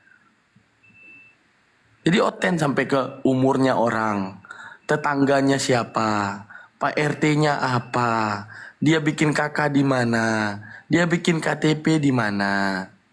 Sekarang di antara 3 Abraham Mike ini bukan sedang berdebat tentang kota, kecamatan, provinsi, parlemen negara, bukan tentang itu. Tentang kisah-kisah yang diselewengkan. Arti kisah-kisah yang diselewengkan misalnya, Nuh, kalian menyebut umurnya. Oh, di kami itu ada perdebatan di antara para ulama. Tapi yang dikejar siapa sosok Nuh ini yang sebenarnya. Sama seperti yang tadi. Satu menyematkan ibu lu PSK. Satu yang menyematkan ibu lu adalah seseorang yang baik. Satu orang mencatatkan yang bilang PSK ini 53 tahun. Satu orang lagi pendukung pendapatnya 53 tahun. Ada yang kemudian membenarkan ibu lu sebagai orang baik, mencatatkan 73 tahun. Yang lu kejar pembuktian terhadap siapa ibu lu setelah lu yakini dia orang baik atau umurnya. Jadi 3 Abrahamik ini bukan tentang berdebat ini adalah orang siapa, bukan. Kisahnya. Contoh antara Yesus. Ketika dipandang oleh Yahudi, Yesus justru dikatakan pengkhianat dan pendusta. Dipandang oleh Islam sebagai Rasul yang mulia. Dipandang oleh Kristen sebagai Tuhan. Apakah kita sedang berdebat tentang umur Yesus, RT-nya, RW-nya, kepala desanya? Bukan. Siapa sih dia yang sebenarnya? Siapa sih dia menurut dirinya sendiri di luar pendapat orang yang berpendapat tentang dia? Ya wajarlah orang ingin menyelewengkan kisah. Ya diselewengkan beberapa yang berhubungan dengan kisah tersebut. Menyelewengkan umurnya, menyelewengkan garis keturunannya. Untuk menunjukkan apa? Tujuannya penyesatan itu harus terjadi di kedepannya. Sama juga misalnya saya mau bilang, Bang Handi ini kalian pandang sebagai debater. Saya misalnya benci sama Bang Handi. Saya tinggal bilang, Bang Handi umurnya berapa? Di waktu Bang Handi umur 45 tahun, dia itu dulu nyolong ayam tetangga 30. Ya. Duluan saya catat itu. Kemudian Bang Alfi adalah adiknya Bang Handi, menuliskan tesis yang baru. Enggak, Bang Handi sampai umur 50 tahun pejuang agama seorang debater. Kira-kira yang mana yang benar? Mantar lo man, berani kalian berani di Zoom sendiri. Yang undang lu ke sini siapa? Lu buka aja dulu, lu buka room sendiri. Yang nonton itu, ya. Yang nonton itu paling juga yang lu paksa paling 3-4 orang. Karena nggak laku jualan lu. Coba kalau kita muslim buka bisa sampai 10k, ya paling rendah 2k lah kan gitu. Udah karena udah mau pagi gitu. Pengecut kalian katanya beraninya di tempat sendiri. Ya suka-suka kita dong. Orang kita mayoritas penontonnya banyak. Kenapa sih Anda sirik gitu loh? Kalau tentang silsilah siapa penulis Bible itu rata-rata nggak jelas orang tuanya siapa, istrinya siapa. Kalau mau berdasarkan itu dulu, ya Paulus saja lu bahas dulu. Paulus orang tuanya siapa, ibunya namanya siapa, istrinya namanya siapa. Nggak jelas juga kan? Markus penulis surat siapa, dari mana? Gitu, itu aja. Nggak jelas juga kan? Jadi kita di sini maklum, nggak usah masuk ke situ. Kita bahas siapa mereka ini dan ajarannya seperti apa. Begitu kan Yaman ya? Setuju. Nah itu. Apa urusan Kita udah maklumi satu langkah loh, nggak usah dibahas itu loh. Gitu. Gini Bang Andi, contoh gini pertanyaan klasiknya Oten. Al-Quran tidak menyemat kata-kata Hawa, istrinya Nabi Adam. Sekarang menurut Bang Handi, andaikan Al-Quran menulis itu nama Hawa, orang ini masih Oten atau udah Islam? Kalau disebut nih nama Hawa, nama istri Adam Hawa, mereka masih Oten atau udah Islam kira-kira? Tetap Oten kan? Nggak ngaruh. Nggak ngaruh, makanya dibilangin. Al-Quran itu bukan biografi para nabi, bukan. Tapi Al-Quran menginformasikan ada nabi. Dan nabi pertama itu adalah Nabi Adam alaihissalam punya istri. Sebatas itu gitu loh. Nanti dikasih original teksnya juga. Ada nggak kata Hawa juga di Bible? Di mana? Ada nggak Musa di Bible? Gak ada. Ngambil dari mana? Di Bible itu nggak ada Musa loh, ada Moses. Terjemahin ke Indonesia mana Nabi Musa. Nah, ngambil Musa dari mana man? Apa? Ngambil nama Nabi Musa, terjemahan Indonesianya Bible itu Musa dari mana ngambilnya? Oh Arab juga dong. Dia kan Moses. Iya. Nah, ngambil karena dalam kan? bahasa Arab itu teman-teman yang harus kita ketahui ada 2 klasifikasi nama Rasul. Nama Rasul di dalam Al-Quran itu ada yang namanya Ajami, ada yang namanya Arabi. Arabi itu ada 5 nama: Daud, ada Muhammad, ada Salih, ada 2 lagi saya lupa. Nah itu ada Ustadz Rafi paling tahu itu. Ada nama Nabi itu yang Arabi, ada yang namanya Ajami. Ajami adalah nama-nama Rasul yang memang benar diserap daripada bahasa luar. Seperti Musa, Isa, Yakub. Nah, nama-nama yang seperti itu kenapa dikatakan menjadi Ajami? Sekarang hebatnya Allah Ta'ala ya. Hebatnya Allah Ta'ala setelah kita meneliti tafsir ataupun hadis. Gini, Allah Ta'ala ini kan menciptakan langit dan bumi ya. Allah Ta'ala itu udah tahu ini nama, andaikan Allah langsung masukkan kata-kata Moses ke dalam bahasa Arab. Paham nggak Bang Handi? Contoh gini, tidak disebutkan kata Musa dan menjadi Moses. Maka orang akan mengatakan Nabi Muhammad mengarang Al-Quran dengan mengambil kata Moses. Menyematkan kata Abraham tidak diganti menjadi Ibrahim. Orang akan mengatakan Abraham itu adalah nama yang ditiru oleh Nabi Muhammad. Tapi tidak. Karena konsekuensi dalam bahasa Arab ada yang namanya Ajami. Artinya kata Ajami, Allah memantapkan harus semua dalam konteksi bahasa Arab. Tidak ada yang boleh dicampuri. Mau Noah tetap tulis Nuh, mau Lot tetap tulis Lut, mau Abraham tetap tulis Ibrahim, mau Moses tetap tulis Musa. Akan tetapi hebatnya apa yang dikatakan oleh Allah justru mereka tiru. Itulah Al-Quran itu tidak menciplak siapa-siapa. Benar-benar mutlak datang dari Allah Subhanahu wa Ta'ala, ya, mandiri, tidak terikat dengan siapapun dan mudah untuk dimengerti. Justru orang ini yang menuduh Al-Quran menciplak, justru terjemahan Indonesia aja dia yang ciplak Al-Quran. Inilah yang saya maksud, pelaku mengaku korban. Ini orang-orang kayak begini memang hebat nih Bang. Kenapa hebat? Ya karena masih ada sisa-sisa Belandanya masuk di sana. Masih ada 3G-nya Belanda, Glory dan Gospelnya. Masih ada jiwa-jiwa politik politik negatif lah. Tujuannya nggak benar, nggak mau jujur gitu. Mengaku korban, tapi dia pelaku. Itu sih intinya. Tapi hebatnya ya Bang Andi ya, hebatnya begini. Ketika Allah menyebutkan kata Ibrahim, ini orang yang di luar Islam bisa paham kalau itu Abraham. Itu hebat tuh. Ketika disebutkan kata Musa, orang bisa berpaham kalau itu Moses. Ketika disebutkan kata Nuh, orang bisa berpaham kalau itu Noah. Itu hebat tuh. Itu menunjukkan apa? Bahwa Allah Ta'ala udah tahu, mau gua sebutin apapun, yang seharusnya kalian pikirkan, ini cerita apa? Ini cerita tentang bagaimana dirinya sendiri gitu. Dimana dikatakan dalam Talmud dan Midrash, Abraham itu pernah menyembah berhala, Ismail pernah ingin membunuh Ishak. Allah hanya mengangkat nama-nama mereka. Misalnya seperti Al-Maryam 54. Wahai Muhammad, ceritakan kembali kisah Ismail. Kalau kita kemudian ingin berpikir, untuk apa disuruh ceritakan kembali? Bukankah cerita Ismail udah duluan diceritakan di era awal sebelum Nabi Muhammad? Tidak. Karena Allah tahu di dalam kitab Talmud dan Midrash sedang mati-matian memfitnah Nabi Ismail. Di dalam kitab Bible, apa yang dikatakan? Nanti akan ada anak yang engkau beri nama Ismail, yang sifatnya itu sama seperti keledai liar, yang dia akan memerangi saudaranya sendiri. Begitu difitnah Muhammad, ceritakan kembali kisah Ismail. Ternyata Allah tidak akan memerintahkan jikalau tidak punya alasan. Jadi diceritakanlah kisah Ismail, makanya di dalam Al-Quran ada yang berbunyi gini.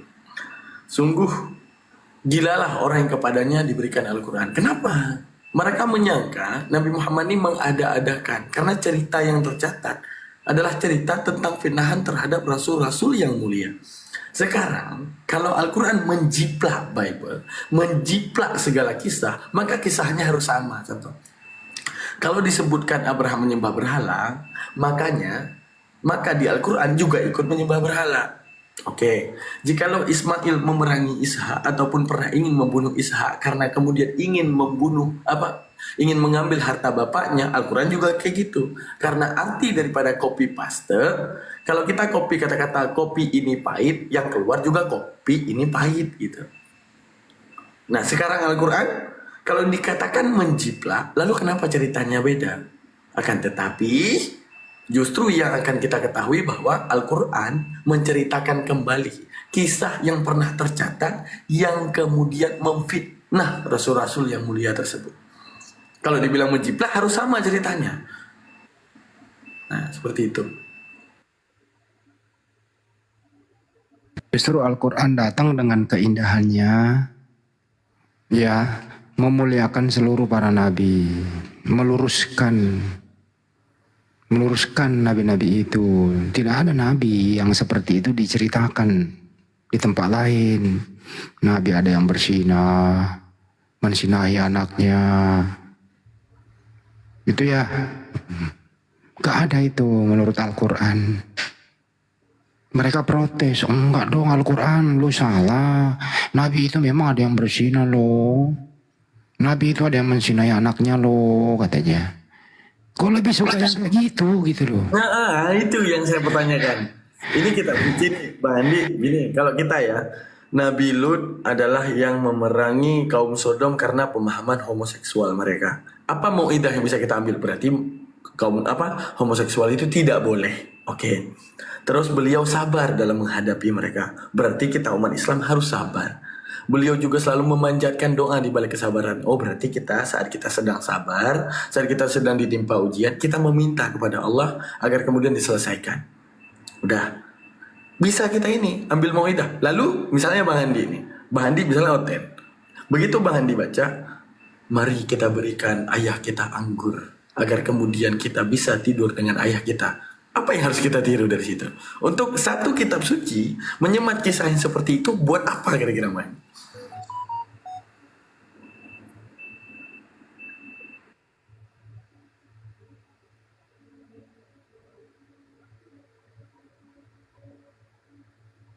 Itulah yang saya maksud.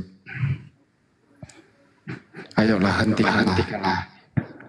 Gimana Pi? Ada tamu tuh Pi. Felix sama Hi, coba. Assalamualaikum. Waalaikumsalam. Halo Kahi. Gak ada suaranya. Nggak ada. Kayaknya udah molor kayaknya dia tuh. Ini ngajari anak menzinai bapaknya. Dia lebih parah teman-teman.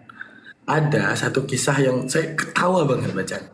Ada satu raja di dalam Bible itu, mahar anaknya dia nggak butuh harta, dia butuh 100 kulit nonot manusia. Bayangin, itu buat apa? Di dalam kitab suci itu buat apa gitu? Di mana teman? Ada. Bentar, saya buka. Baca ya, lu baca yang gede ya. Lu baca ya. Sabar, buka dulu. Aku aja ngakak total. Man. Ya. Itu yang bunyi-bunyi punya lu. Ditekan dulu enternya. Enggak, kayaknya punya sebelah. Sebelah. Punya gua berarti tidak mati lampu deh. Ada yang mau isiin teman-teman? Silakan. Lu ya gua ntar. Man. Lu udah negara daman bunyi-bunyi ininya tokennya ya lu kasih dong kopi gitu loh. Kasih dong, disawer. Kasih nggak kopi apa kayak lu sawer gitu loh. Negur tapi nggak ngasih.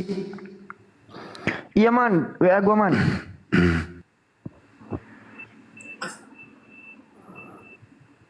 Kita buka datanya dulu. Tapi ini hari udah saya berhasil nggak ngerokok gitu loh.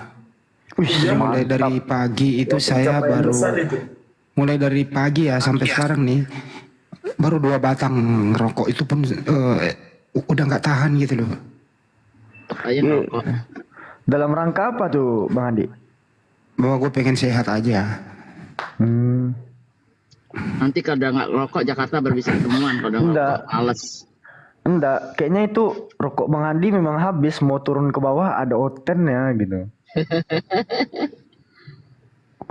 Nggak bener bisa. Kenal kan? Alasan Bang Andi. Mana tahu kenal kan? Coba buka yang gede kan 1 Samuel 18:25. 1 Samuel 18:25. 1 Samuel 18:25. Kemudian berkata mengganggu pernapasan itu kalau banyak ngerokok. Oke. Kemudian berkatalah Saul, Beginilah kamu katakan kepada Daud, raja tidak menghendaki mas kawin selain dari 100 orang Filistin sebagai pembalasan kepada musuh raja. 100 orang Ya, Filistin. masalahnya itu mas kawin. Bayangin.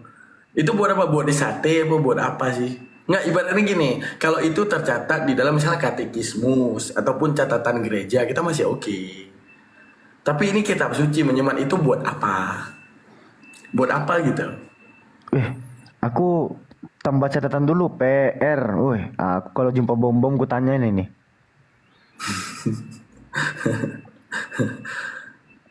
Minta 100 kulit katan. Jadi kan di ayat sebelumnya itu dan minta, jadi raja apa mahar buat anakku? Dia mau nawarin harta, rajanya nggak mau. Ini Saul siapa? Saul itu siapa sih Saul? Raja. Oh raja. Minta mas kawin apa tadi? Mas kawinnya apa? Kulit hatam. 100 kulit khatan. Kulit hatam Iya, ya. iya. Coba baca ayat selanjutnya. Yang lucunya, Daud itu Nabi Daud kita bukan tuh kira-kira tuh. Ketika para pegawai memberitakan perkataan itu kepada Daud, maka setujulah Daud menjadi menantu raja. Oh, Daud setuju. Tujuh. Dan lucunya Daud nyarinya bukan 100, 200. Di mana 200? Itu baca aja makanya, coba baca. Tetapi Daud sudah bersiap, ia pergi dengan orang-orangnya dan menewaskan dari orang Filistin itu 200 orang serta membawa kulit khatan mereka. 200. Oh, ini bukan nabi kita. Oh, bukan ya, Raja Daud ya. Bukan. Jadi betul lah kata tadi tuh yang dibilang Benaman tuh betul. Para nabinya sama, cuman ceritanya berbeda. Pada saat nabi-nabi yang diutus kepada Bani Israel itu difitnah, Al-Quran datang untuk meluruskannya. Diluruskan semua di Quran tuh. Bahwasanya para nabi itu maksum. Serem banget mas kawin segitu-gitu. Untuk apa Yang lucunya Daudnya setuju, tapi dia lebih nyarinya 200. Astagfirullahaladzim. Teman-teman Kristen yang tadi, sebelum kau terlalu jauh bermanuver, berasumsi, nanya yang aneh-aneh, lebih baik kau banyak belajar lah. Ya, kitab Yahudi yang nempel di kitab, mau belajar lah, baca-baca dulu di situ. Kenapa pendeta itu yang banyak belajar Bible, ya ngerti gitu, nggak mau diskusi? Karena mereka kalau diskusi berasap kepalanya kalau ditanya tentang ini. Ini mereka mending diem cari korban, lancar perpuluhan. Yang nekat itu sering diskusi karena jarang baca Bible. Begitu. Betul nggak tuh?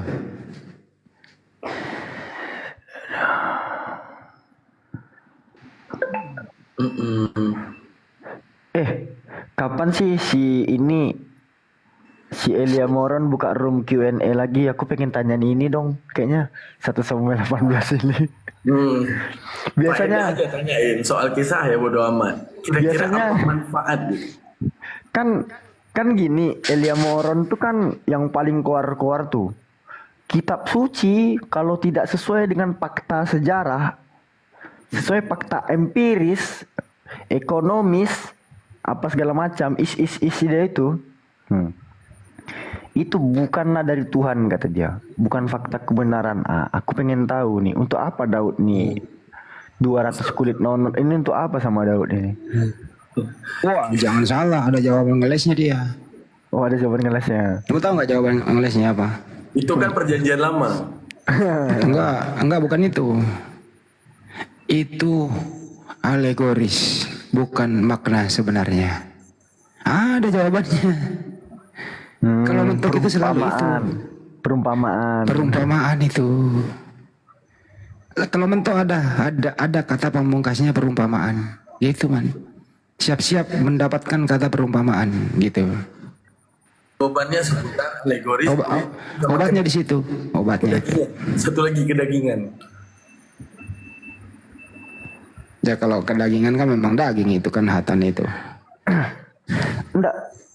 Dari sekian banyak anggota tubuh yang bisa, kan biasanya gini ya, kita bicara yang memang frontal aja lah ya. Kalau misalnya Saul itu kan dikenal sebagai raja jahat kan ya. Kalau jatuh biasanya kan orang minta bawain aku kepala si Anu gitu kan, si Fulan gitu. Ya itu nggak masalah, Fi. Masalahnya kenapa ada di kitab itu, paham nggak? Kisahnya bodo amat mau ada di mana, mau ada di majalah Bobo kayak, oke. Tapi kalau ada di kitab suci masalah nggak? Masalah. Gimana tuh Bang Ayub? Bang Ayub, wih orang ngorok dinaikin, janganlah. Biarkan dia tenang.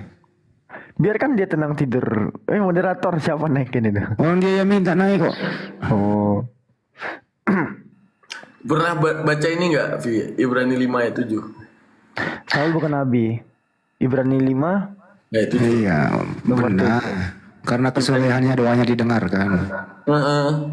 Ibrani 5 ayat 7 itu janji palsu Tuhan itu.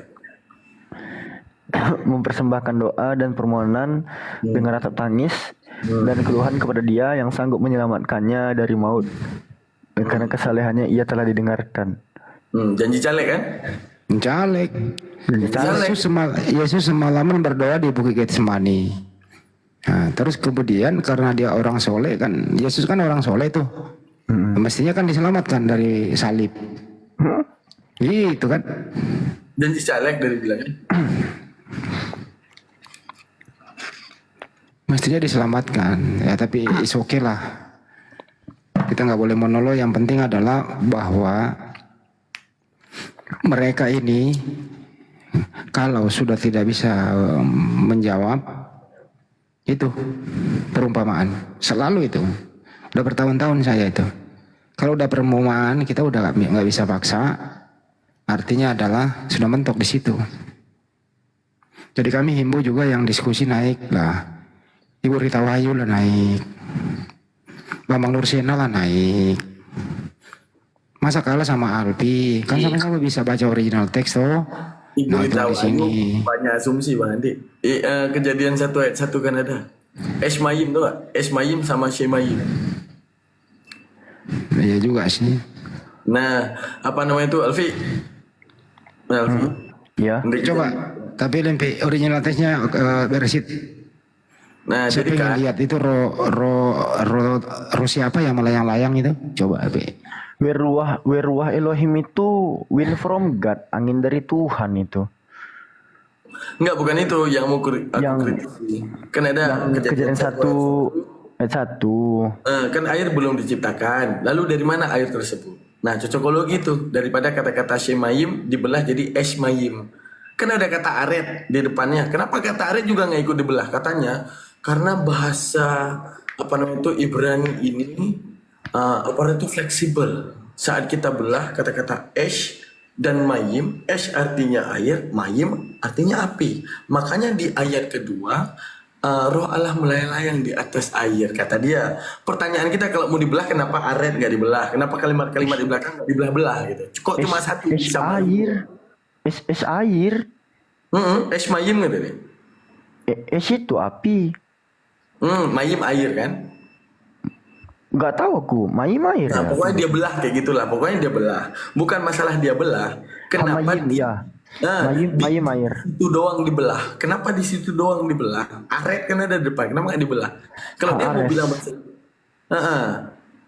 kalau dia mau bilang bahwa kata-kata daripada apa namanya itu Ibrani itu kalau dibelah beda lagi maknanya, ya tinggal belah. Dua-duanya belah.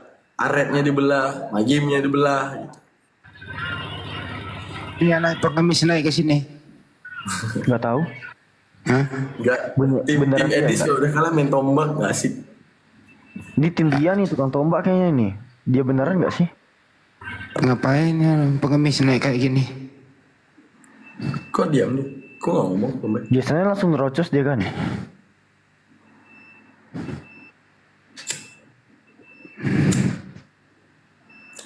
Ya sekali-kali dong Bambang Nursena kayak gitu loh. Buka komal ya. Seperti kami ini Ustaz Wafi, Ustaz Tata, Ustaz kita buka komal. Ayo teman-teman Kristen naik bertanya. Kan gitu ya. Ya, ada kayak pendeta yang buka komal, yang ngerti original teks lah. Bambang Nursena kayak. Mandi. Ike siapa kayak gitu ya. pendeta akademisi nggak laku di TikTok. Buka komal gitu ya. Ayo Muslim silakan ayo bertanya. Aku kalau Pak Bambang buka komal kan, buka judul Muslim silakan bertanya, aku keluarkan semua unek-unekku tuh. Ku keluarkan. Nggak laku, percayalah. Yang laku tuh yang kayak itu laku. Yang pembodohan publik itu laku. Betul. Sebenarnya Pak Bambang itu kalau dibilang dia seorang pakar enggak juga. Dia itu pemandu ini loh, pemandu tur loh. Kok orang bilang dia itu ahli teologi ya? Kenapa ya? Karena dia bergaul pemandu tur di sana. Ngerti-ngerti dikit lah gitu kan. Pemandu pariwisata.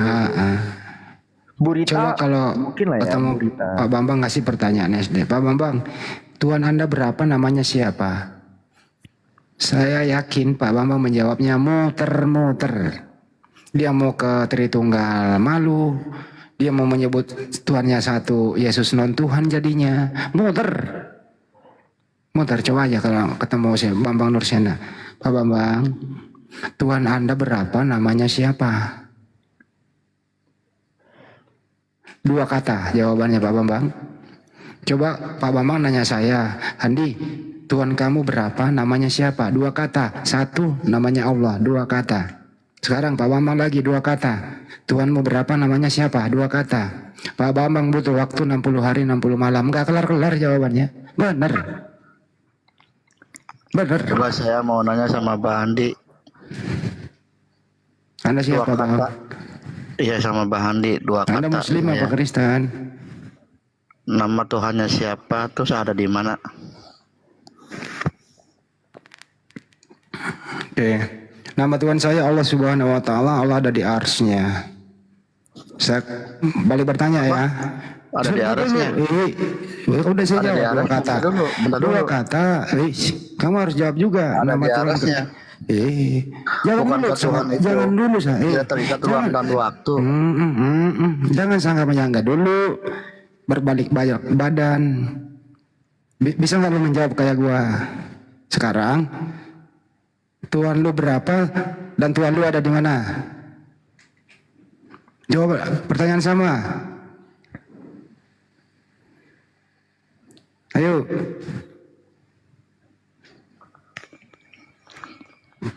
Ayo. Pertanyaan saya belum dijawab, udah balik nanya. Teman-teman tadi saya jawab apa enggak? Alpi, pertanyaan dia saya jawab apa enggak? Udah. Saya jawab kok, Tuhan kamu ada apa, siapa dan di mana? Tuhan saya Allah ada di arsy-Nya. Ada di arsy, berarti sama dengan manusia dong. Ya udah diam dulu, jangan menyangka dulu. Saya tanya balik. Berarti sama dengan membutuhkan dong.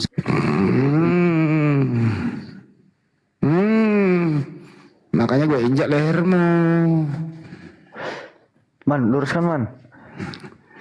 Enggak ada guna aja lu diskusi. Kita menjawab, lo hanya membantah, nggak bisa begitu bro. Di sini diskusi memaklumi jawaban orang. Kecuali mau debat, begono ceritanya. Ar-Rahman apa? Ar-Rahman ala arsy. Ya Ar-Rahman ala arsy istawa. Itu bermakna. Jadi itu adalah pilihan debat sebelum jawab. Tapi kita jangan lupa menyiapkan makna daripada istiwa itu adalah istaula. Arti istaula itu apa? Agung dalam keagungannya. Arti yang maha agung itu tidak mungkin membutuhkan apapun. Karena membutuhkan apapun sifat makhluk yang mentiadakan kata agung. Sama seperti saat kita mengatakan di mana Allah. Seharusnya kata-kata di mana saja itu tidak bisa keluar daripada lisan makhluk. Karena kata-kata di mana itu hanya tersemat kepada makhluk. Contoh di mana Bang Andi di kursi, di mana Alfik di kasur, di mana Bang Zumat lagi di kamar mandi.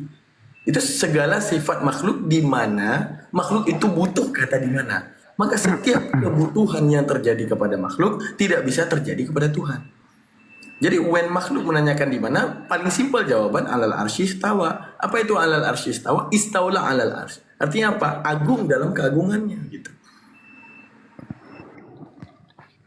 Kalau ada orang bertanya kayak begitu, mestinya dia harus kembali dulu ke rahim ibunya. Kenapa?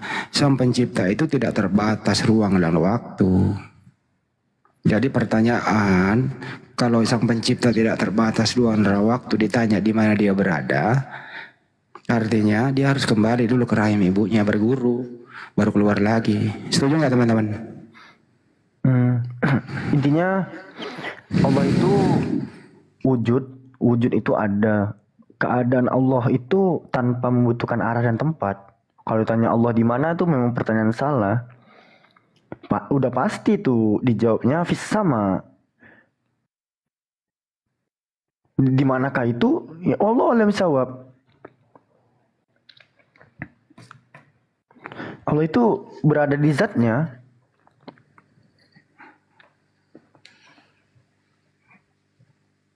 Ditanya balik gak jawab juga. Cuman maunya Dia bertanya siapa sih? kita jawab. Terus dia nggak mau ditanya, dia berjawab terus. Itu namanya lo mau ribut. Mau ribut doang gitu loh. Kalau mau ribut ketemu langsung aja, gue di Jakarta. Nah, gitu ketemu ribut lah kita gitu loh. Tanda tangan di situ. Nah, itu aja udah. Kalau mau ribut nggak usah naik ke sini, mending kamu nyari tempat yang di pasar kayak di mana kayak gitu ya. Dia kayak nama, dia pakai nama malaikat kita juga ya. Si Abu Jahal aja lah kita sebut ya. Si Ini mah orang kayak begini tidak ada namanya aja itu cenderung provokatif kok. Provokatif.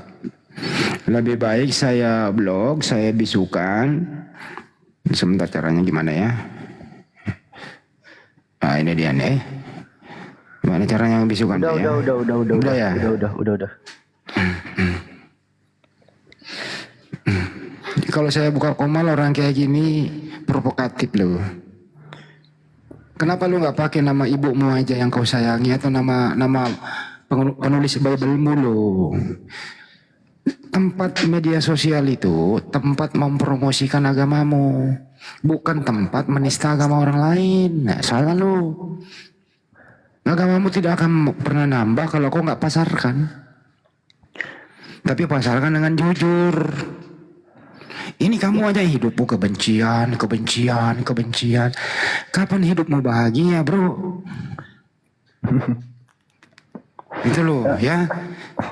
Lanjut. Selain kitabnya yang ke Arab-Araban, dia buat nama TikToknya pun ke Arab-Araban. Oten memang limbah Yunani kalian ini ya. Parah kalian ini. Nggak salah gelari kalian itu limbah Yunani gitu. Teman-teman muslim juga saya himbau ya, tolonglah jangan pakai nama-nama provokatif. Pakai nama yang santai aja. Saya lihat tuh banyak nama-nama juga itu menyinggung gitu loh. Apa maksudnya coba? Nggak ada tuh dalam ajaran Islam menista agama orang lain loh, nggak ada loh. Kalau kau pakai namanya orang, penulis kitabnya orang, terus lu salah gunakan, apa gunanya? Itu namanya dirimu itu tidak happy dalam keluarga. Pakai foto-fotonya itulah. Janganlah. Hidupmu nggak happy itu. Artinya lu hidupmu kebencian terus. Pakai nama sendiri aja. Itu teguran buat muslim juga. Jangan provokatif namanya itu. Anda yang berbuat, kita yang bertanggung jawab. Setuju nggak teman-teman? Ya kalau kita sama-sama meyakini bahwa segala apa yang kita kerjakan itu akan dipertanggungjawabkan ya. Afala yatadabbarun, apakah engkau tidak merenung, kan gitu pertanyaannya. Segala sesuatu itu dipertanggungjawabkan. Gak usah jauh-jauh ke nama TikTok deh gitu. Pakaian yang kita gunakan aja, semakin banyak pakaian yang kita gunakan, semakin banyak pula pakaian yang akan dihisap. Pakaian kita aja bersaksi loh besok tuh. Mana tahu kita lihat ada mangga tetangga yang udah kuning mateng gitu. Kita pakai baju Dragon Ball. Nanti bersaksi tuh baju.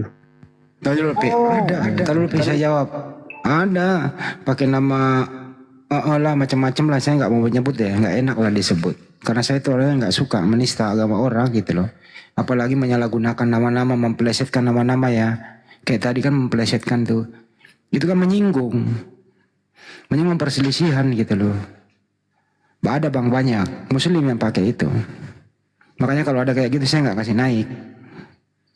Ada pakai nama P berakhiran S, gambar-gambar orang diedit-edit, janganlah ya, nggak bagus itu. Nggak ada ajaran Islam kayak gitu. Nah akhirnya Oten berbalas pantun. Nah masuk di komal kita. Anda sedang tidur, mereka balas pantun. Nah kita yang menjadi sasaran kan. Tuh ada itu kayak gitu. Ada yang menjual mangga hijau nih, Pi. Sambil dulu, Pi. Itu ada jual mangga, Pi. Ya, Bang Angsa. Halo Bang, Bang Mangga. Bang Mangga hijau. Monitor. Tes 1 2 terhitung. Bang Mangga hijau. Oh mak, tidur dia nih.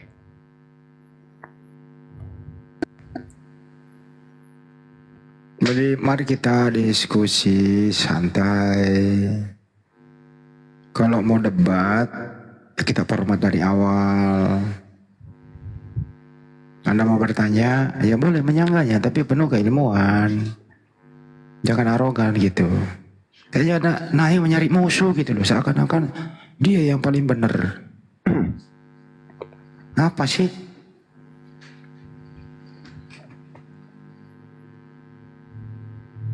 Jadi ini kembali ke topik bahwa LAI kalau mau terjemah yang benar lah.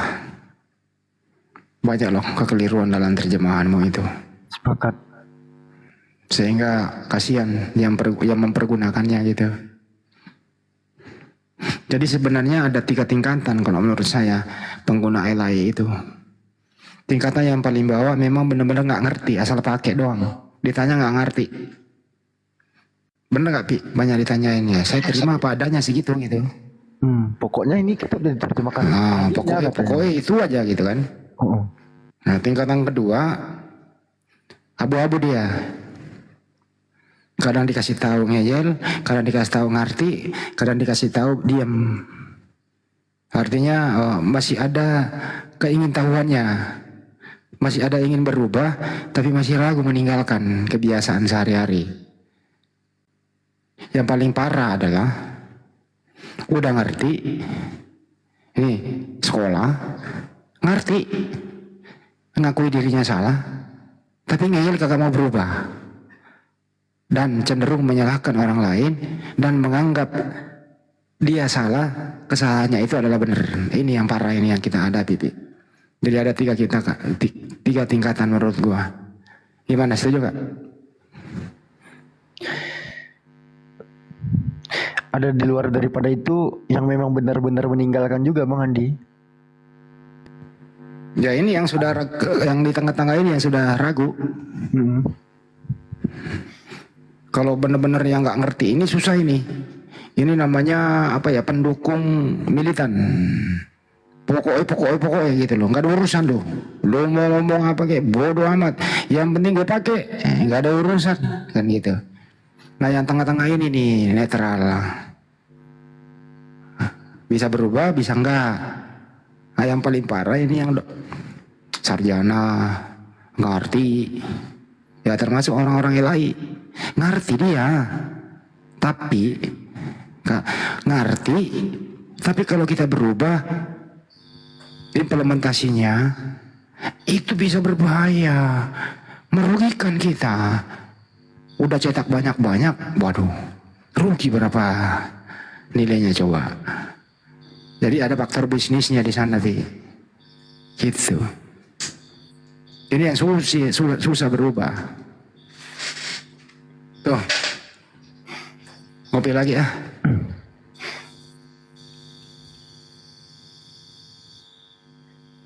Sabdul ini minta nanya lagi deh, kenapa?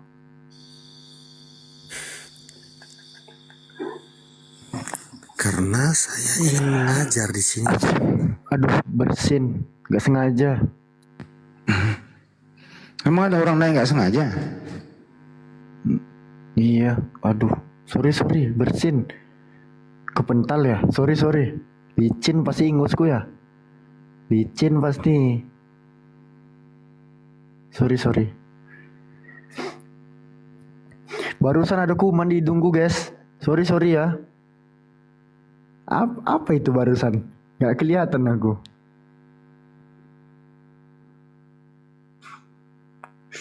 Aduh, ada.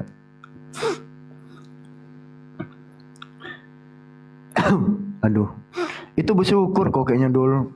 Gak kena ludah kudus Dul. Masih bersin itu. Pi, Ya. ada orang datang nih pakaiannya lusuh gitu ya. Tiba-tiba dia ngamuk. Menurut penilaianmu ini orang pantas dihadapi atau ditinggal? Ditinggal lah. Tinggal orang mabok itu, orang mabok. Ngapain? Kayak barusan ini.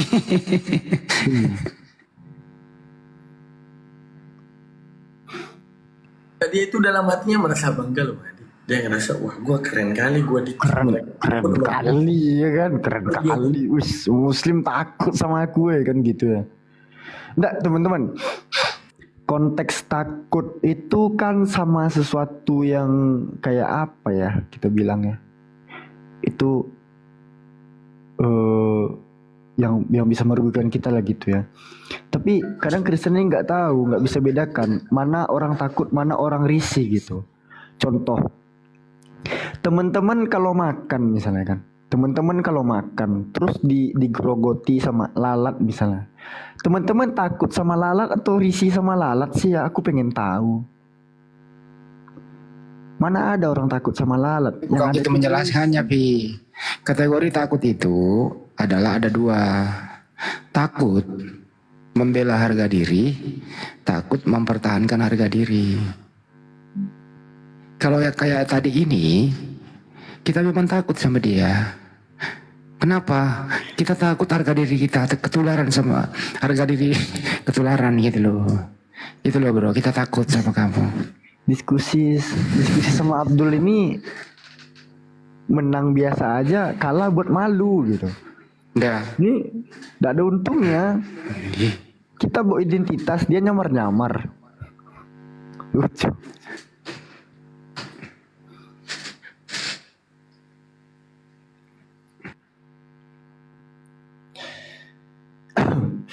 Aduh. Ada roh Tuhan di dalam hidung. Aduh, Asim. Hilang kan? Hilang. Aduh. Akhirnya pelong hidungku.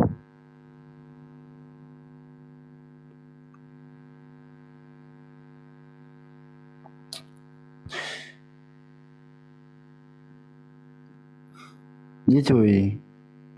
Roh Tuhan di dalam hidung itu, di lubang hidung ya, bukan di dalam hidung. Ada itu.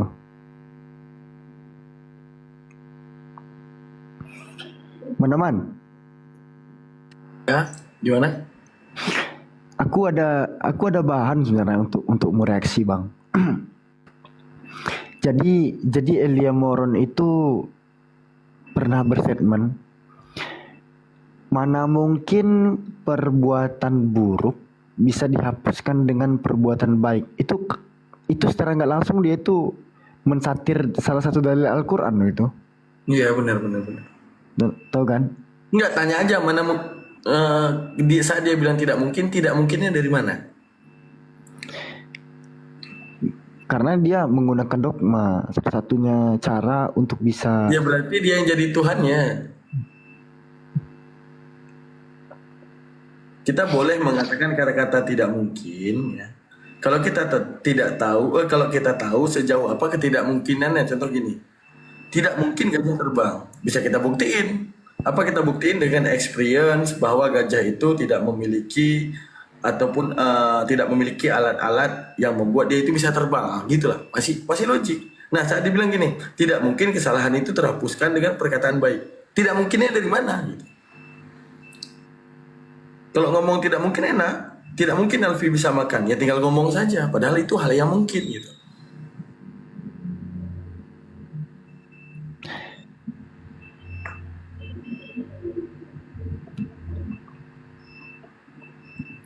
gue pengen gue reaction sekaligus gue mancing dia untuk keluar itu kok, ya kan?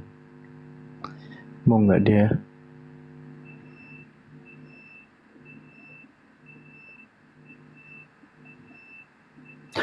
Udah pernah lu diskusi sama dia bang?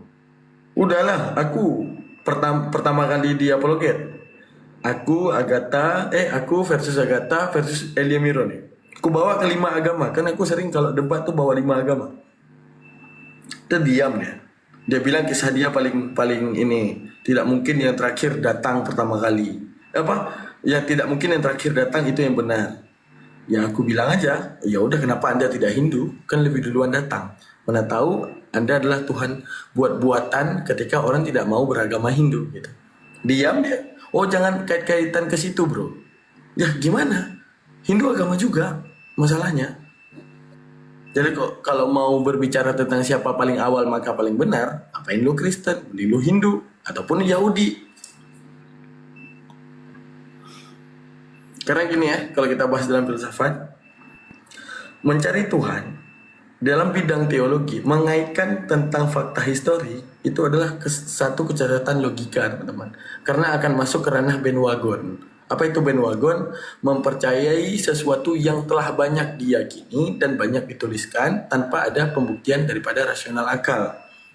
Sama seperti contoh ini. Islam punya sejarahnya, Hindu punya sejarahnya, Buddha juga punya sejarahnya, dan tidak ada orang yang beragama Hindu mengatakan sejarahnya salah. Untuk membuktikan apa?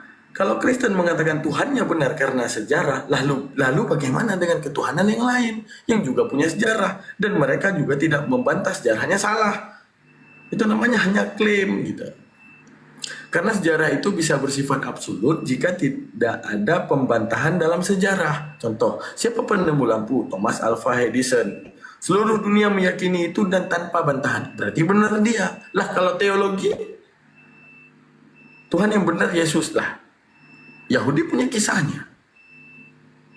Apa namanya itu? Kalau dalam teologi kan berbeda-beda pendapat tentang satu sosok untuk menunjukkan apa? Histori ini di dalam hal menuhankan ini tidak bisa dijadikan landasan kebenaran.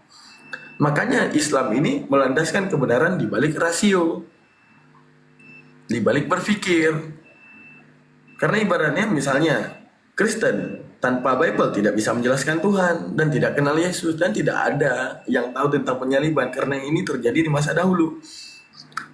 Hindu juga sama, tidak akan tahu, tidak akan mengenal dewa-dewanya. Brahmana, Siwa, Krishna, Wisnu, Ganesh, nggak akan dikenal. Karena itu tertulis dan dijabarkan oleh orang terdahulu dan terjadi di masa dahulu. Gak ada yang tahu kebenarannya. Lalu kitab yang lain, apapun yang menyematkan Tuhan-Tuhannya tidak akan mengenal tanpa kitab sucinya. Lah kita Al-Quran bisa nggak menciri-cirikan Allah, ya, tahu tentang Allah tanpa Al-Quran? Bisa, tinggal pakai akal. Saat kita melihat apa yang ada di muka bumi ini tidak pantas disebut Tuhan, disitulah manusia tahu bahwa tidak ada Tuhan selain Allah. Disitulah manusia tahu bahwa tidak ada yang serupa dengan yang dinamakan Tuhan. Probabilitinya apa, Bang Daman? Ya paling kita tidak tahu bahwa nama Tuhannya adalah Allah. Paling itu. Selebihnya tentang ciri-ciri Tuhan kita tahu kalau menggunakan akal. Pasti Tuhan itu tidak sama dengan makhluk, konsekuensi akal. Pasti Tuhan itu tidak berawal, konsekuensi akal. Pasti Tuhan itu tidak berakhir, konsekuensi akal. Dan segala apa yang dipikirkan akal ada di dalam Al-Quran. Gitu kalau berpikir logiknya.